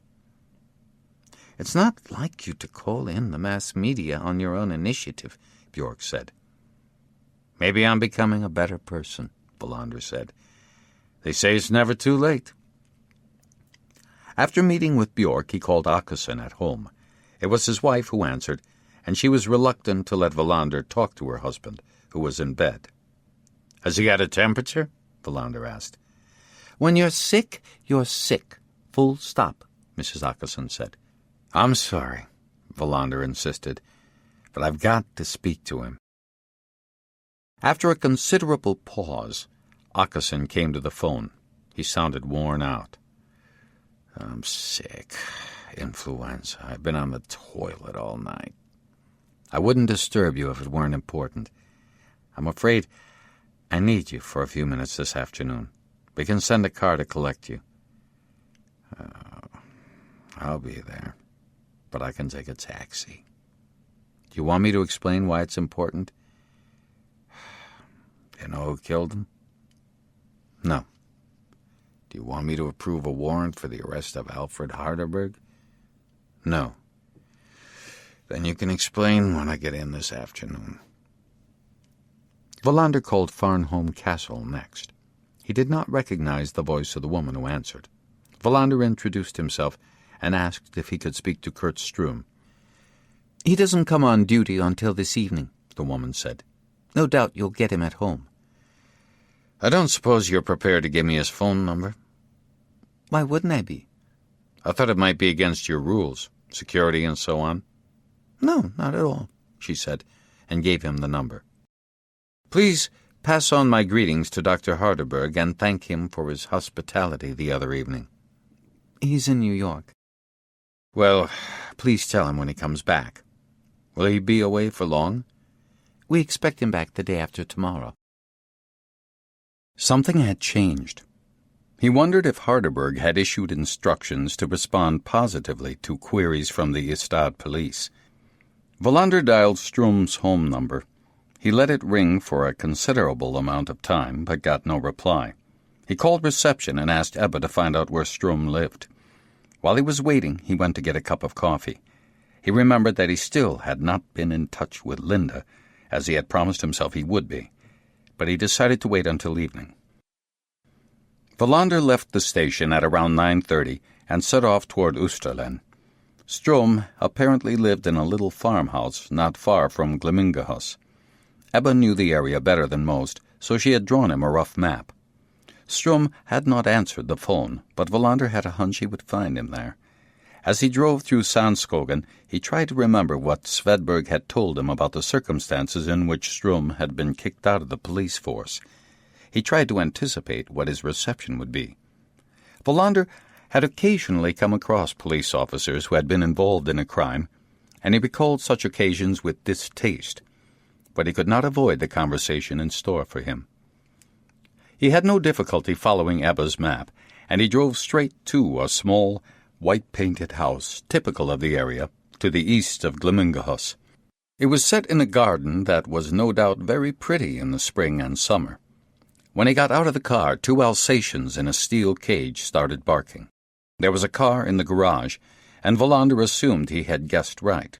Strum was at home. He did not need to wait long. Strum appeared from behind the house wearing overalls and holding a trowel in his hand. He stopped dead upon seeing who his visitor was. "I hope I'm not disturbing you," Wallander said. "I did call, but I got no answer." "I'm busy filling in some cracks in the foundations," Strom said. "What do you want?" Wallander could see Strom was on his guard. "I've got something to ask you about. Maybe you can shut the dogs up?" Strom shouted at the dogs, and at once they fell silent. "Let's go inside." "No need," Wallander said. "We can stay here. It'll only take a minute." He looked around the little garden. "A nice place you've got here. A bit different from an apartment in the middle of Malmö. It was okay there as well, but this is closer to work. It looks as though you live by yourself here. I thought you were married?" Strom glared at him with eyes of steel. "What does my private life have to do with you?" Wallander opened wide his arms in apology. "Nothing. But you know how it is with former colleagues. You ask after the family." "I'm not your colleague." "But you used to be, didn't you?" Wallander had changed his tone. He was looking for a confrontation. He knew that toughness was the only thing Strom had any respect for. "I don't suppose you've come here to discuss my family." Wallander smiled at him. "That's right. I haven't. I only reminded you that we used to be colleagues out of politeness." Strom had turned ashen. For a brief moment, Wallander thought he had gone too far and that Strom would take a swing at him. "Forget it," Wallander said. "Let's talk about something else. October 11th, a Monday evening, 6 weeks ago. You know the evening I mean?" Strom nodded, but said nothing. "I really only have one question. But let's get an important thing out of the way first. I'm not going to let you get away with not answering on the grounds that you'd be breaking the security rules of Farnholm Castle. If you try that, I'll make life so hellish for you you'll wonder what hit you." "You can't do anything to me." "I wouldn't be so sure of that. I could arrest you and take you to Ystad with me, or I could phone the castle 10 times a day and ask to speak to Kurt Strom. They would soon get the feeling that the police were far too interested in their head of security. I wonder if they know about your past. That could be embarrassing for them. I doubt if Dr. Harderberg would be pleased if the peace and quiet of Farnholm Castle were to be disturbed." "Go to hell! Get on the other side of that gate before I throw you out." "I only want the answer to one question, about the night of October 11th, Wallander said, unconcerned. "And I can assure you it won't go any further. Is it really worth risking the new life you lead? As I recall, when we met at the castle gates, you said you were very happy with it." Wallander could see that Strom was wavering. His eyes were still full of hatred, but Wallander knew he would get an answer. "One question, one answer, but a truthful one. Then I'll be gone. You can finish with your repairs and forget I was ever here, and you can continue guarding the gates of Farnholm Castle till the day you die. Just one question and one answer." An airplane flew past, high above their heads. Wallander wondered if it was Alfred Harderberg's Gulfstream on its way back from New York already. "What do you want to know?" "That evening of October 11th, Wallander said, Gustav Torstensson left the castle at 8:14 p.m., according to the printout of the gate checks I've seen. That could be forged, of course, but let's assume it's correct.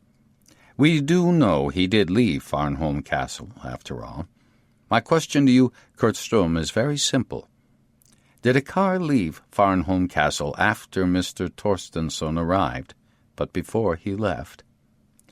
Strom said nothing, but then he nodded slowly. That was the first part of the question. Now comes the second part of the same question. Who was it who left the castle? "I don't know." "But you saw a car?" "I've already answered more than one question. Quit the bullshit, Strom. It's the same question. What make of car was it and who was in it? It was one of the cars that belonged to the castle, a BMW. Who was in it? I don't know. Your life will turn extremely unpleasant if you don't answer." Wallander discovered that he did not need to pretend to be furious. He was already furious. "I honestly don't know who was in the car." Wallander could see that Ström was telling the truth. He should have realized. "Because the windows were tinted," Wallander said. "So you can't see who's inside, is that right?" Ström nodded. "You've got your answer. Now get the hell out of here." "Always a pleasure to bump into former colleagues," Wallander said. "And you're absolutely right. It is time I left. Nice talking to you." The dogs started barking as soon as he turned his back. As he drove off, Ström was still standing in the doorway watching him go. Wallander could feel the sweat inside his shirt. He remembered that Ström could be violent. But he had gotten a plausible answer to a question that had been troubling him. The starting point for what happened that October night when Gustav Torstensson died, alone in his car. He had a good idea now how it had occurred. While Torstensson sat back in one of the sumptuous leather armchairs chatting to Harderberg and the Italian bankers, a car had left Farnholm Castle to lie in wait for the old man as he drove home. Somehow, by a display of force or cunning or convincing friendliness, they had gotten him to stop his car on that remote, carefully chosen stretch of road. Wallander had no idea if the decision to prevent Torstensson from reaching home had been made that same night or earlier, but at least he could now see the makings of an explanation. He thought about the men lurking in the shadows in the entrance hall. Then he shuddered as he thought about what had happened the previous night. Without realizing it, he pressed harder on the accelerator. By the time he came to Sandskogen, he was going so fast that if he had been stopped, he would have had his license suspended on the spot. He slowed down. When he reached Ystad, he stopped at Fridolf's cafe and had a cup of coffee.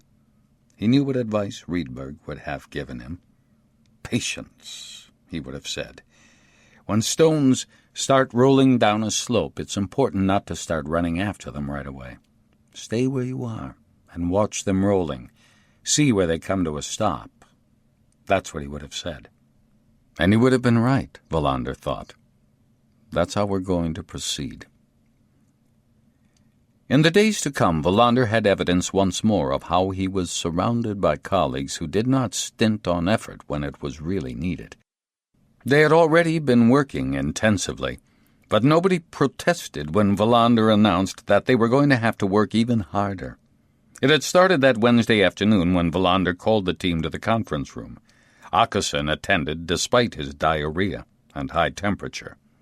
They all agreed that Harderberg's business empire should be unraveled and mapped out with the greatest possible speed. While the meeting was in progress, Åkesson contacted the fraud squads in Malmö and Stockholm. The others present listened in admiration as he described how the need for them to work harder and give the job the highest priority was more or less essential if the country were to survive. When he hung up, the meeting burst into spontaneous applause. On Åkesson's advice, they had decided that they would continue to concentrate on Ivanka themselves, without worrying about running into conflict with the work being done by the fraud squads. Wallander also established that Höglund was the best qualified officer for this task. Nobody objected, and from that moment on she was no longer a raw recruit, but a fully fledged member of the investigative team. Swedberg took over some of the work she had been doing before, including the efforts to obtain the flight plans of Harderberg's aircraft. There was some discussion between Wallander and Åkesson about whether this was a sufficiently valuable source of information to warrant the effort. Wallander argued that sooner or later they would have to establish Harderberg's movements, not least on the day Sten Torstensson died. Åkesson maintained that if it really did now seem likely that Harderberg was behind what had happened, he would have access to state-of-the-art resources and could be in contact with Farnholm Castle even if he were crossing the Atlantic in his Gulf Stream or in the Australian outback, where the financial experts claimed he had substantial mining interests. Wallander could see Åkesson's point and was just about to cave in when Åkesson threw up his hands and said he had only been adding a personal point of view and did not want any obstacles in the way of work that was ongoing. When it came to the recruitment of the stable girl Sophia, Wallander made a presentation that Höglund went out of her way to congratulate him on in private afterward. Wallander knew that not only might Björk and Åkesson protest, but that Martinsson and Swedberg might object to involving a complete outsider in the investigation. Without actually lying, although perhaps he was economical with the truth, Wallander explained that by chance they had acquired a source of information at Farnholm Castle, somebody Wallander happened to know who was looking after the horses there. He provided this information more or less in passing, just as a tray of sandwiches had been delivered, and nobody was listening with more than half an ear to what he was saying. He exchanged glances with Höglund and could tell that she had seen through his tactic. Afterward, when they had finished the sandwiches and aired the room, Wallander described how his apartment had been watched the previous night. He did not mention, however, that the man in the car had actually been inside his place. He was afraid that information would lead Björk to apply the brakes and put restrictions on what they could or could not do, for security reasons. Swedberg was able to supply the astonishing news that the car was registered to a person who lived in Östersund and was the manager of a holiday camp in the Jämtland Mountains. Wallander insisted that the man be investigated, the holiday camp as well. If Harderberg had interests in Australian mines, there was no reason why he should not also be involved in a winter sports establishment in the north of Sweden. The meeting ended with Wallander telling them about his meeting with Ström. On hearing his account, the room fell silent. "That was the detail we needed," Wallander said afterward to Höglund. "Police officers are practical people. The little fact that a car left Farnholm Castle before old man Torstensson began his final journey means that all the vague and obscure aspects of the sequence of events now have a little detail to rest on at last. If that is what happened, and it could very well have been, we've also got confirmation of the fact that Torstensson was murdered in a cold-blooded and well-planned operation. That means we know we're looking for a solution to something where nothing is coincidental. We can forget accidents and dramatic passions. We know now where we don't need to look." The meeting had ended in a mood Wallander interpreted as resolute determination. That was what he had been hoping for. Before Åkesson went home to bed, he had joined in a discussion with Björk and Wallander. They talked about the press conference the following day. Wallander had urged that, without actually telling lies, they could maintain that they had a lead to follow, but that they could not yet give any details for reasons associated with the investigation. "But," Åkesson wondered, "how are you going to describe the lead without Harderberg realizing that it points to Farnholm Castle?" "A tragedy arising from somebody's private life," Wallander said. "That doesn't sound particularly credible," Åkesson objected. "It's also a suspiciously thin basis on which to call a press conference. Make sure you're fully prepared. You need to have detailed and definite answers to every likely question." Wallander drove home after the meeting. He examined his telephone to see if there was any sign of a bug. He found nothing, but nevertheless decided that from now on he would not discuss anything to do with Harderberg on the phone from home. Then he took a shower and changed his clothes. He had dinner at the pizzeria on Hamengatan. Then he spent the rest of the evening preparing for the press conference. Now and then he went to the kitchen window and looked down into the street, but there was only his own car parked outside. The press conference went more smoothly than Wallander had expected. The murder of the two lawyers was apparently not considered by the media to be of great public interest, and so there were not many newspapers represented, no television, and the local radio station only ran a short item. "That should keep Harderberg calm," Wallander said to Björk when the reporters had left the police station. "Unless he can read our minds," Björk said. "He can speculate, of course," Wallander said. "But he can't be completely sure." When he got back to his office, he found a message on his desk to phone Mr. S. Vidén. He dialed the number, and after it had been ringing for a very long time, Vidén answered. "You called?" Wallander said. "Hi there, Roger," Vidén said. "Our friend called me a few minutes ago. She was in Simrishamn. She had something to say that I think might be of interest to you." "What's that?" "That her job is evidently going to be short-lived." What does she mean by that? "It looks as if her employer is preparing to leave his castle." Wallander was struck dumb. "You still there?" Vidun said eventually. "Yes, I'm still here." "That was all," Vidun said. Chapter 15. By the time Ove Hansson returned to work in Ystad on the afternoon of November 25th, he had been away for more than a month. He had been in Holmstad, attending a course on computerized crime-solving arranged by the National Police Board. After Sten Torstensson's murder, he had contacted Björk and asked if he should abandon the course and return to duty in Ystad, but Björk had told him to stay. That was when he first heard Wallander had come back to work. The same evening, he had telephoned Martinsson from his hotel to check whether it could really be true. Martinsson had confirmed it and added that personally he thought that Wallander seemed more energetic than ever. Even so, Hansson had not been prepared for what was in store for him when he returned and paused outside the office he had been using while Wallander had been away. He tapped on the door and went right in without waiting to be asked, but almost jumped out of his skin at what he saw and started to leave again immediately. Wallander was standing in the middle of the room holding a chair over his head and staring at Hansson with a look on his face that could only be described as lunatic. It all happened very quickly, and Wallander put the chair down, his expression returning to normal.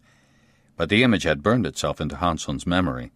For a long time afterward, Hansson kept it to himself, and he wondered when Wallander would finally break down and go insane. "I see I've come at a bad moment," Hansson said. "I was just going to say hello and tell you I'm back on duty." "Did I scare you?" Wallander asked. "That wasn't the intention. I've just had a phone call that made me furious. It's a good thing you came in when you did, or I'd have smashed the chair against the wall." Then they sat down, Wallander behind his desk and Hansson on the chair he had inadvertently saved from destruction. Hansson was one of the detectives Wallander knew least well, although they had been working together for many years. They were like chalk and cheese in character and approach, and often got into awkward discussions that turned into screaming arguments. Nevertheless, Wallander respected Hansson's ability. He could be abrupt and obstinate and difficult to work with, but he was thorough and persistent, and could occasionally surprise his colleagues with cleverly worked-out analyses that could make a breakthrough in a seemingly insoluble case. Wallander had at times missed Hansson over the past month. He had seriously considered asking Björk to call him back, but had never gotten around to doing anything about it. He knew, too, that Hansson was probably the colleague who would have had fewest regrets if Wallander had never come back to work. Hansson was ambitious, which was not of itself a bad thing for a police officer, but he had never been able to accept that Wallander had taken over Rydberg's invisible mantle. Hansson thought he was the one who should have assumed it, but it was not to be, and as a result, Hansson had never managed to overcome his antagonism. From Wallander's side, there were other factors, such as his irritation at Hansson spending so much of his time betting on horses. His desk was always piled high with racing cards and betting systems. Wallander was persuaded that Hansson sometimes spent half his working day trying to figure out how hundreds of horses at courses up and down the country were going to perform at their next outings. And Wallander knew that Hansson couldn't bear opera. But now they were facing each other across the desk, and Hansson was back on duty. He would strengthen the team, extend their scope. That was all that mattered. "So you came back," Hansson said. "The last I heard, you were about to resign." "Sten's murder made me reconsider," Wallander said. "And then you found out that his father had been murdered as well. We had that down as an accident." "It was cleverly disguised," Wallander said. "My finding that chair leg in the mud was pure luck." "Chair leg?" Hansson sounded surprised. You'll have to set aside time to get up to speed on the details of the case. You're going to be crucial, make no mistake about it. Not least after that call I had just received when you came in. What was it about? It looks as if the man we're putting all our resources into pinning down intends to move away. That would cause us enormous problems. I'd better start reading. I would have liked to give you a thorough rundown myself, but I don't have the time. Talk to Ann Britt. She's good at summarizing what matters and leaving out what doesn't. Is she really? Wallander stared at him. Is she what? Good. Is Högland good? Wallander remembered something Martinsson had said when he had first come back to work, to the effect that Hansson thought his position was threatened by Högland's arrival on the scene. Yes, she's a good police officer already, and she's going to get even better.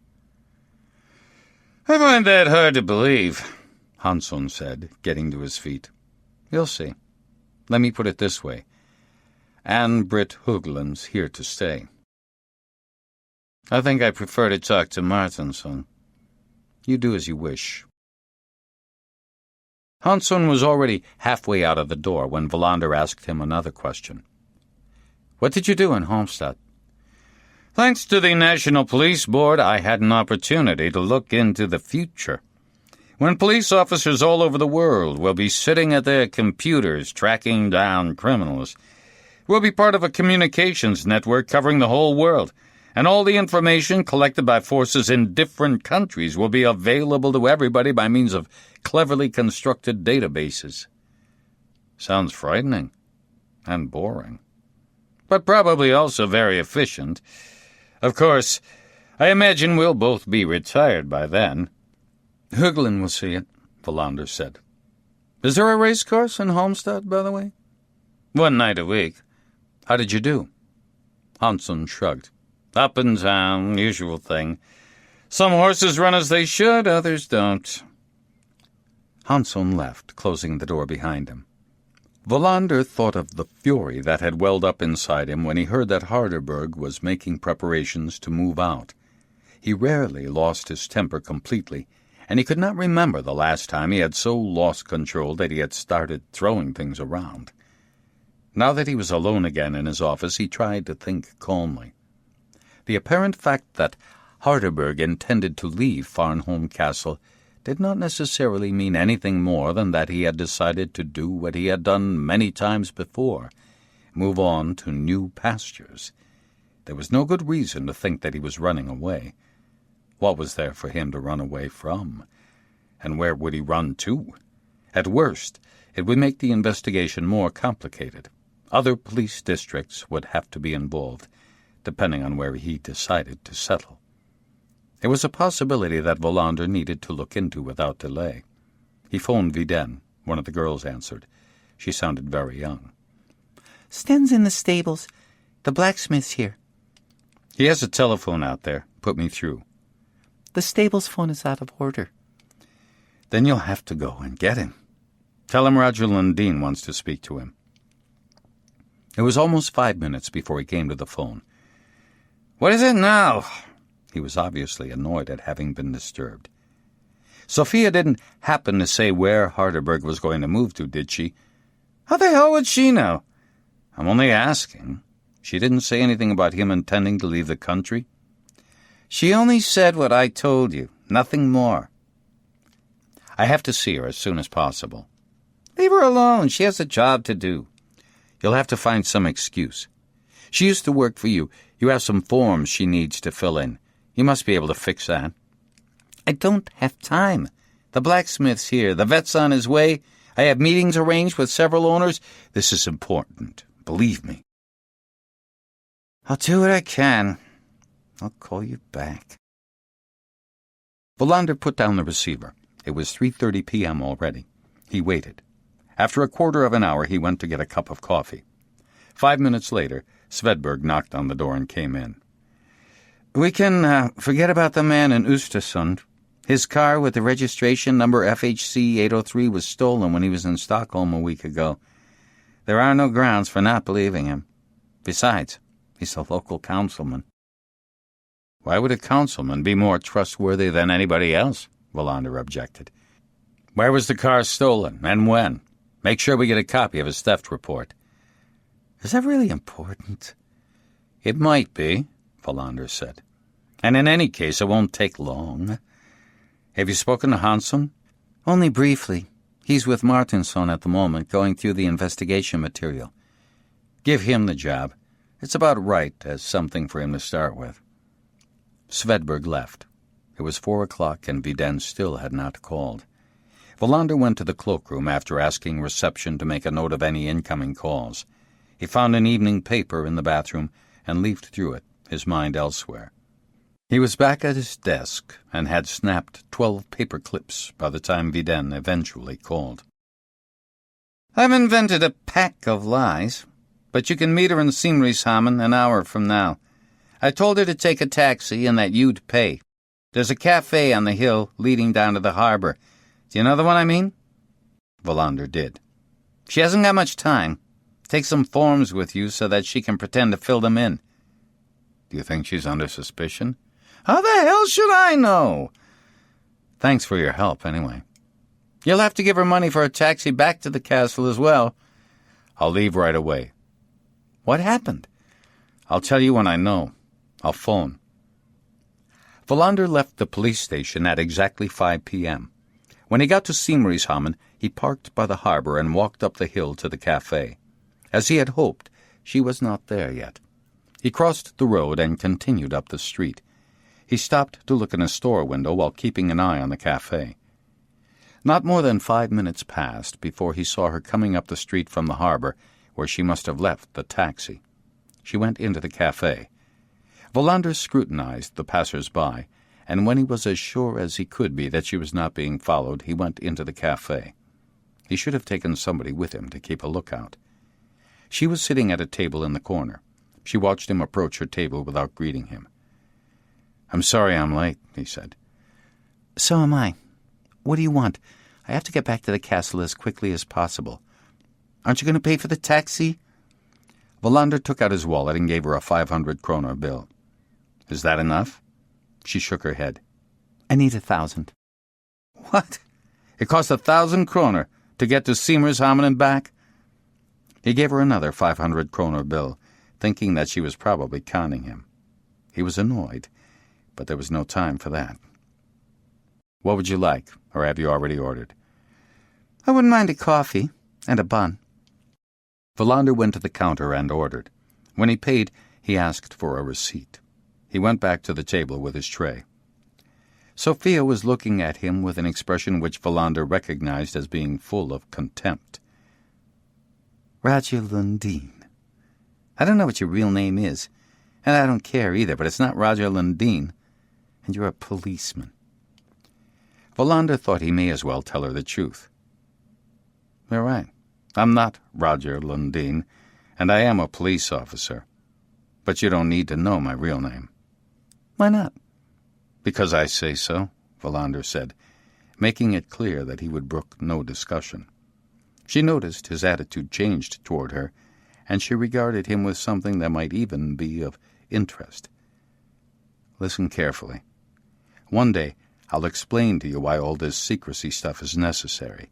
For now, all I will say is that I'm a police officer investigating a vicious murder. Just so you realize this isn't a game. Okay? Perhaps. Right now you're going to answer some questions, and then you can go back to the castle. He remembered the forms he had in his pocket. He put them on the table and passed her a pen. It could be that somebody's following you. That's why you're now going to fill in these forms. Pretend this is what our meeting is about. Write your name at the top. Who's following me? She said, looking around the cafe. Look at me, Wallander snapped. Don't look anywhere else. If there is anybody following you, we can be very sure he can see you and that you won't see him. How do you know it's a man? I don't. This is ridiculous. Drink your coffee, eat your bun, fill in the form, and look at me. If you don't do as I say, I'll make damn sure you never get back to Vidén again. She seemed to believe him. She did as she was told. Why do you think they're planning to move out of the castle? I was told I'd only be working there for a month, and that would be it. They're leaving the castle. Who told you that? A man came to the stables. What did he look like? He was sort of black. A black man? No, but he was wearing dark clothes and had black hair. A foreigner? He spoke Swedish. With a foreign accent? Could be. Do you know his name? No. Do you know what he does? No. But he works at the castle. I suppose he must do. What else did he say? I didn't like him. In fact, he was horrible. In what way? He wandered about the stables, watching me grooming one of the horses. He asked me where I was from. What did you say? I said I had applied for the job because I couldn't stay on with Sten. Did he ask anything else? No. Why was he horrible? She thought before answering. He asked questions in a way that made it seem he didn't want me to notice he was asking anything.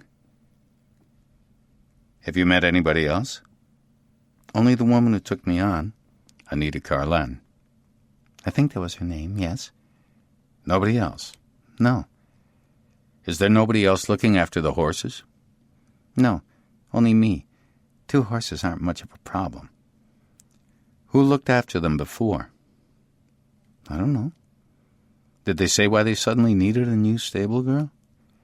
The Carlen woman said something about somebody being sick. But you didn't meet them? No. What else have you seen? What do you mean? You must have seen other people, cars coming or going. The stables are set apart, out of the way. I can only see one of the gables. The paddock is further away in the other direction. And anyway, I'm not allowed to go to the castle itself. Who told you that? Anita Carlen. I'd be fired on the spot if I broke any rule. And I have to phone and get permission if I want to leave the castle. Where did the taxi pick you up? At the gates. Is there anything else that you think might be of interest to me? How do I know what you're interested in? He sensed that there was something else, but that she wasn't sure whether to mention it or not. He paused for a moment before going on, cautiously, as if he were feeling his way in the dark. Let's go back a bit, to that man who came to see you in the stables. Did he say anything else? No. He didn't say anything about them leaving Farnholm Castle and moving abroad? No. That's true, Wallander thought. She's telling the truth. And I don't need to worry about her remembering wrongly. But there's something else. Tell me about the horses. There are 2 really beautiful riding horses. One of them, Aphrodite, is 9 years old. She's light brown. The other, Juno, is 7 and black. It's been a long time since anybody has ridden them, that's for sure. How would you know that? I know very little about horses. I gathered. Wallander smiled at her comment, but he didn't say anything, just waited for her to continue. They got really excited when I came with the saddles. You could see they were dying to go for a gallop. And you gave them their heads? Yes. You rode around the estate's grounds, I suppose? I had been told which paths I could go on. A slight change of tone, barely perceptible, a hint of anxiety made Wallander prick up his ears. He was getting close to what she was wondering whether to mention or not. So you rode off? I started with Aphrodite. Meanwhile, Juno was careering around the paddock. How long were you out on Aphrodite? Half an hour. The grounds are huge. Then you came back. I let Aphrodite loose and saddled up Juno. Half an hour later, I was back. Wallander knew at once. It was while she was out with the second horse that something had happened. Her answer came much too quickly, as if she had been steeling herself to get past a frightening obstacle. The only thing to do, he decided, was to come right to the point. "I'm sure that everything you're telling me is true," he said, sounding as friendly as possible. "I've nothing else to say. I have to be going now. If I'm late, I'll get fired." "You can leave in a couple of minutes. Just a few more questions. Let's Go back to the stables and that man who came to see you. I don't think you told me quite everything, he said. Is that right? Didn't he also say that there were certain places you weren't supposed to go near? It was Miss Carlin who said that. Maybe she did, too. But the man in the stables said it in such a way that you were frightened. Am I right? She looked away and nodded slowly. But when you were out with Juno, you took a wrong turn. Or maybe, out of curiosity, you took another path? It hasn't escaped my notice that you like to do whatever you want. Is that what happened? I took a wrong turn. She was now speaking so softly that Wallander had to lean over the table to hear what she was saying. I believe you. Tell me what happened on that path. Juno suddenly reared up and threw me off. It was only when I was lying there that I saw what had scared him. It looked as if somebody had fallen on the path. I thought it was a dead body, but when I went to look, I saw it was a human-sized doll. Wallander could see she was still fearful. He recalled what Gustav Torstensson had said to Mrs. Donner about Harderberg having a macabre sense of humor. I would have been frightened to death as well. But nothing's going to happen to you. Not if you keep in touch with me. I like the horses, but not the rest of it. Stick to the horses, and remember which paths you're not supposed to ride on. He could see she felt relieved now that she had told him what had happened. Go back now, he said, gathering up the papers on the table. I'll stay here for a while. You're right, you mustn't be late. She stood up and left. Half a minute later, Wallander followed her into the street. He supposed she would have gone down to the harbor to get a taxi from there, but he was there just in time to see her get into a taxi next to the newspaper stall. The car drove away, and he waited to make sure it was not followed. Then he went to his own car and drove back to his stud, thinking about what she had said. He certainly could not, on her evidence, be sure about Harderberg's plans. The pilots, he thought, and the flight plans. We have to be one step ahead of him if he really is going to move abroad. It was time for another visit to Farnholm Castle. He wanted to talk to Harderberg himself again. Wallander was at the police station by 7:45. He bumped into Högland in the hallway. She nodded at him, curtly, and disappeared into her office. Wallander stopped in mid-stride, bewildered. Why had she been so abrupt? He turned back and knocked on her office door. When she responded, he opened the door but did not go in. It's customary to say hello in this police station. She continued poring over a file. What's the matter? She looked up at him. I wouldn't have thought you needed to ask me that. Wallander stepped inside her office. I don't understand. What have I done? I thought you were different, but now I see that you're the same as all the rest of them. I still don't get it. Would you mind explaining? I've nothing else to say. I prefer you to leave. Not until I've had an explanation. Wallander was not sure if she was about to throw a fit or burst into tears. I thought we were well on the way to becoming friends, he said, not just colleagues. So did I, but no longer. Explain. I'll be honest with you, even though that's the very opposite of what you've been with me. I thought you were someone I could trust, but you're not. It may take me some time to get used to that. Wallander flung his arms out wide. Please explain. Hanson came back today. You must know that because he came to my office and told me about a conversation he had just had with you. What did he say? That you were glad he was back. So I am. We need every officer we can get. The more so since you're disappointed in me. Wallander stared at her in bewilderment. He said that? That I was disappointed in you? He said I had told him that? I only wish you'd said it to me first. But it's not true. I said exactly the opposite. I told him you had already proved yourself to be a good police officer. He sounded very convincing. Wallander was furious. "That goddamn Hansson!" he almost shouted. "If you like, I'll call him and tell him to get himself in here this minute. Surely you accept that not a word of what he said is true." "Why did he say it, then?"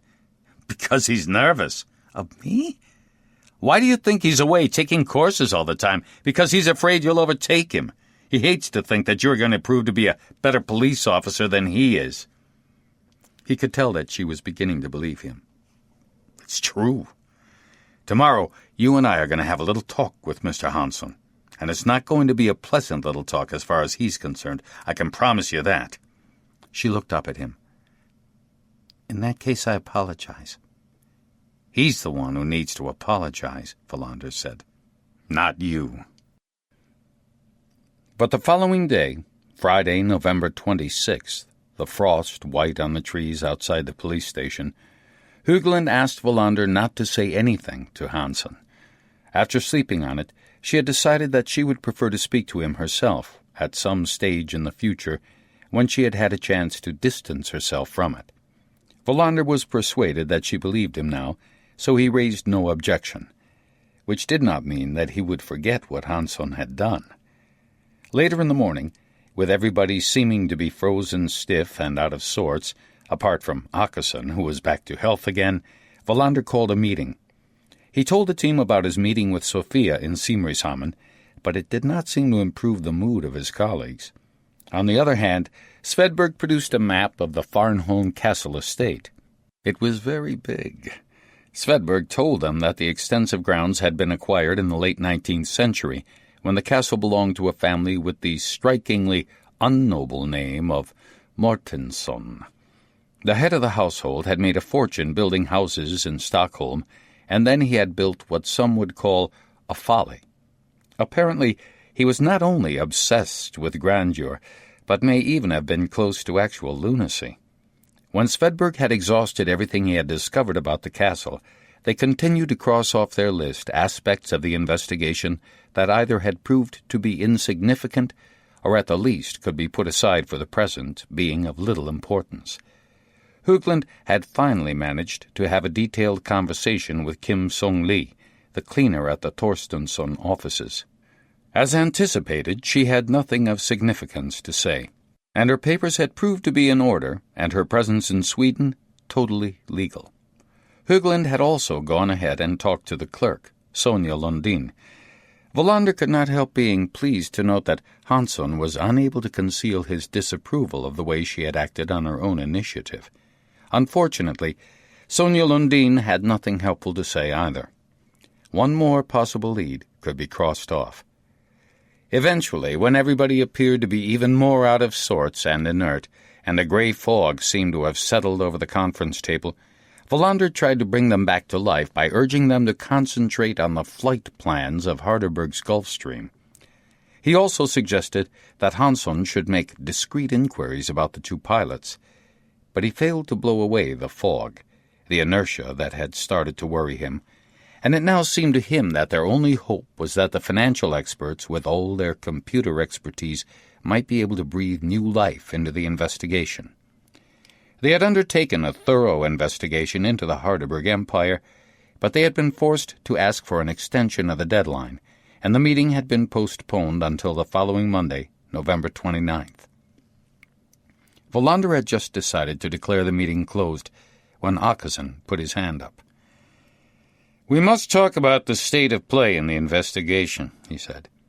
"I have allowed you to concentrate on Alfred Harderberg for another month, but at the same time I can't ignore the fact that we have only extremely thin evidence to justify it. It's as if we're drifting further away from something crucial with every day that passes. I think we'd all benefit from making one more clear and simple summary of how far we've gotten, based exclusively on the facts. Nothing else." Everybody looked at Wallander. Åkesson's comments came as no surprise, even if Wallander would have rather not been confronted by them. "You're right. We need to see where we are, even without any results from the fraud squad's analyses. Unraveling a financial empire doesn't necessarily identify a murderer, let alone several," Åkesson said. "I know that," Wallander said. But nevertheless, the picture is not complete without their information. "There is no complete picture," Martinson said glumly. "There's no picture at all." Wallander could see he would need to get a grip on the situation before it slid out of control. To give himself time to gather his thoughts, he suggested they should take a short break and clear the room. When they reassembled, he was firm and decisive. "I can see a possible pattern, just as you all can. But let's approach it from a different angle and begin by taking a look at what this case isn't. There's nothing to convince us that we're dealing with a madman. It's true, of course, that a clever psychopath could have planned a murder disguised as a car accident, but there are no apparent motives, and what happened to Sten Torstensson doesn't seem to hang together with what happened to his father, from a psychopathic point of view. Nor do the attempts to blow up Mrs. Denner and me. I say me rather than Högland because I think that's the way it was. Which brings me to the pattern that revolves around Farnholm Castle and Alfred Harderberg.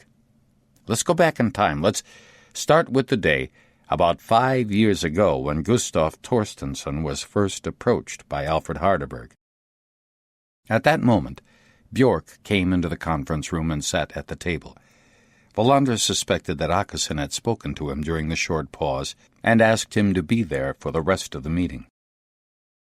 "Gustav Torstensson starts working for Harderberg," Wallander began again. "It's an unusual arrangement. One wonders how on earth a provincial lawyer can be of use to an international industrial magnate. One might suspect that Harderberg intended to use Torstensson's shortcomings to his own advantage, expecting that he would be able to manipulate him if necessary. We don't know that. It's guesswork on my part. But somewhere along the way, something unexpected happens. Torstensson starts to appear uneasy. Or maybe I should say, he appears to be depressed. His son notices, and so does his secretary. She even talks about him seeming to be afraid. Something else happens at about the same time. Torstensson and Lars Bormann have gotten to know each other through a society devoted to the study of icons. Their relationship suddenly becomes strained, and we may assume that this has a connection with Harderberg because he's somehow in the background of the fraud executed on the Malmöhus County Council. But the key question is, why did old man Torstensson start behaving in unexpected ways? I suspect that he discovered something that upset him in the work he was doing for Harderberg. Perhaps it was the same thing that upset Bormann. We don't know what it was. Then Torstensson is killed in a stage-managed accident. Thanks to what Kurt Strom has told us, we can picture roughly what happened. Sten Torstensson comes to see me at Skagen. A few days later, he too is dead. He, no doubt, felt that he was in danger because he tries to set a false trail in Finland when in fact he went to Denmark. I'm convinced that somebody followed him to Denmark. Somebody watched our meeting on the beach. The people who killed Gustav Torstensson were snapping at the heels of Sten Torstensson. They could not have known whether the father had discussed his discoveries with his son, nor could they know what Sten said to me, or what Mrs. Denner knew. That's why Sten dies, that's why they try to kill Mrs. Denner, and why my car is torched. It's also the reason why I am being watched, and not the rest of you. But everything leads us back to the question of what old man Torstensson had discovered.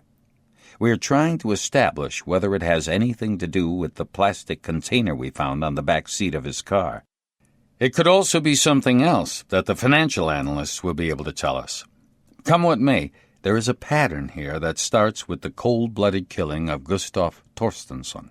Sten Torstensson sealed his fate when he came to see me in Skagen. In the background of the pattern, all we have is Alfred Harderberg and his empire. Nothing else. Not that we can see, at least. When Wallander had finished, no one had a question. "You paint a very plausible picture," Åkesson said when the silence began to feel oppressive. "You could conceivably be totally right.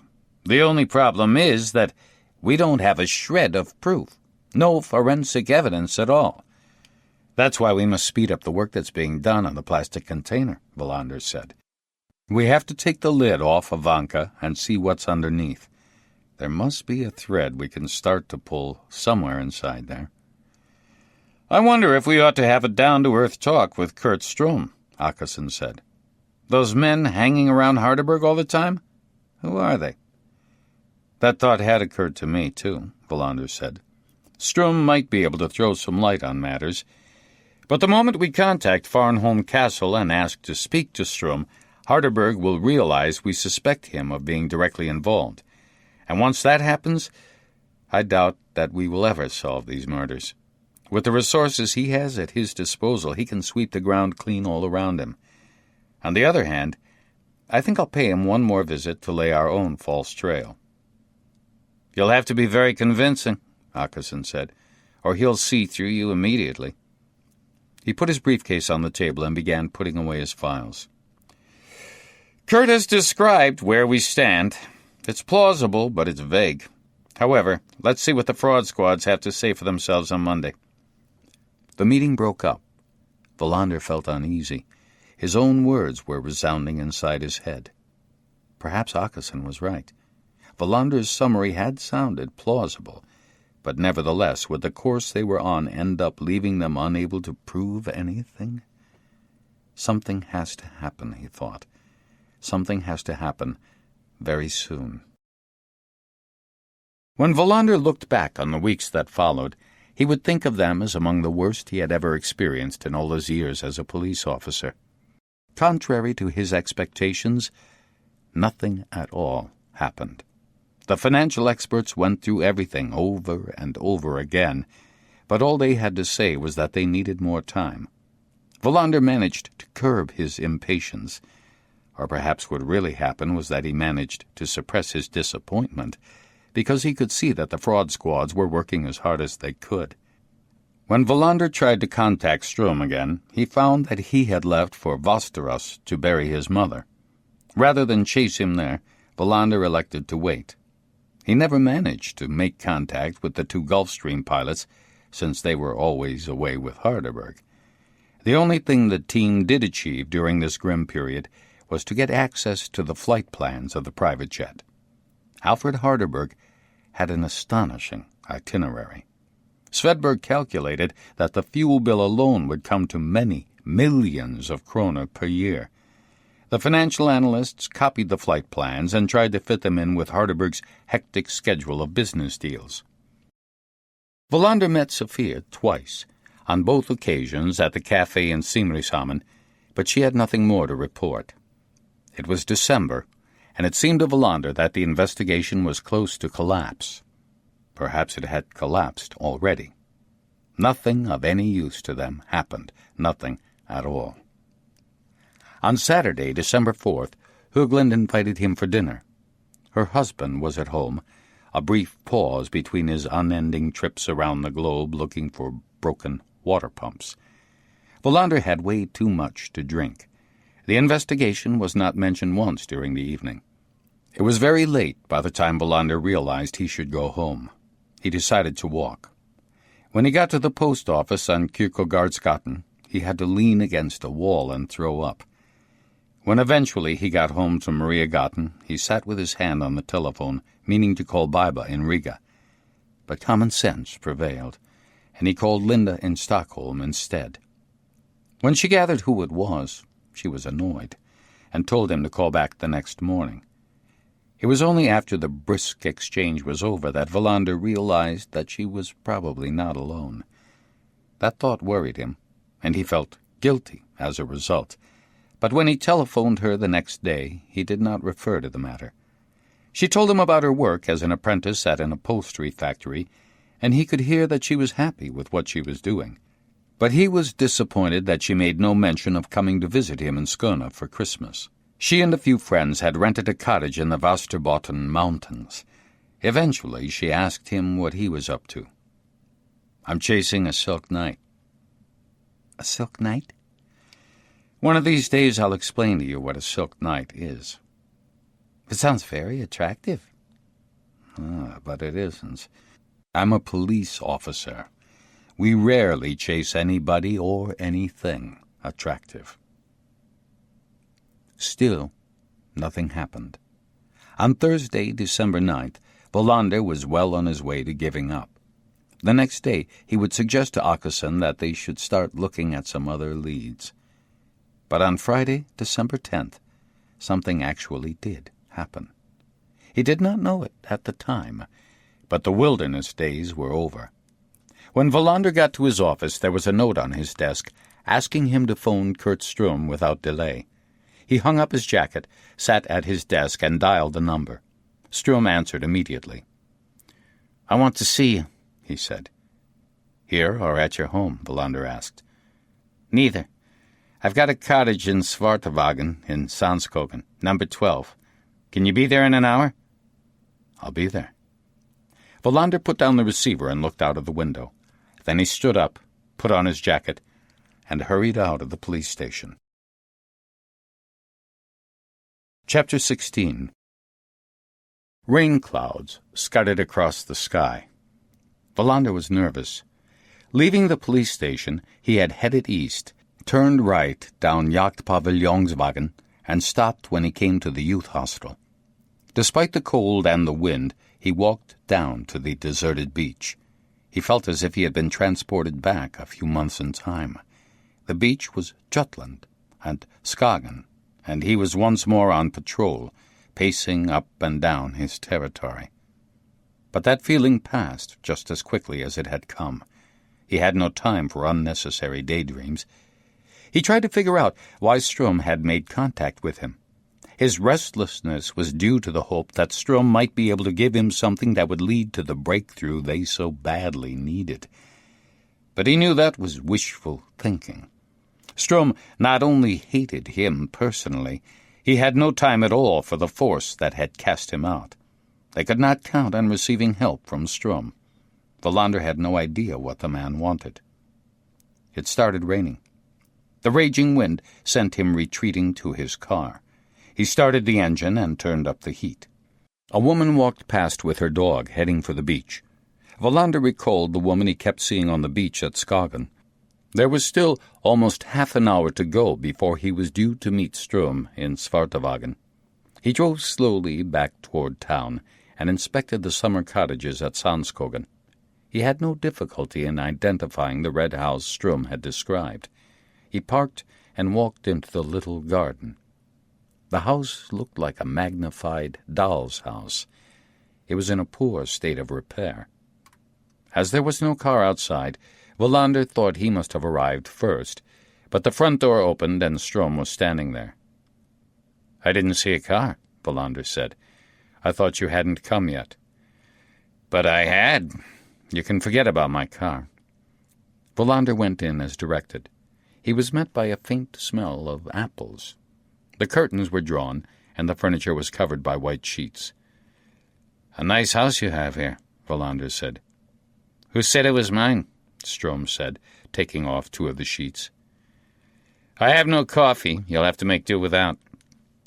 Wallander sat down in one of the chairs. The house felt raw and damp. Ström sat down opposite him. He was wearing a crumpled suit and a long, heavy overcoat. "You wanted to see me? Well, here I am."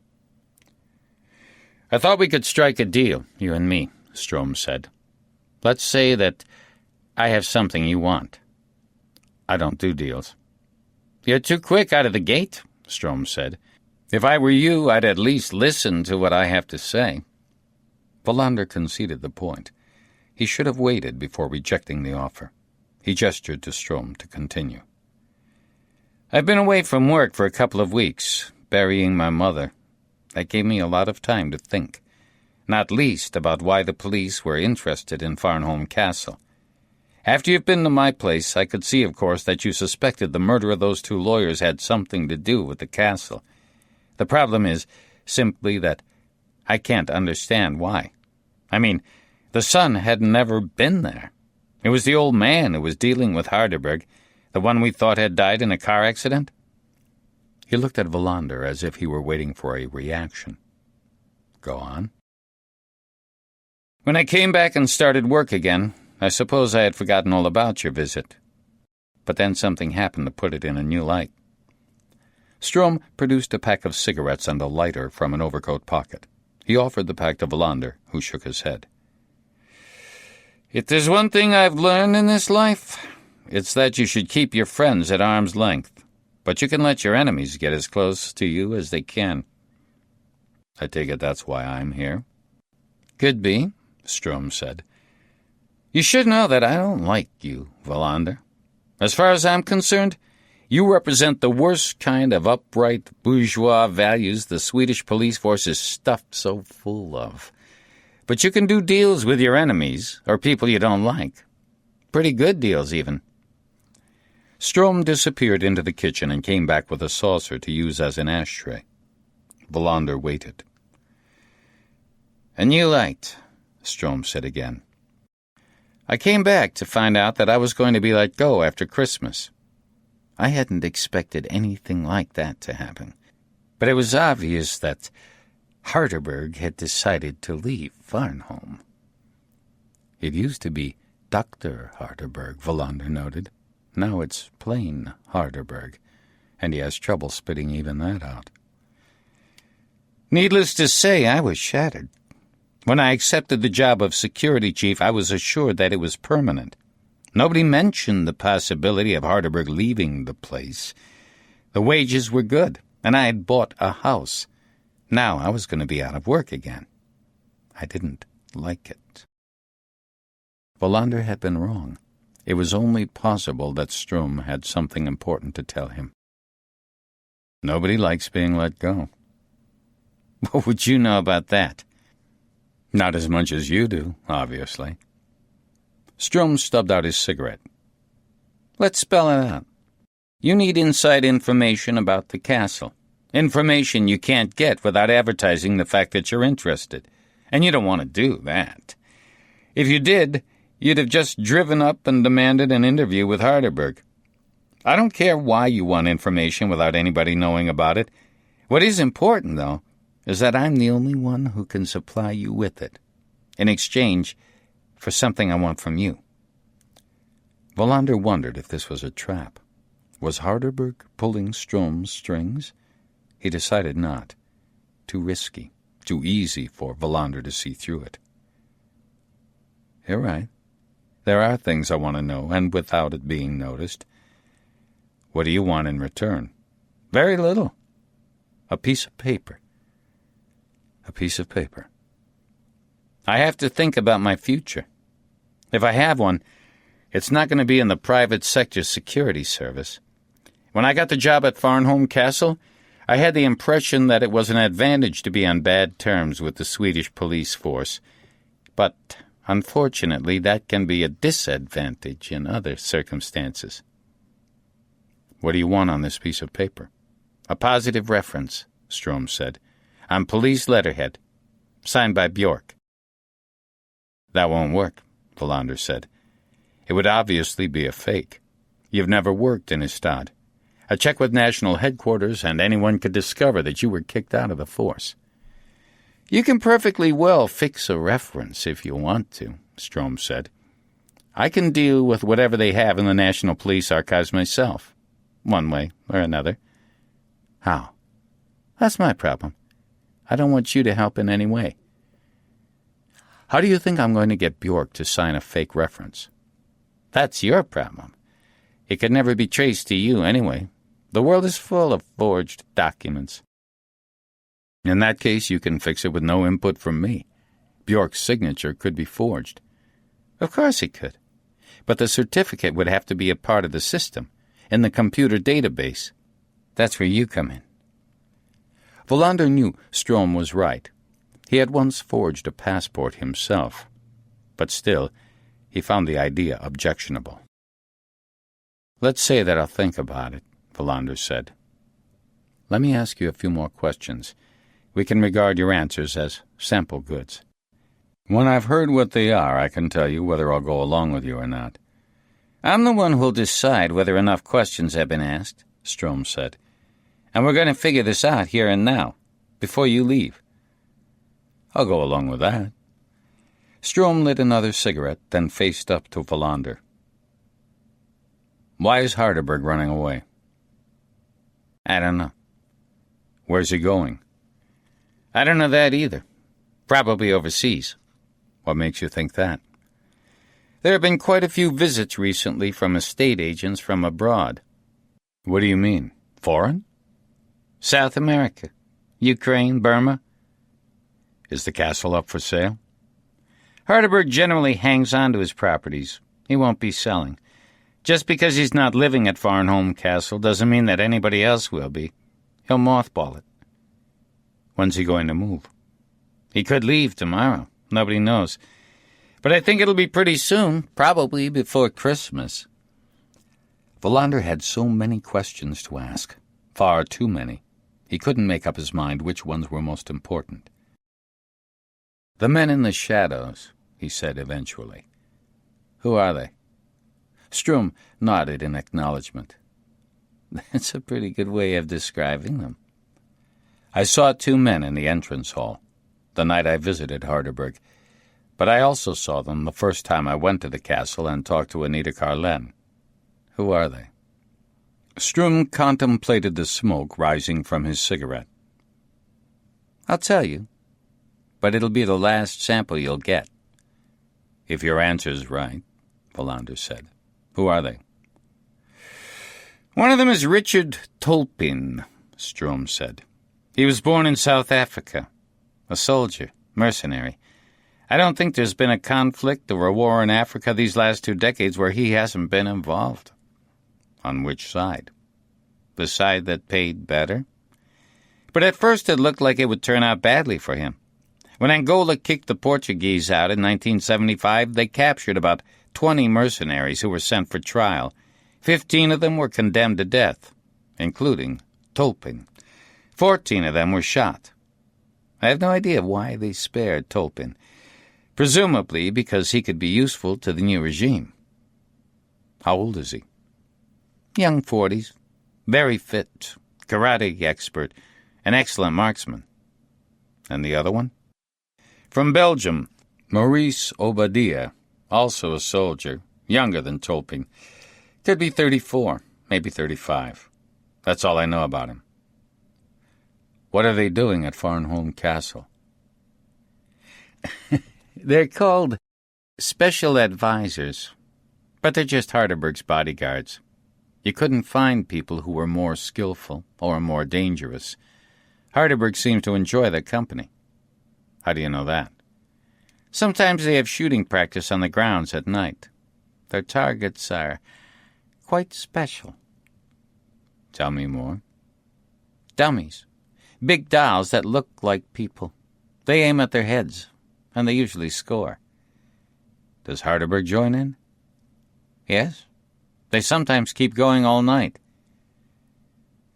Do you know whether either of them, Tolpin or Obadiah, has a Bernardelli pistol? I keep as far away from their guns as possible. There are some people you'd rather keep at arm's length. But they must have gun licenses. Strum smiled. Only if they're residents of Sweden. What does that mean? Farnholm Castle is in Sweden, surely. There's something special about special advisors. They've never set foot in Sweden, so you can't say that they are in this country. Carefully, he stubbed out his cigarette before he said, There's a helicopter pad at the castle. It's always at night. The landing lights are switched on. A helicopter lands, sometimes 2. They take off again before dawn. They fly low so they aren't tracked by radar. Whenever Harderberg is going to leave in his Gulfstream, Tolpin and Obadiah disappear the night before by helicopter. Then they meet somewhere or another. Could be Berlin. That's where the helicopters are registered. When they come back, it's the same procedure. In other words, you could say they don't go through customs like ordinary people. Wallander nodded thoughtfully. Just one more question. How do you know all this? You're confined to your bunker by the main gate. You can't possibly be allowed to roam around wherever you want. That's a question you'll never get the answer to. Let's just say it's a trade secret I don't want to pass on to anybody else. I'll fix that certificate for you, Wallander said. What do you know? Strum said with a smile. I knew we'd strike a deal. You didn't know that at all. When are you next on duty? I worked 3 nights in a row. I start tonight at 7. I'll be here at 3 this afternoon, Wallander said. I'll have something to show you. Then I'll ask my question. Strum stood up and checked through the curtains. Is there somebody following you? You can't be too careful, Strum said. I thought you had caught on to that. Wallander went back to his car and drove to the police station. He paused in reception and asked Ebba to summon a meeting of the investigation team immediately. You look pretty stressed, Ebba said. Has something happened? Yes. At long last, something has happened. Don't forget Nyberg. I need him to be there. 20 minutes later, they were ready to start, although Ebba hadn't been able to reach Hansson, who had left the building early that morning without saying where he was going. Åkesson and Björk came into the conference room just as Wallander had decided he could not wait for them any longer. Without mentioning the fact that he had agreed to a deal with Strum, he described their exchanges at the house in Svartavagen. The listlessness that had characterized recent sessions with the team was noticeably reduced, even though Wallander could read the doubt in his colleagues' faces. He felt a bit like a soccer manager trying to convince his players that they were about to enter a boom period, even though they had lost every match for the last 6 months. I believe in this, he said in conclusion. Strum can be very useful to us. Åkesson shook his head. I don't like it, he said. The success of this investigation now seems to depend on a security guard who's been kicked out of the police force, but is nevertheless cast as our savior. What choice do we have? Wallander said. Besides, I can't see that we're doing anything illegal. He was the one who came to us, not the other way around. Björk was more scathing. It's out of the question. We can't use a disgraced police officer for a snitch. There would be a major scandal if this went wrong, and the media got onto it. The National Police Commissioner would string me up if I gave you the go-ahead. Let him come after me instead, Wallander said. Strum is serious. He wants to help. As long as we do nothing illegal, we're hardly risking scandal. I can see the headlines, Björk said. They're not nice. I see different headlines. Something about 2 more murders the police haven't been able to solve. Martinsson could see that the discussion was getting out of hand, and intervened. It seems a little odd that he didn't want anything in return for giving us a little help. Can we really believe that being upset about losing his job is sufficient reason for him to start helping the police, whom he hates? He hates the police, no doubt about that, Wallander said. But I still think we can trust him. You could have heard a pin drop. Åkesson poked at his upper lip, wondering what he ought to think. Martinsson's question. You didn't answer it. He didn't ask for anything in return, Wallander said, lying through his teeth. What exactly do you want us to do? Wallander nodded in the direction of Nyberg, who was sitting next to Högland. Sten Torstensson was killed by bullets that were probably from a Bernadelli pistol. Nyberg says that's a rare weapon. I want Strum to find out whether one of those bodyguards has a Bernadelli. Then we can go to the castle and make an arrest. We can do that anyway, Åkesson said. People carrying guns, no matter what make they are, illegally residing in this country, that's good enough for me. But what then? Wallander said. We arrest them, we deport them. We've put all our eggs in one basket and then dropped it. Before we can point to those men as possible murderers, we have to know whether either of them has a gun that could be the murder weapon. Fingerprints, Nyberg said. That would be good. Then we can run a check with Interpol and Europol. Wallander agreed. He had forgotten about fingerprints. Åkesson was still poking at his upper lip. Is there anything else you have in mind?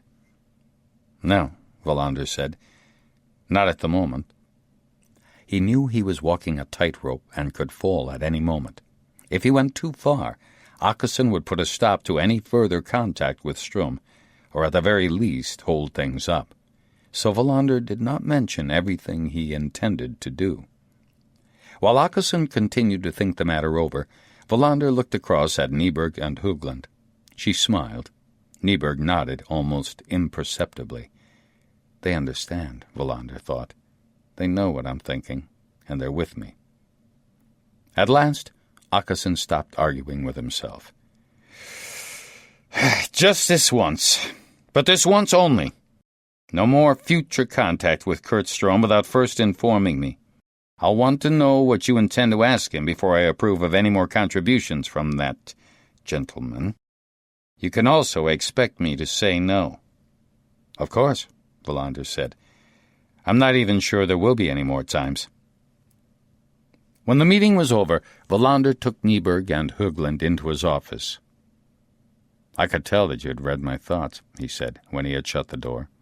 You didn't say anything, so I take it you agree with me that we should go a bit further than I led Åkesson to believe. The plastic container, Nyberg said. If Ström could find a similar one at the castle, I'd be more than grateful. Exactly. That plastic container is the most important thing we've got. Or the only thing, depending on how you look at it. But how is he going to be able to get away with it if he does find one, Högland said. Wallander and Nyberg exchanged looks. If what we think is true, the container we found in Gustav Torstensson's car was a substitute, Wallander said. I thought we could give it back and replace it with the right one. I should have thought of that, she said. Not thinking fast enough.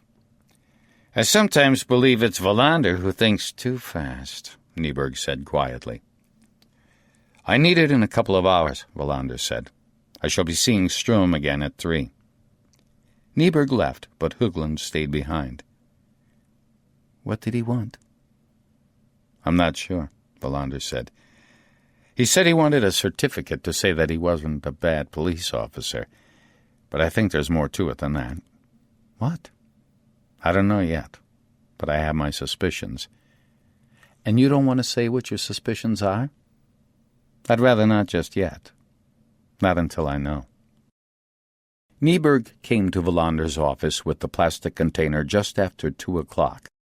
He had put it inside 2 black trash bags. Don't forget the fingerprints, Nyberg said. Anything at all. Glasses, cups, newspapers.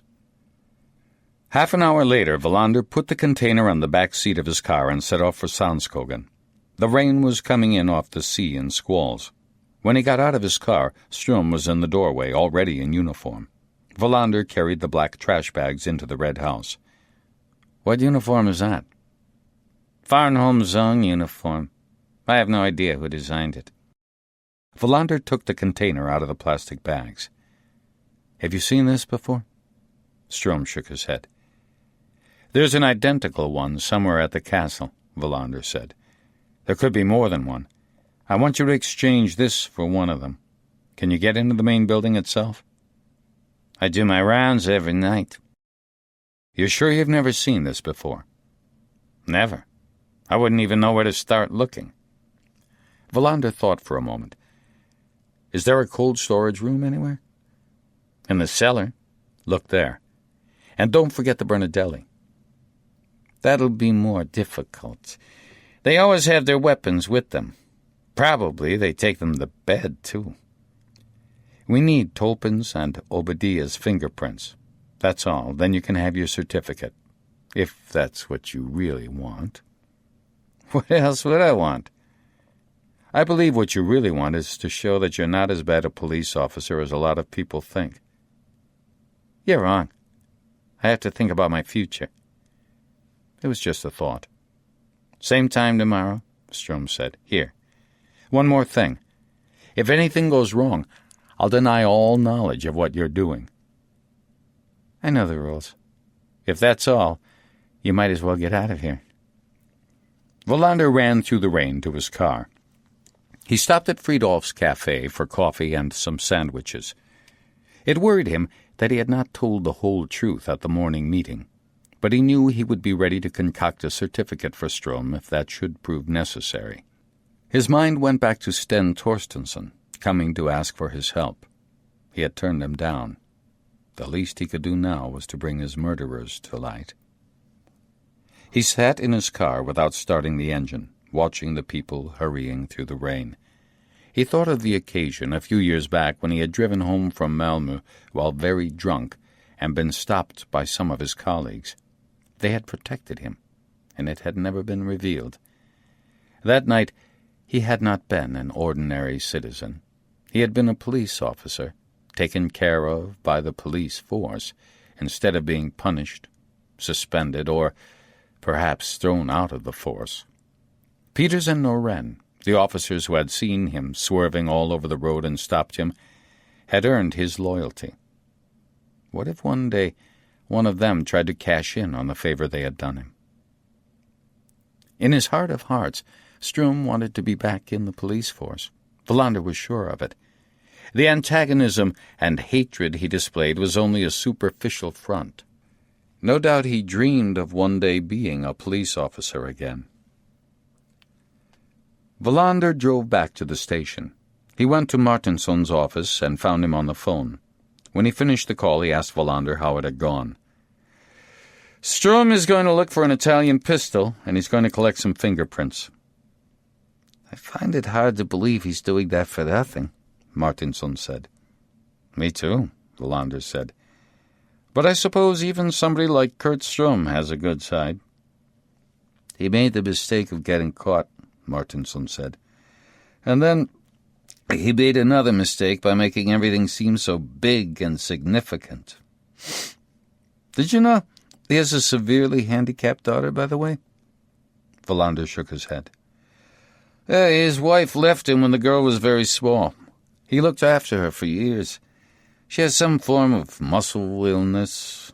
But then it got so bad that she couldn't stay at home any longer, and she had to go into a special home. He still visits her whenever he can." "How do you know all this?" "I called Rossland in Malmö and asked him. I said I had happened to bump into Strum. I don't think Rossland knew he works at Farnholm Castle, and I didn't mention it, of course." Wallander stood staring out of the window. "There's not much else we can do but wait," Martinson said. Wallander did not respond. It eventually dawned on him that Martinson had said something. "I didn't hear what you said." "All we can do is wait." "Yes. And right now there's nothing I find harder to do." Wallander went back to his office, sat at his desk, and contemplated the enlarged overview of Alfred Harderberg's worldwide empire they had received from the fraud squad in Stockholm. He had pinned it to the wall. "What I'm looking at is really an atlas of the world," he thought. National boundaries have been replaced by ever-changing demarcation lines between different companies whose turnover and influence are greater than the budgets of many whole countries. He searched through the papers on his desk until he found the summary of the 10 largest companies in the world that had been sent to him as an appendix by the fraud squad. They must have had a hyperactivity fit.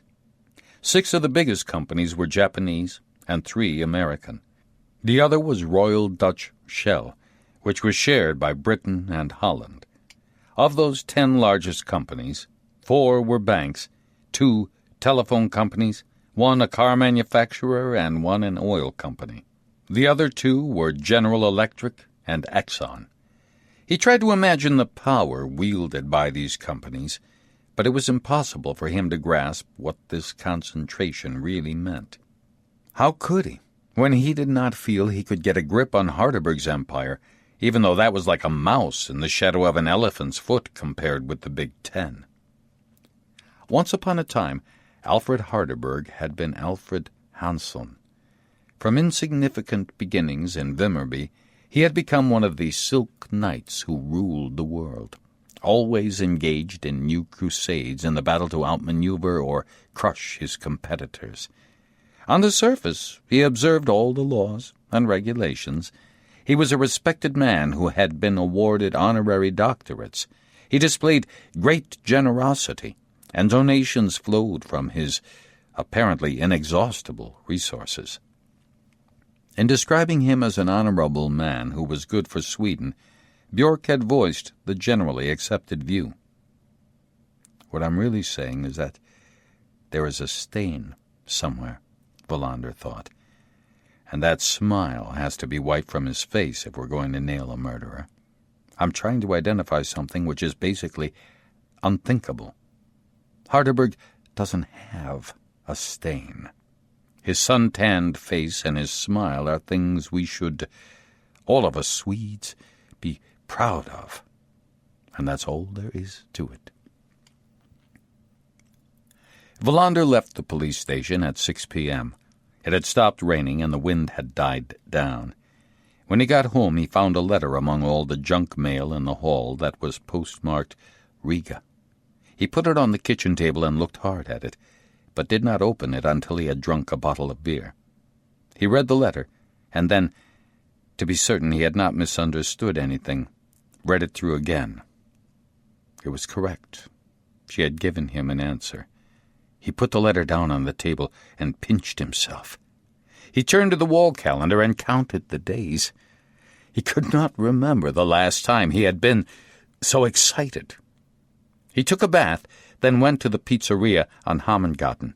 He drank a bottle of wine with his meal, and it was only when he had become a little tipsy that he realized he had not given a thought to Alfred Harderberg or Kurt Strum all evening. He was humming an improvised tune when he left the pizzeria, and then wandered about the streets until almost midnight. Then he went home and read the letter from Bible one more time, just in case there was something in her English that he had misunderstood after all. It was as he was about to fall asleep that he started thinking about Strum, and immediately he was wide awake again. Wait, Martinson had said. That was the only thing they could do. He got out of bed and went to sit on the living room sofa. What do we do if Strum doesn't find an Italian pistol, he thought. What happens to the investigation if the plastic container turns out to be a dead end? We might be able to deport a couple of foreign bodyguards who are in Sweden illegally, but that's about all.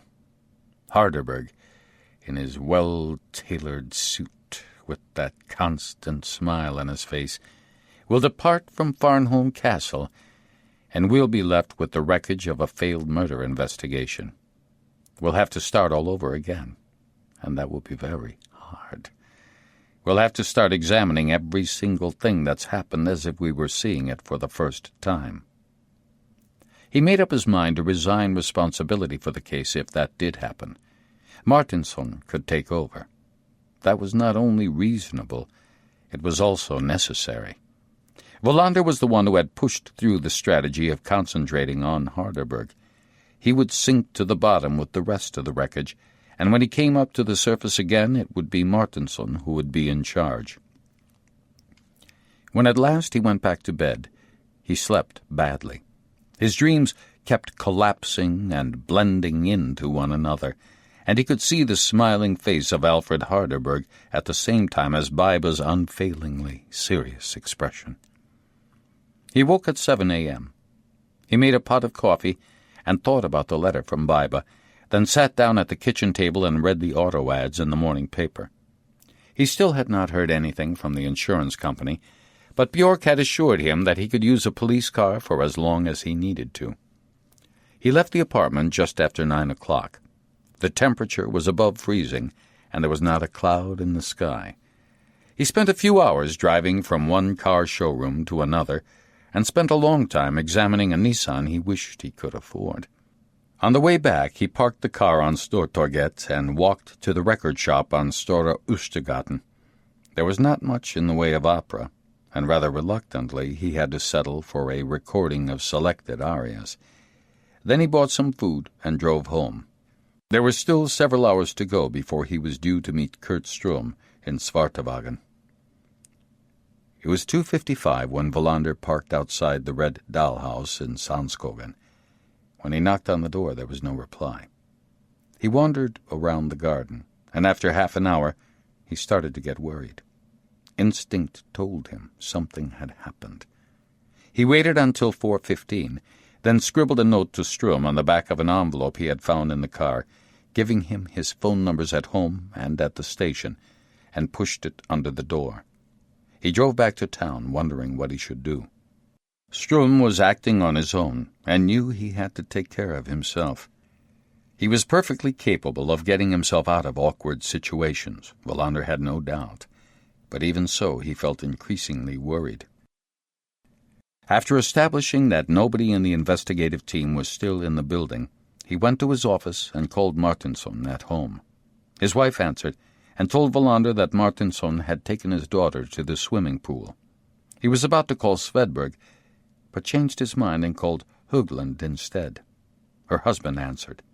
When she came to the phone, Wallander told her that Strum had failed to turn up at their rendezvous. What does that mean? I don't know. Probably nothing, but I'm worried. Where are you? In my office. You want me to come in? That's not necessary. I'll call you back if anything happens. He hung up and continued waiting. At 5:30 p.m., he drove back to Svartavagen and shone his flashlight on the door. The corner of the envelope was still sticking out underneath, so Strum had not been home. Wallander had his cell phone with him and dialed Strum's number at Glimmingehaus. He let it ring for about a minute, but there was no answer.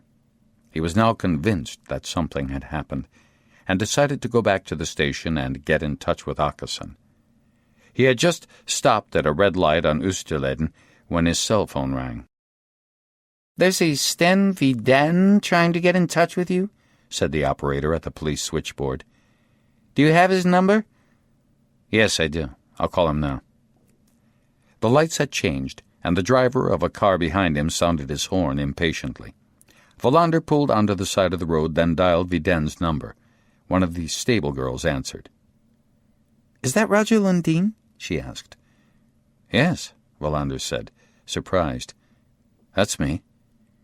"I'm supposed to tell you that Sten is on his way to your apartment in Ystad." "When did he leave?" "A quarter of an hour ago." Wallander made a racing start to beat the yellow light and drove back to town. Now he was certain something had happened. Strum had not returned home, and Sophia must have contacted Vidén and had something so important to tell him that Vidén had felt it was necessary to drive to his apartment. When he turned onto Maria Gaten, there was no sign of Vidén's old Volvo Duet. He waited in the street, wondering desperately what could have happened to Strum. When Vidén's Volvo appeared, Wallander opened the door before Vidén even had time to switch off the engine. "What happened?" he said, as Vidén tried to extricate himself from the tattered seatbelt. "Sophia phoned. She sounded hysterical." "What about?" "Do we really have to be out here in the street?" "It's just that I'm worried." "On Sophia's account?" "No, Kurt Strom's." "Who the hell is he?" "We'd better go inside. You're right, we can't stand out here in the cold." As they went up the stairs, Wallander noticed that Vidén smelled of strong drink. He had better have a serious talk with him about that. One of these days, after they had resolved who killed the two lawyers. They sat at the kitchen table, with Biba's letter still lying there between them. "Who's this Strum?" Vidén asked again. "Later. You first. Sophia?" "She phoned about an hour ago," Vidén said, making a face. "I couldn't understand what she was saying at first. She was off her rocker." "Where was she calling from?" "From her apartment at the stables." "Oh, shit." "I don't think she had much choice," Vidén said, scratching his stubble. "If I understood her correctly, she had been out riding. Suddenly, she comes across a dummy lying on the path ahead of her. Have you heard about the dummies, life-size?" "She told me. Go on." "The horse stopped and refused to go past. Sophia dismounted to pull the dummy out of the way. Only it wasn't a dummy." "Oh, yeah," said Wallander slowly. "You sound as if you already know about it." "I'll explain later. Go on." "There was a man lying there, covered in blood." "Was he dead?" "It didn't occur to me to ask. I assumed so." "What next?" "She rode away and phoned me." "What did you tell her to do?" I don't know if it was the best advice, but I told her to do nothing, to sit tight. Good. You did exactly the right thing. Vidin excused himself and went to the bathroom. Wallander could hear the faint clinking of a bottle. When he came back, Wallander told him about Strum. So you think he was the one there in the path? Vidin said.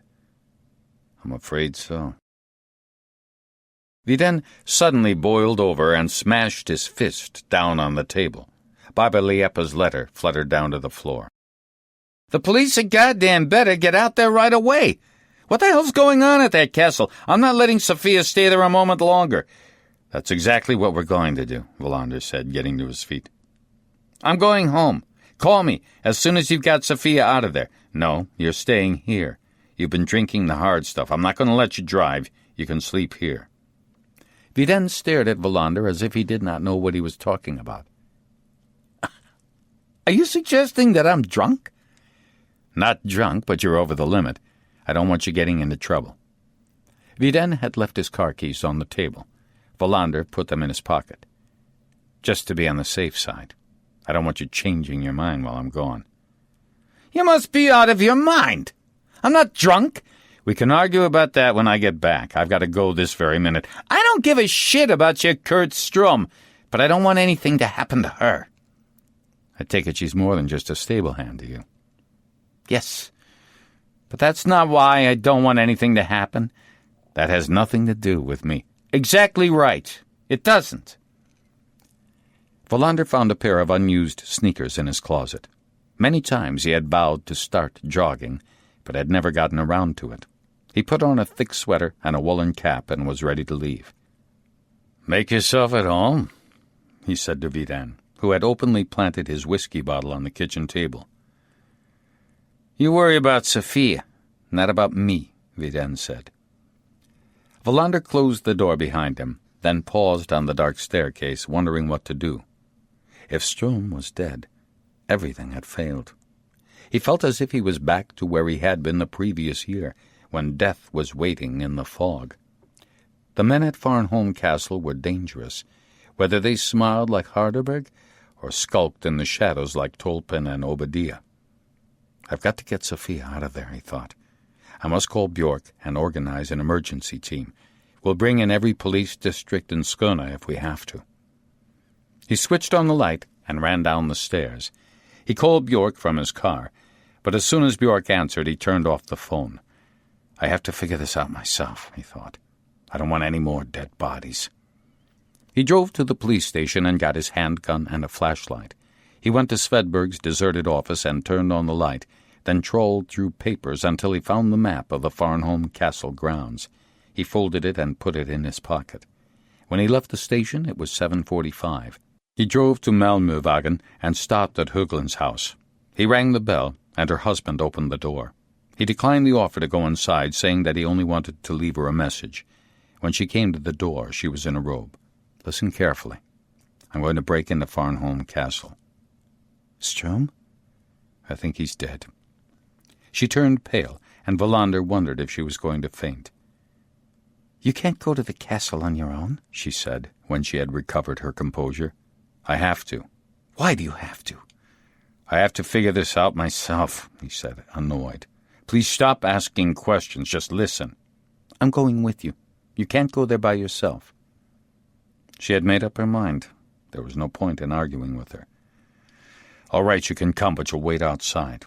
I could use somebody I can be in radio contact with. She ran up the stairs. Her husband ushered Wallander in and closed the door.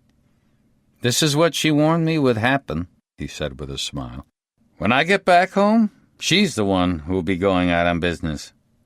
This probably won't take very long, Wallander said, though he could hear how lame the words sounded. A couple of minutes later, she came back down wearing a tracksuit. Don't wait up for me, she said to her husband. Nobody to wait up for me, Wallander thought. Nobody. Not even a dozing cat among the plant pots on a window ledge. They drove to the police station and got 2 radios. Maybe I should get a gun. No. You'll wait outside the perimeter, and you'd better do exactly as I say. They left Ystad behind. It was a clear, cold night. Wallander was driving fast. "What are you going to do?" "I'm going to find out what happened." She can see through me, he thought. She knows. I don't have a clue what I'm going to do. They continued in silence and reached the turnoff to Farnholm Castle at about 9:30. Wallander drove into a parking place reserved for tractors and switched off his engine and also the lights. They sat there in the dark. "I'll be in touch every hour," Wallander said. "If you hear nothing for more than 2 hours, call Bjork and tell him to organize a full emergency team." "You shouldn't be doing this, you know." "All my life I've been doing things I shouldn't be doing. Why stop now?" They tuned their radios.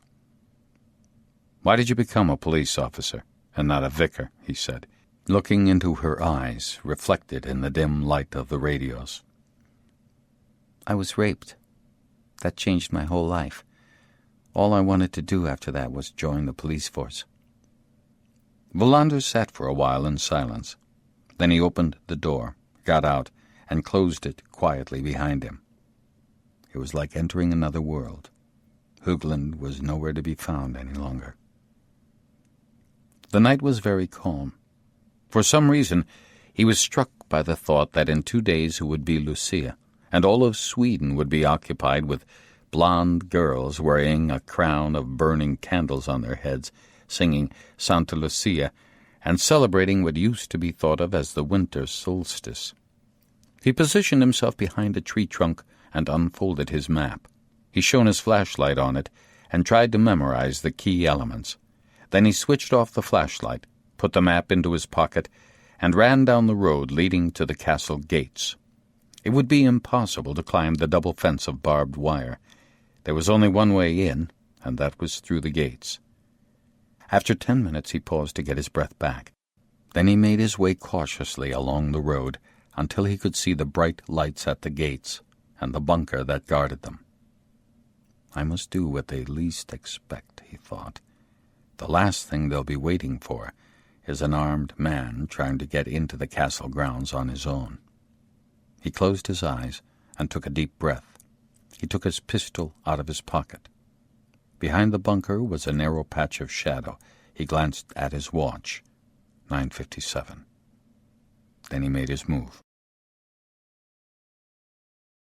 Chapter 17. The first call came after half an hour. She could hear his voice clearly, with no interference, as if he had not gone far from the car, but was standing close by in the shadows. "Where are you?" "I'm inside the grounds. Stand by for the next call in an hour from now." "What's happening?" But there was no answer. She thought there had been a temporary loss of contact and waited for him to call back, but then she realized that Wallander had switched off without replying to her question. There was no sound from the radio. It seemed to Wallander that he was walking through the valley of the shadow of death. Nevertheless, getting in had been easier than he had ever dared to hope. He had sneaked swiftly to the narrow patch of shadow behind the bunker and been surprised to discover a small window. By standing on tiptoe, he could see inside. There was only one person in the bunker, sitting in front of a bank of computer screens and telephones. Only one person, and a woman at that. She seemed to be knitting a child's sweater. Wallander could hardly believe his eyes. The contrast with what was happening within the gates was too great, almost impossible to grasp. Obviously, she could not possibly suspect that there would be an armed man just outside, so he walked calmly around the bunker and tapped on the door, trying to make it as friendly a knock as possible. Just as he had thought, she opened the door wide, not anticipating any threat. She had her knitting in her hand and looked at Wallander in surprise. It had not occurred to him to draw his pistol. He explained who he was, Inspector Wallander from the Ystad police, and even apologized for disturbing her. He ushered her gently back inside the bunker and closed the door behind them. He looked to see whether there was a security camera inside the bunker as well, but there was no sign of one, and invited her to sit down. At that point, It dawned on her what was happening, and she started screaming. Wallander drew his pistol. Holding the gun in his hand worried him so much that he felt sick. He avoided aiming at her, but ordered her to be quiet. She looked scared to death, and Wallander wished he had been able to calm her down, saying she could continue knitting the sweater, which was no doubt meant for one of her grandchildren. But he thought about Strum and Sophia. He thought about Sten Torstensson and the mine in Mrs. Donner's garden. He asked if she had to keep reporting back to the castle, but she said she did not. His next question was crucial. "Kurt Strum really should have been on duty tonight," he said. "They called down from the castle and said I had to do his shift because he was sick." "Who called?" "One of the secretaries." "Tell me exactly what she said, word for word." "Kurt Strum is sick. That's all." As far as Wallander was concerned, he now had confirmation that everything had gone wrong. Strum had been unmasked, and Wallander had no illusions about the ability of the men around Harderberg to extract the truth from him. He looked at the terrified woman. She was clinging to her knitting. "There's a man just outside," he said, pointing to the window. "He's armed, just like me.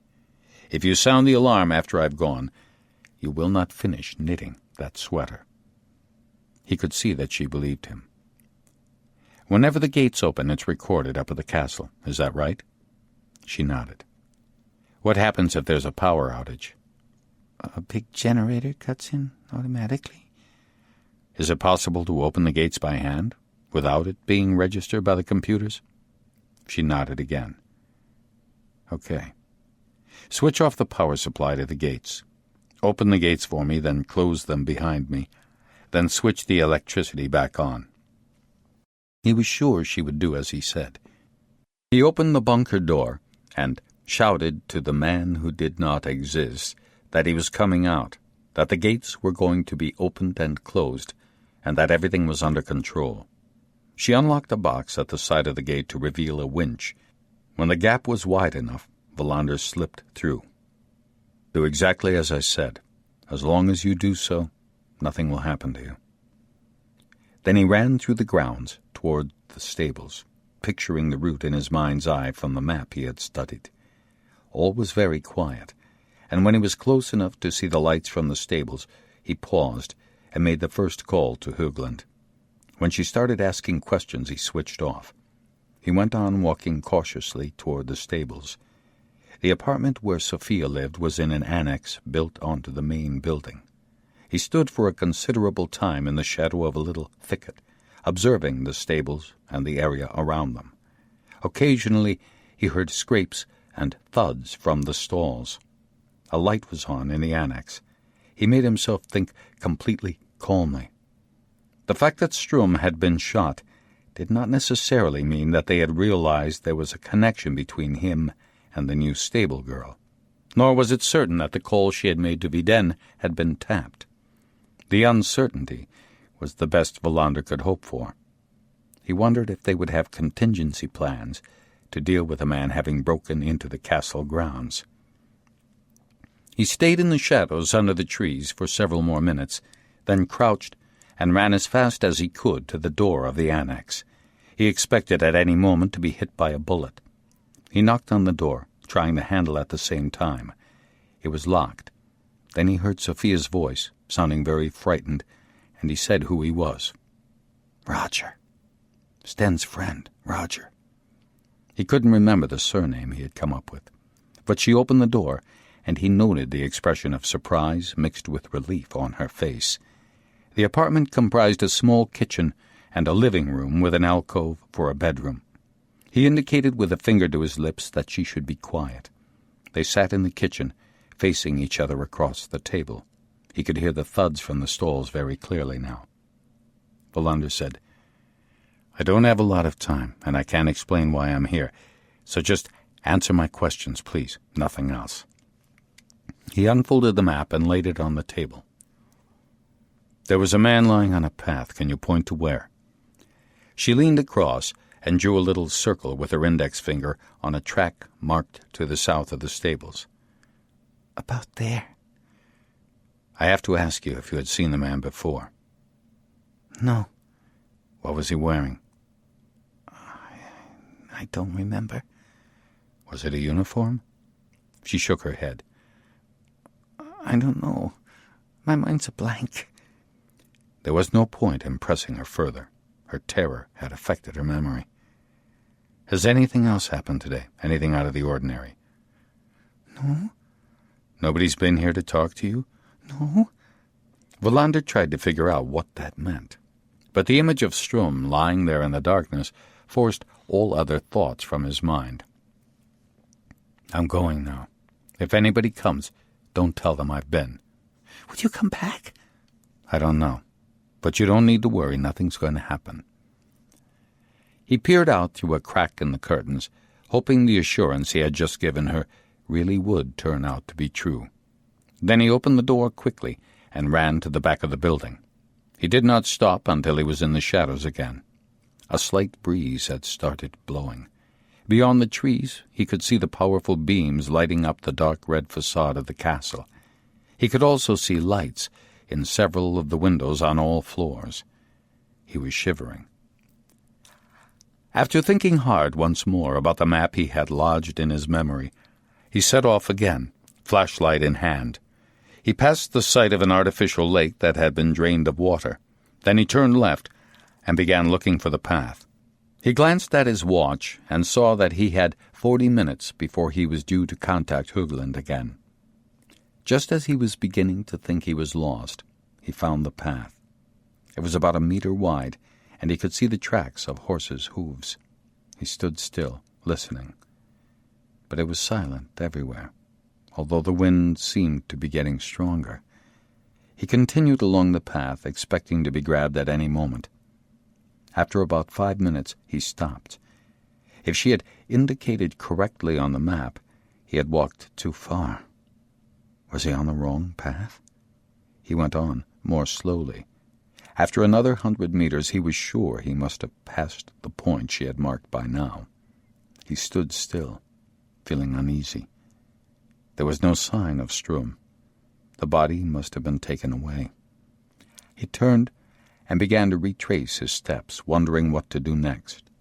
He stopped again, this time because he needed to urinate. He stepped into the bushes by the side of the path.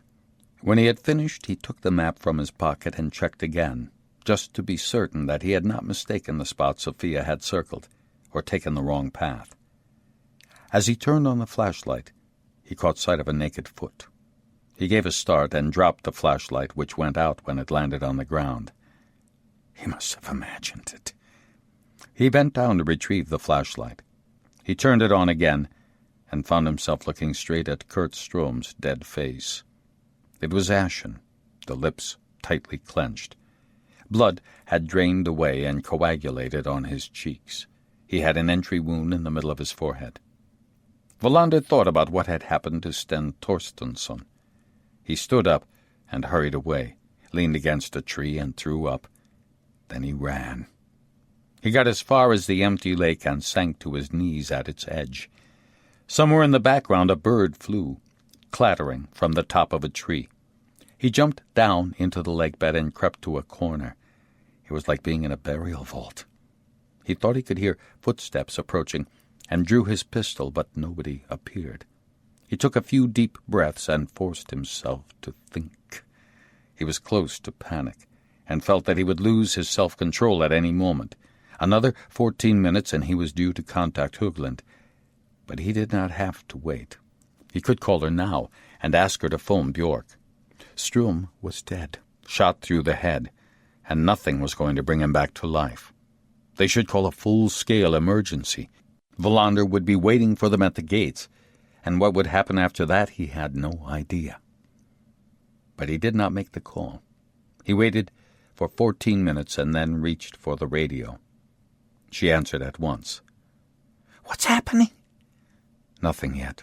I'll call again in an hour." "Have you found Strum?" He switched off. Once again he was alone in the darkness.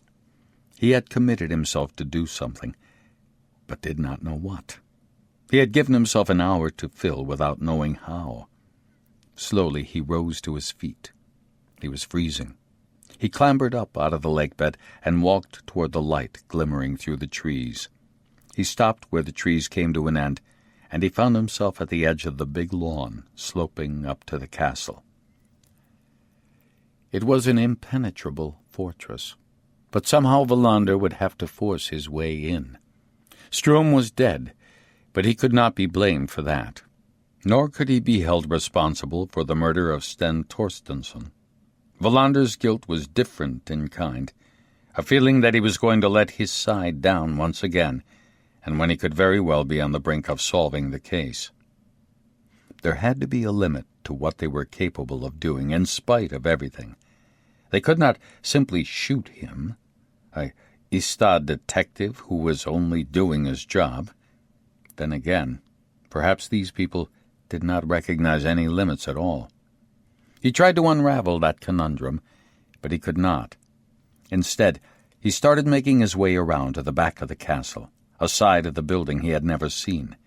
It took him 10 whole minutes, despite walking briskly, not only because he was afraid, but also because he was so cold. He could not stop shivering. At the back of the castle was a half-moon-shaped terrace jutting out into the grounds. The left side of the terrace was in shadow. Some of the hidden spotlights must have stopped working. There were stone steps from the terrace down onto the lawn. He ran as fast as he could until he was in the shadows again. He crept up the steps, his flashlight in one hand and his radio in the other. The pistol was in his pants pocket.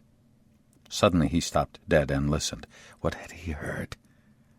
It was one of his internal alarms going off. Something's wrong, he thought. But what? He pricked up his ears, but he could hear nothing apart from the wind coming and going. Something to do with the light, he thought. I'm being drawn toward the shadows, and they are lying in wait for me. When the penny dropped, and he realized he had been tricked, it was too late. He turned to go back down the steps, but was blinded by a dazzling white light shining straight into his face. He had been lured into the shadowy trap, and now it had sprung. He held the hand holding the radio over his eyes to keep out the light, but at the same time he felt himself being grabbed from behind. He tried to fight his way free, but it was too late. His head exploded, and everything went black. A part of his mind was conscious of what was happening all the time. Arms lifted him up and carried him. He could hear a voice speaking. Somebody laughed. A door opened, and the sound of footsteps on the stone terrace ceased. He was indoors, perhaps being carried up a staircase, and then he was set down on something soft. Whether it was the pain in the back of his head, or the feeling of being in a room with the lights out, or at least dimmed, he did not know. But he came around, opened his eyes, and found himself lying on a sofa in a very large room. The floor was tiled, possibly with marble. Several computers with flickering screens stood on an oblong table. He could hear the sound of air-conditioning fans, and somewhere, out of his field of vision, a telex machine was clicking away. He tried not to move his head. The pain behind his right ear was too great. Then somebody started speaking to him, a voice he recognized, close by his side. "A moment of madness," Harderberg said, "when a man does something that can only end with him being injured, or killed." Wallander turned gingerly and looked at him. He was smiling. Further back, where the light barely penetrated, he could just make out the outlines of 2 men, motionless. Harderberg walked around the sofa and handed him the radio. His suit was immaculate, his shoes highly polished. "It's 3 minutes past midnight," Harderberg said. "A few minutes ago somebody tried to contact you. I have no idea who it was, of course, and I don't care. But I assume somebody is waiting for you to get in touch. You'd better do that. I don't need to tell you, I am sure, that you shouldn't attempt to raise the alarm. We've had enough madness for one day." Wallander called her up, and she answered immediately. Everything's okay. I'll report again an hour from now. Have you found Strum? He hesitated, unsure of what to say. Then he noticed that Harderberg was nodding at him encouragingly. Yes, I've found him, Wallander said. I'll call again at 1. Wallander put the radio on the sofa beside him. The woman police officer, Harderberg said. I take it that she's in the vicinity. We could find her if we wanted to, of course. But we don't. Wallander gritted his teeth and stood up. I have come in order to inform you, he said, that you are suspected of being an accessory to a number of serious crimes. Harderberg observed him thoughtfully. I waive my right to have a lawyer present. Please go on, Inspector Wallander. You are suspected of being an accessory to the deaths of Gustav Torstensson and his son, Sten Torstensson. Furthermore, you are now also suspected of being implicated in the death of your own chief of security, Kurt Strum. In addition, there is the attempted murder of the solicitor's secretary, Mrs. Donner, and of myself and Officer Högland. There are a number of other possible charges, including ones connected to the fate of the accountant Bormann. The public prosecutor will have to work out the details. Harderberg sat down slowly in an armchair. Are you saying that I am under arrest, Inspector Wallander? Wallander felt on the point of fainting and sat again on the sofa. I don't have the necessary papers, but that doesn't affect the basic circumstances. Harderberg leaned forward in his armchair, chin resting on one hand. Then he leaned back again and nodded. I'll make things easy for you. I confess. Wallander stared at him, unable to believe his ears. You're absolutely right, Harderberg said. I admit to being guilty on all counts. Including Bormann? Including Bormann, of course. Wallander could feel his fear creeping up on him again, but this time colder, more threatening than before. The whole situation was off-kilter. He was going to have to get out of the castle. Harderberg watched him attentively, as if trying to read Wallander's thoughts. To give himself time to work out how he could get an SOS to Högland without Harderberg realizing, Wallander started asking questions, as if they were in an interrogation room. But he still could not tell what Harderberg was up to. Had he known Wallander was on the grounds from the moment he passed through the gate? What had Strum given away before he was killed? The truth, Harderberg said, interrupting Wallander's train of thought. Does it exist for a Swedish police officer? Establishing the line between a lie and a fact, the real truth, is the basis of all police work. A correct answer, Harderberg said approvingly. But it's wrong, all the same, because there's no such thing as an absolute truth or an absolute lie. There are just agreements. Agreements that can be entered into, kept, or broken. If somebody uses a gun to kill another human being, that can hardly be anything but a factual happening. He could hear a faint note of irritation in Harderberg's voice when he answered. We don't need to discuss what's self-evident. I'm looking for a truth that goes deeper than that. Death is deep enough for me, Wallander said. Gustav Torstensson was your lawyer. You had him killed. The attempt to disguise the murder as a car accident failed. I'd be interested to know how you reached that conclusion. A chair leg was left lying in the mud. The rest of the chair was in the car trunk. The trunk was locked. So simple. Pure carelessness. Harderberg made no attempt to conceal the look he gave the two men skulking in the shadows. What happened? Wallander said. Torstensson's loyalty began to waver. He saw things he shouldn't have seen. We were forced to ensure his loyalty. once and for all. Occasionally, we amuse ourselves here at the castle with shooting practice. We use mannequins, tailor's dummies, as targets. We put a dummy in the road. He stopped. He died. And thus his loyalty was insured. Harderberg nodded, but seemed to be miles away. He jumped to his feet and stared at rows of figures that had appeared on one of the flickering computer screens. Wallander guessed they were stock prices from some part of the world where it was already daytime. But then, did stock exchanges open on Sundays? Perhaps the figures he was checking had to do with quite different financial activities. Harderberg returned to his armchair. "We couldn't be sure how much his son knew," he said, as if he had never paused. "We kept him under observation. He went to visit you in Jutland. We couldn't be sure how much he had told you, or Mrs. Donner, for that matter. I think you have analyzed the circumstances very skillfully, Inspector Wallander. But of course we saw right away that you wanted us to think you had another lead you were following.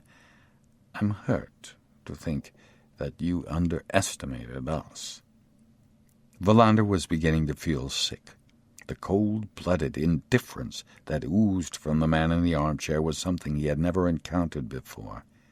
Nevertheless, his curiosity led him to ask more questions. "We found a plastic container in the car," he said. "I suspect it was substituted for another one when you killed him." "Why would we want to substitute it? Our technicians could prove that it had never contained anything. We assumed that the container itself was of no significance. What was important was what it was meant to be used for." "And what was that, pray?" "Now you're asking the questions, and I'm expected to answer them." "It's getting late," Harderberg said. "Why can't we give this conversation a touch of playfulness? It's quite meaningless, after all." "We're talking about murder," Wallander said. "I suspect that plastic container was used to preserve and carry transplant organs cut out of murdered people." Just for a moment, Harderberg stiffened. It was gone in a flash, but Wallander noticed it even so. That clinched it. He was right. "I'll look for business deals wherever I can find them," Harderberg said. "If there is a market for kidneys, I buy and sell kidneys, just to give one example." "Where did they come from?" "From deceased persons, people you've killed." "All I have ever done is buy and sell," Harderberg said patiently. "What happens before the goods come into my hands is no concern of mine. I don't even know about it." Wallander was appalled. "I didn't know people like you existed," he said in the end. Harderberg leaned quickly forward in his armchair. "That was a lie. You know perfectly well such people exist. I'd go as far as to say that deep down you envy me." "You're crazy," Wallander said, making no attempt to conceal his disgust. "Crazy with happiness? Crazy with rage? Yes, okay, but not plain crazy, Inspector. You have to understand that I'm a passionate human being. I love doing business, conquering a rival competitor, increasing my fortune, and never needing to deny myself anything. It's possible that I'm a restless Flying Dutchman, always seeking something new, but more than anything else I'm a heathen, in the correct sense of the word. Perhaps Inspector Wallander is familiar with the works of Machiavelli." Wallander shook his head. "Christians, according to this Italian thinker, say the highest level of happiness is to be attained through humility, self-denial, and contempt for everything human. Heathens, on the other hand, see the highest level of goodness in mental greatness, bodily strength, and all the qualities that make human beings frightening." Wise words that I always do my best to live up to." Wallander said nothing. Harderberg looked at the two-way radio and then at his watch. It was 1 a.m. Wallander called Högland, thinking that now he really had to work out how to convey his SOS. But yet again he told her that all was well, everything under control. She could expect him to be in touch again at 2 a.m. Wallander made calls each hour through the night, but he could not get her to see that what he really wanted was for her to sound the alarm and send as many officers as possible to Farnholm.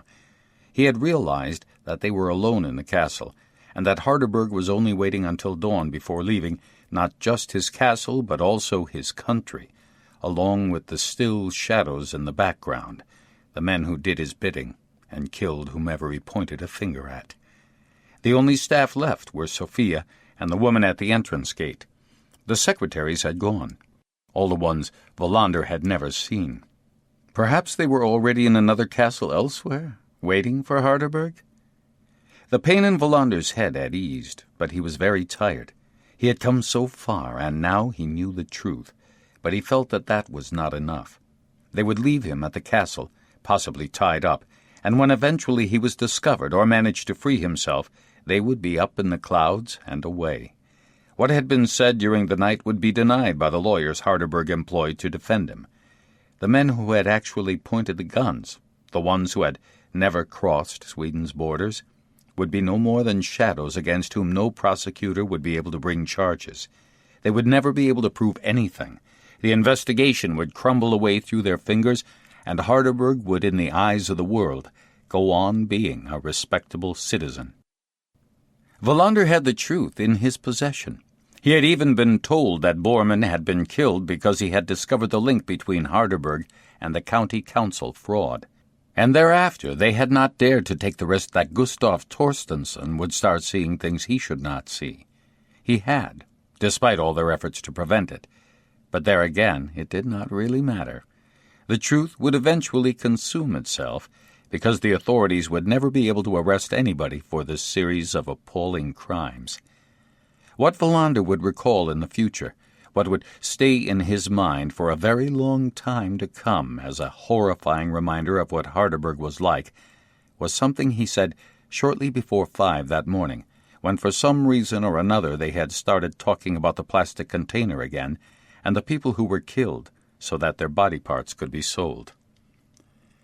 "You have to understand that it's but a tiny part of my activities. It's negligible, marginal. But it's what I do, Inspector Wallander. I buy and sell. I'm an actor on the stage governed by market forces.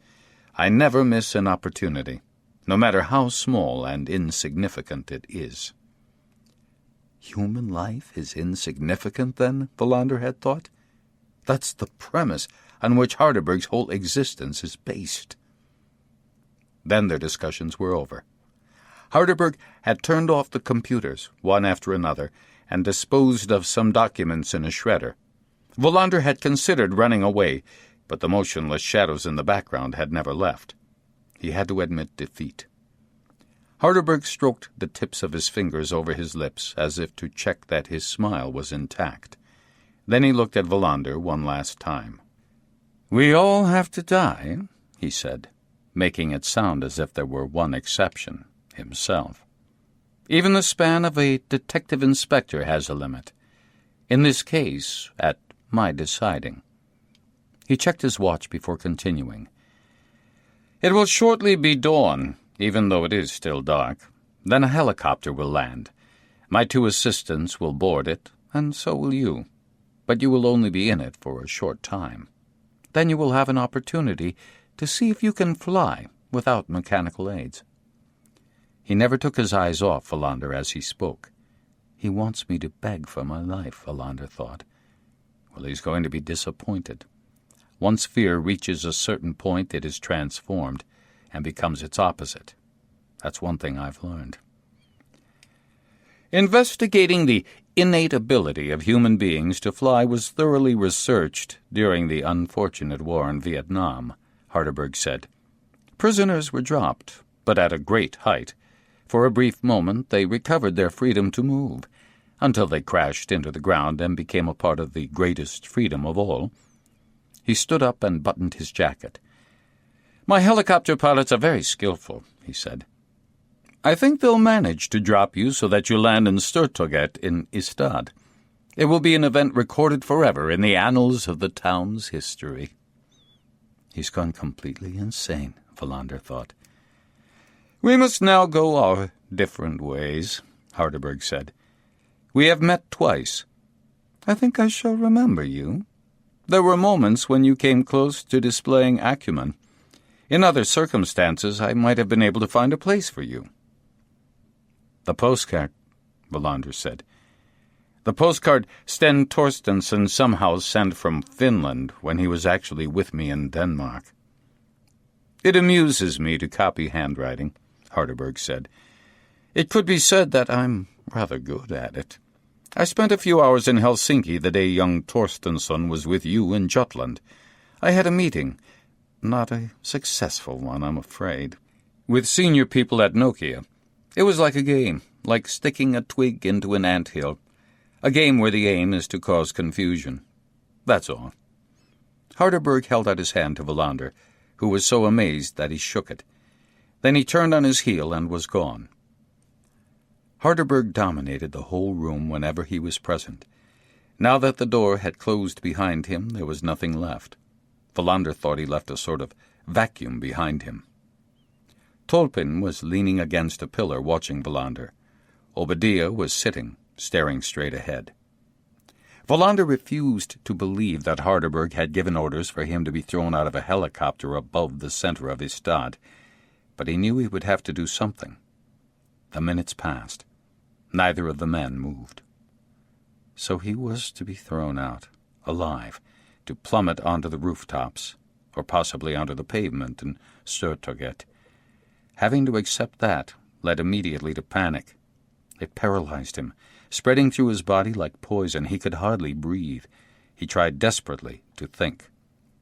Obadiah slowly raised his head. Wallander could hear the faint noise of an engine rapidly coming closer. The helicopter was on its way. Tolpin gestured that it was time to go. By the time they had emerged from the castle, there was still no hint of dawn light, but the helicopter was standing on the pad, its rotors unhurriedly spinning. The pilot was ready to take off the moment they climbed aboard. Wallander was still trying desperately to fashion a way of escaping. Tolpin was walking in front of him, Obadiah a few paces behind with a pistol in his hand. They had almost reached the helicopter. Its rotor blades were still slicing the chilly night air. Wallander saw a pile of old, broken-up concrete at one corner they had to pass to get to the helipad. Somebody had been repairing cracks but had not yet cleared away the debris. Wallander slowed down so that Obadiah came momentarily between him and Tolpin. Wallander bent down and used his hands as shovels to scoop up as much of the concrete chunks as he could and hurled it up at the rotors. He heard loud, cracking bangs as fragments of concrete flew all around them. For just a moment, Tolpin and Obadiah thought that somebody was shooting at them and lost sight of what was happening behind them. Wallander flung himself with all his strength at Obadiah and succeeded in wresting his pistol from his grasp. He took a few steps backward, stumbled, and fell. Tolpin stared wide-eyed at what was going on without it fully sinking in, but now he reached into his jacket for his weapon. Wallander fired and hit him in the hip. Obadiah hurled himself at Wallander, who fired again. He did not see where he had hit him, but Obadiah fell, screaming with pain. Wallander scrambled to his feet. The pilots might also be armed, but when he pointed the pistol at the open door of the helicopter, he could see only one young man there, and he had his hands above his head. Wallander examined the men he had shot. Both were alive, but unlikely to go far. He pocketed Tolpin's pistol, then he walked up to the helicopter. The pilot still had his hands up. Wallander shouted that he should fly away. He took a few paces backward and watched the helicopter take off, then disappear over the roof of the castle, its searchlights probing the dark sky. He seemed to be seeing everything through a fog. When he rubbed his cheek with his hand, it was covered in blood. A concrete chip had hit him in the face without his noticing it. Then he ran toward the stables. Sophia screamed when she saw him. He tried to smile, but his face was stiff from his wound. "Everything's all right," he said, trying to get his breath back. "But I've got to ask you to do something. Call for an ambulance. There are 2 men with bullet wounds lying on the helipad. Once you've done that, I won't ask you to do anything more for me. You can go back to Stan and take him up on his promise. It's all over here now." Then he remembered Harderberg. Time was very short. As he ran from the stables, he slipped in the mud churned up by the horse's hooves and fell. He struggled to his feet and ran toward the gates. He wondered if he would get there in time. She had gotten out of the car to stretch her legs and looked up to see him coming toward her. He saw the horrified expression on her face and realized how alarming he must look. He was covered in blood and mud, his clothes torn. But he had no time to explain. Only one thing mattered, and that was preventing Harderberg from leaving the airport. He shouted to her to get back into the car. Before she had closed her door, he had reversed onto the road. He forced the car through the gears, slamming the accelerator hard, and ignored the red light as he swung onto the main road. "What's the fastest way to Stirrup?" She found a map in the glove compartment and told him the route. "We won't make it," he thought. "It's too far. We don't have enough time." "Call Bjork," he said, pointing at the car phone. "I don't know his home number." "Then ring the goddamn police station and find out, for God's sake. Use your head." She did as she was told. When the officer on duty wondered if it could not wait until Bjork had come in for work, she too started shouting. The moment she had it, she dialed the number. "What shall I say?" "Tell him Harderberg's about to leave the country in his airplane, and for good. Bjork has to arrange to have him stopped. He has half an hour maximum to do it." When Bjork answered, Wallander listened as Högland repeated word for word what he had said. She listened to the response in silence, then handed the phone to Wallander. "He wants to speak to you." Wallander took the phone in his right hand and eased the pressure on the accelerator. "What do you mean I have to stop Harderberg's jet?" Bjork's voice rasped over the phone. "He arranged the murders of Gustav and Sten Torstensson. Strom is dead, too." "Are you absolutely sure about what you're saying? Where are you right now? Why is the sound so bad?" "I'm on my way from Farnholm Castle. I don't have time to explain. Harderberg is on his way to the airport now. He must be stopped immediately. If that plane takes off and he leaves Swedish airspace, we've lost him." I have to say, this all sounds very unusual. What have you been doing at Farnholm Castle till this time in the morning?" Wallander realized that Bjork's questions were perfectly reasonable from his point of view. He wondered how he would have reacted if he had been in Bjork's place. "I know it sounds outlandish, but this time you have to take the risk of believing me." "I shall have to consult Åkesson." Wallander groaned. "There really is no time for that. You've heard what I said. There are police officers at Stirrup. They have to be told to stop Harderberg." "Call me back in a quarter of an hour. I'll get in touch with Åkesson right away." Wallander was so furious that he almost lost control of the car. "Roll down that goddamn window," he said. She did as he said. Wallander threw out the telephone. "Now you can close it again. We'll have to figure this out by ourselves." "Are you certain it's Harderberg? What's happened? Are you wounded?" Wallander ignored the last 2 questions. "I'm certain. I also know we'll never get him if he leaves the country." "What are you going to do?" He shook his head. "I don't know. In fact, I don't have the slightest goddamn idea. I'll have to think of something." But as they approached Stirrup 40 minutes later, he still had no idea what he was going to do. With tires screeching, he pulled up at the gates to the right of the airport building. The better to see, he clambered onto the roof of the car. All around, passengers arriving for early flights paused to see what was going on. A catering truck inside the gates blocked his view. Wallander waved his arms and cursed in an attempt to attract the driver's attention and get him to move the truck. But the man behind the wheel had buried his head in a newspaper and was oblivious to the man on the roof of the car ranting and raving.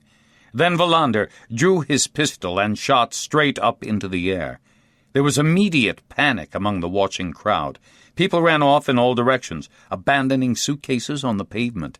The driver of the truck had reacted to the shot and grasped that Wallander wanted him to move out of the way. Harderberg's Grumman Gulf Stream was still there. The pale yellow light from the spotlights was reflected on the body of the jet. The 2 pilots, on their way to the aircraft, had heard the shot and stopped in their tracks. Wallander jumped off the car roof so that they would not be able to see him. He fell, hitting his left shoulder hard against the road. The pain made him even more furious. He knew Harderberg was somewhere inside the yellow airport building, and he had no intention of letting him get away. He raced toward the entrance doors, stumbling over suitcases and carts, Högland a few paces behind him. He still had his pistol in his hand as he ran through the glass doors and headed for the airport police offices. Since it was early on a Sunday morning, there were not many people in the terminal. Only one line had formed at a check-in desk for a charter flight to Spain. As Wallander came charging up, covered in blood and mud, all hell broke loose. Högland tried to reassure people, but her voice was drowned in the uproar. One of the police officers on duty had gone out to buy a newspaper and saw Wallander approaching. The pistol in his hand was the first thing he had seen. The officer dropped the paper and started feverishly keying in the door code, but Wallander grabbed him by the arm before he had finished. "Inspector Wallander, Eastad Police. There's a plane we have to stop. Dr. Alfred Harderberg's Gulfstream. There's no goddamn time to lose." "Don't shoot," gasped the terrified police officer. "For heaven's sake, I'm a police officer myself. Didn't you hear what I said?" "Don't shoot," the man said again. Then he fainted. Wallander stared in exasperation at the wretched man lying in front of him on the ground. Then he started pounding on the door with his fists. Högland had caught up. "Let me try," she said. Wallander looked around as if expecting to see Harderberg at any moment. He ran over to the big windows overlooking the runways. Harderberg was walking up the steps to the airplane. He ducked ever so slightly, then disappeared inside. The door closed immediately. "We're not going to make it!" Wallander yelled to Högland. He raced out of the terminal again. She was at his side all the way. He noticed that a car belonging to the airport was on its way in through the gates. He made one final effort and managed to squeeze through the gap before the gates closed. He banged on the trunk and shouted for the car to stop, but the driver was obviously scared out of his mind and accelerated away. Högland was still outside the gates. She had not quite made it before they closed. Wallander flung out his arms in resignation. The Gulfstream was taxiing toward the runway. There were only 100 meters left before it would turn, accelerate, and take off. Right next to where Wallander was standing stood a tractor for towing baggage carts. He had no choice. He climbed up, switched on the engine, and steered toward the runway. He could see in his side mirror a long snake of trailers being towed along behind. He had not seen that they were connected to the tractor, but it was too late to stop now. The Gulfstream was just arriving at the runway, and its engines were screaming. The baggage carts started tipping over as he cut across the grass between the apron and the runway. Now he had reached the runway, where the black tire marks made from the braking airplanes looked like wide cracks in the asphalt. He drove straight toward the Gulfstream, which was pointing its nose at him. When there were 200 meters still to go, he saw the plane begin to roll toward him. By then, he knew he had managed it.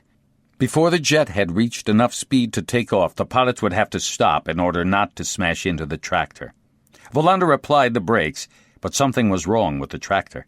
He pushed and pulled and slammed down his foot, but nothing happened. He was not moving fast, but the momentum was such that the nose wheel would be wrecked when the airplane collided with the tractor.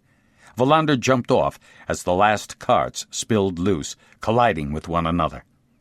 The pilots had switched off the engines to avoid an inferno. Wallander was struck on the head by one of the carts and rose unsteadily to his feet. He could scarcely see through the blood trickling into his eyes. Strangely, he was still holding the pistol in his hand. As the door of the airplane opened and the steps were lowered, he could hear an armada of sirens approaching. Wallander waited. Then Harderberg emerged from the plane and walked down the steps onto the runway. It seemed to Wallander that he looked different. He saw what it was. The smile had disappeared. Högland jumped out of the first of the police cars to reach the airplane steps. Wallander was busy wiping the blood out of his eyes with his torn shirt. "Have you been hit?" Wallander shook his head. He had bitten his tongue and found it hard to speak. "You'd better phone Bjork." Wallander stared at her. "No, you can do that. And deal with Dr. Harderberg." Then he started to walk away. She hurried to catch up. "Where are you going?" "I'm going home to bed. I'm feeling a bit tired and rather sad, even if it turned out all right in the end." Something in his voice discouraged her from saying more. Wallander continued to walk away. For some reason, nobody tried to stop him. Chapter 18. On the morning of Thursday, December 23rd, Wallander went rather reluctantly to Oosterpoortstorg in Ystad and bought a Christmas tree. It was distinctly misty. There was not going to be a white Christmas in Skåne in 1993. He spent a considerable amount of time examining the trees, not at all sure what he really wanted, but in the end he picked one just about small enough to put on his table. He took it home, and then spent a long time searching in vain for a stand he distinctly remembered having. Probably it disappeared when he and Mona had divided up their possessions after the divorce. He made a list of things he needed to buy for Christmas. It was obvious that for the last few years he had been living in a state of increasing squalor. Every cupboard was bare. The list he made filled a whole sheet of paper. When he turned it over to continue on the next page, he found there was something written there already. Sten Torstensson. He recalled that this was the very first note he had made in the case, that morning at the beginning of November, almost 2 months ago, when he had decided to go back to work. He remembered sitting at this table and being intrigued by the obituaries in Ystad Allehanda. Now everything had changed. That November morning seemed an age away. Alfred Harderberg and his 2 shadows had been arrested. Once the Christmas holiday was over, Wallander would get down to the investigation that seemed likely to keep going on for a very long time. He wondered what would happen to Farnholm Castle. He also thought he should phone Viden and find out how Sophia was faring, after all she had been through. He stood up, went to the bathroom, and examined himself in the mirror. His face looked thinner, but he had also aged. No one could now avoid seeing that he was approaching 50. He opened his mouth wide and peered gloomily at his teeth. Despondent or annoyed, he couldn't make up his mind which, he decided he would have to make an appointment with the dentist in the new year. Then he returned to his list in the kitchen, crossed out the name Sten Torstensson, and noted that he would have to buy a new toothbrush. It took him 3 hours, in the pouring rain, to buy all the things on his list. He twice had to resort to hole-in-the-wall machines to withdraw more money, and he was outraged that everything was so expensive. He slunk home shortly before 1 p.m. with all his shopping bags, and sat down at the kitchen table to check his list. Needless to say, he had forgotten something, a stand for his Christmas tree. The phone rang. He was supposed to be on vacation over Christmas, so he did not expect it to be from the police station. But when he picked up the receiver, it was Ann-Britt Hoogland's voice he heard. "I know you're on vacation. I wouldn't have phoned if it wasn't important." When I joined the force many years ago, one of the first things I learned was that a police officer is never on vacation. What do they have to say about that at the police academy nowadays? Professor Persson did talk about it once, but to tell you the truth, I don't have a clue what he said. What do you want? I'm calling from Svedberg's office. Mrs. Donner is in my room at the moment. She's very anxious to talk to you. What about? She won't say. She won't talk to anybody but you. Wallander did not hesitate. Tell her I'll be there. She can wait in my office. Aside from that, there's nothing much happening here at the moment, Ann-Britt Hoogland said. There's only Martinsson and me here. The traffic boys are getting ready for Christmas. The population of Skåne is going to spend Christmas blowing into balloons. Good. There's too much drunk driving. We have to stamp it out. You sometimes sound like Bjork. I hope not, he said, horrified. Can you tell me any kind of crime for which the figures are improving? She said. He thought for a moment. The theft of black and white televisions. But that's about all. He hung up, wondering what Mrs. Donner would have to say.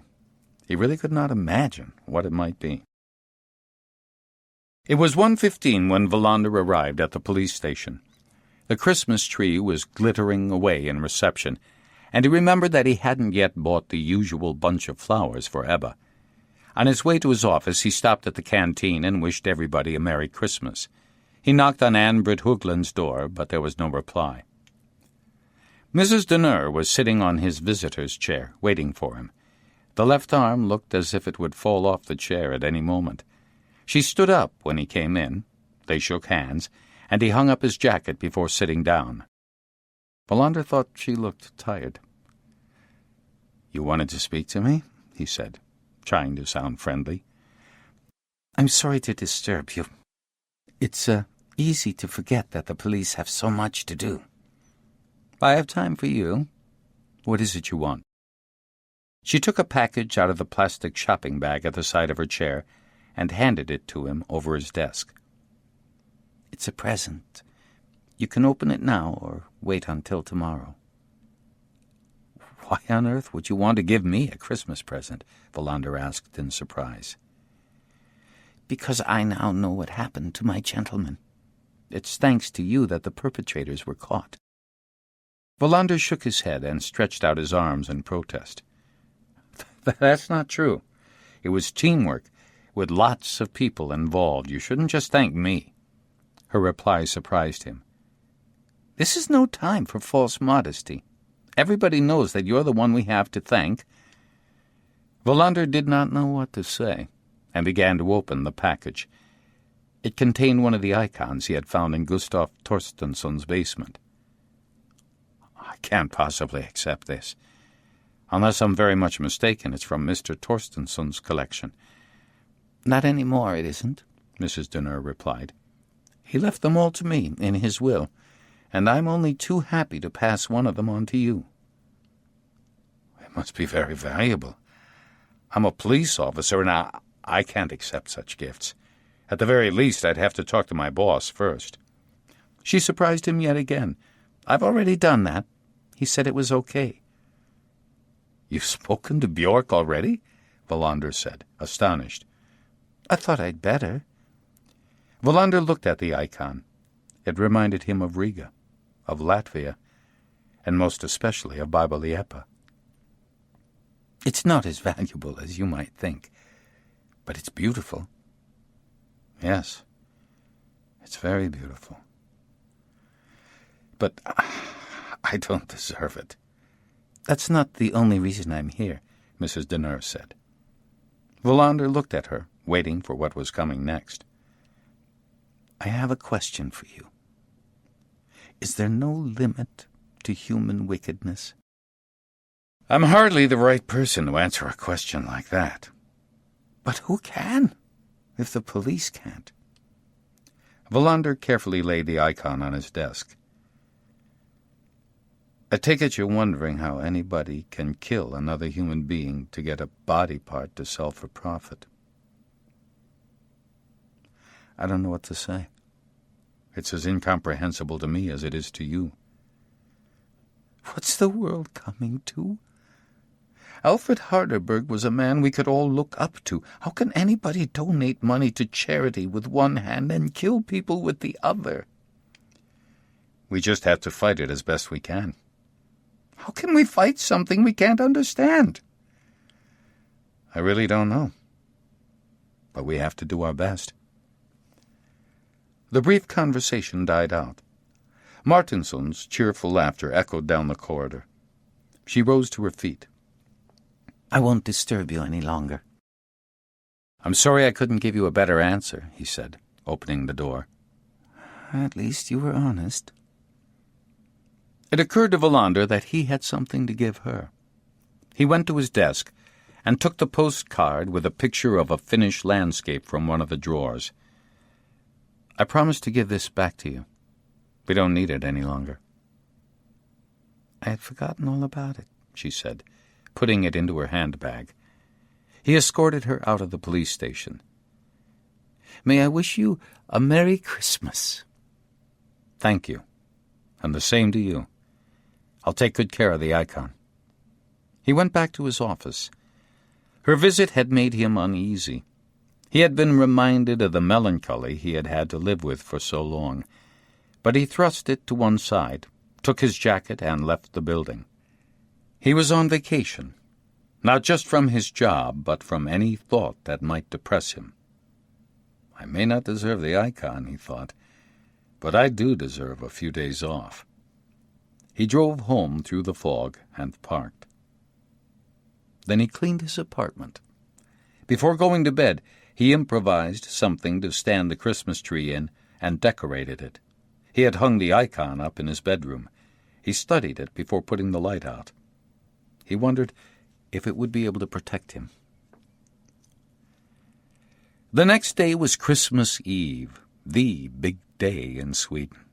It was still foggy and gray outside, but Wallander felt that today he could rise above all the grayness. He drove to Sturup Airport at 2 p.m., despite the fact that the plane was not due until 3:30. He felt very uncomfortable as he parked his car and approached the yellow airport building. He had the feeling everybody was looking at him. Nevertheless, he couldn't resist walking over to the gates to the right of the terminal. The Gulf Stream was no longer there. There was no sign of it. "It's all over," he thought. "I'm putting an end to it here and now." His relief was immediate. The image of the smiling man faded away. He went into the departure lounge, then out again, feeling more nervous than he could remember at any time since he was a teenager. He counted the stone tiles in the entrance, rehearsed his inadequate English, and tried in vain to think about anything except for what was about to happen. When the plane landed, he was still standing outside the terminal. Then he hurried inside and positioned himself next to the newspaper stand, waiting. She was one of the last to emerge, but there she was. Viva Liepa. She was exactly as he remembered her. This concludes the reading of The Man Who Smiled by Henning Mankell. Copyright 1994.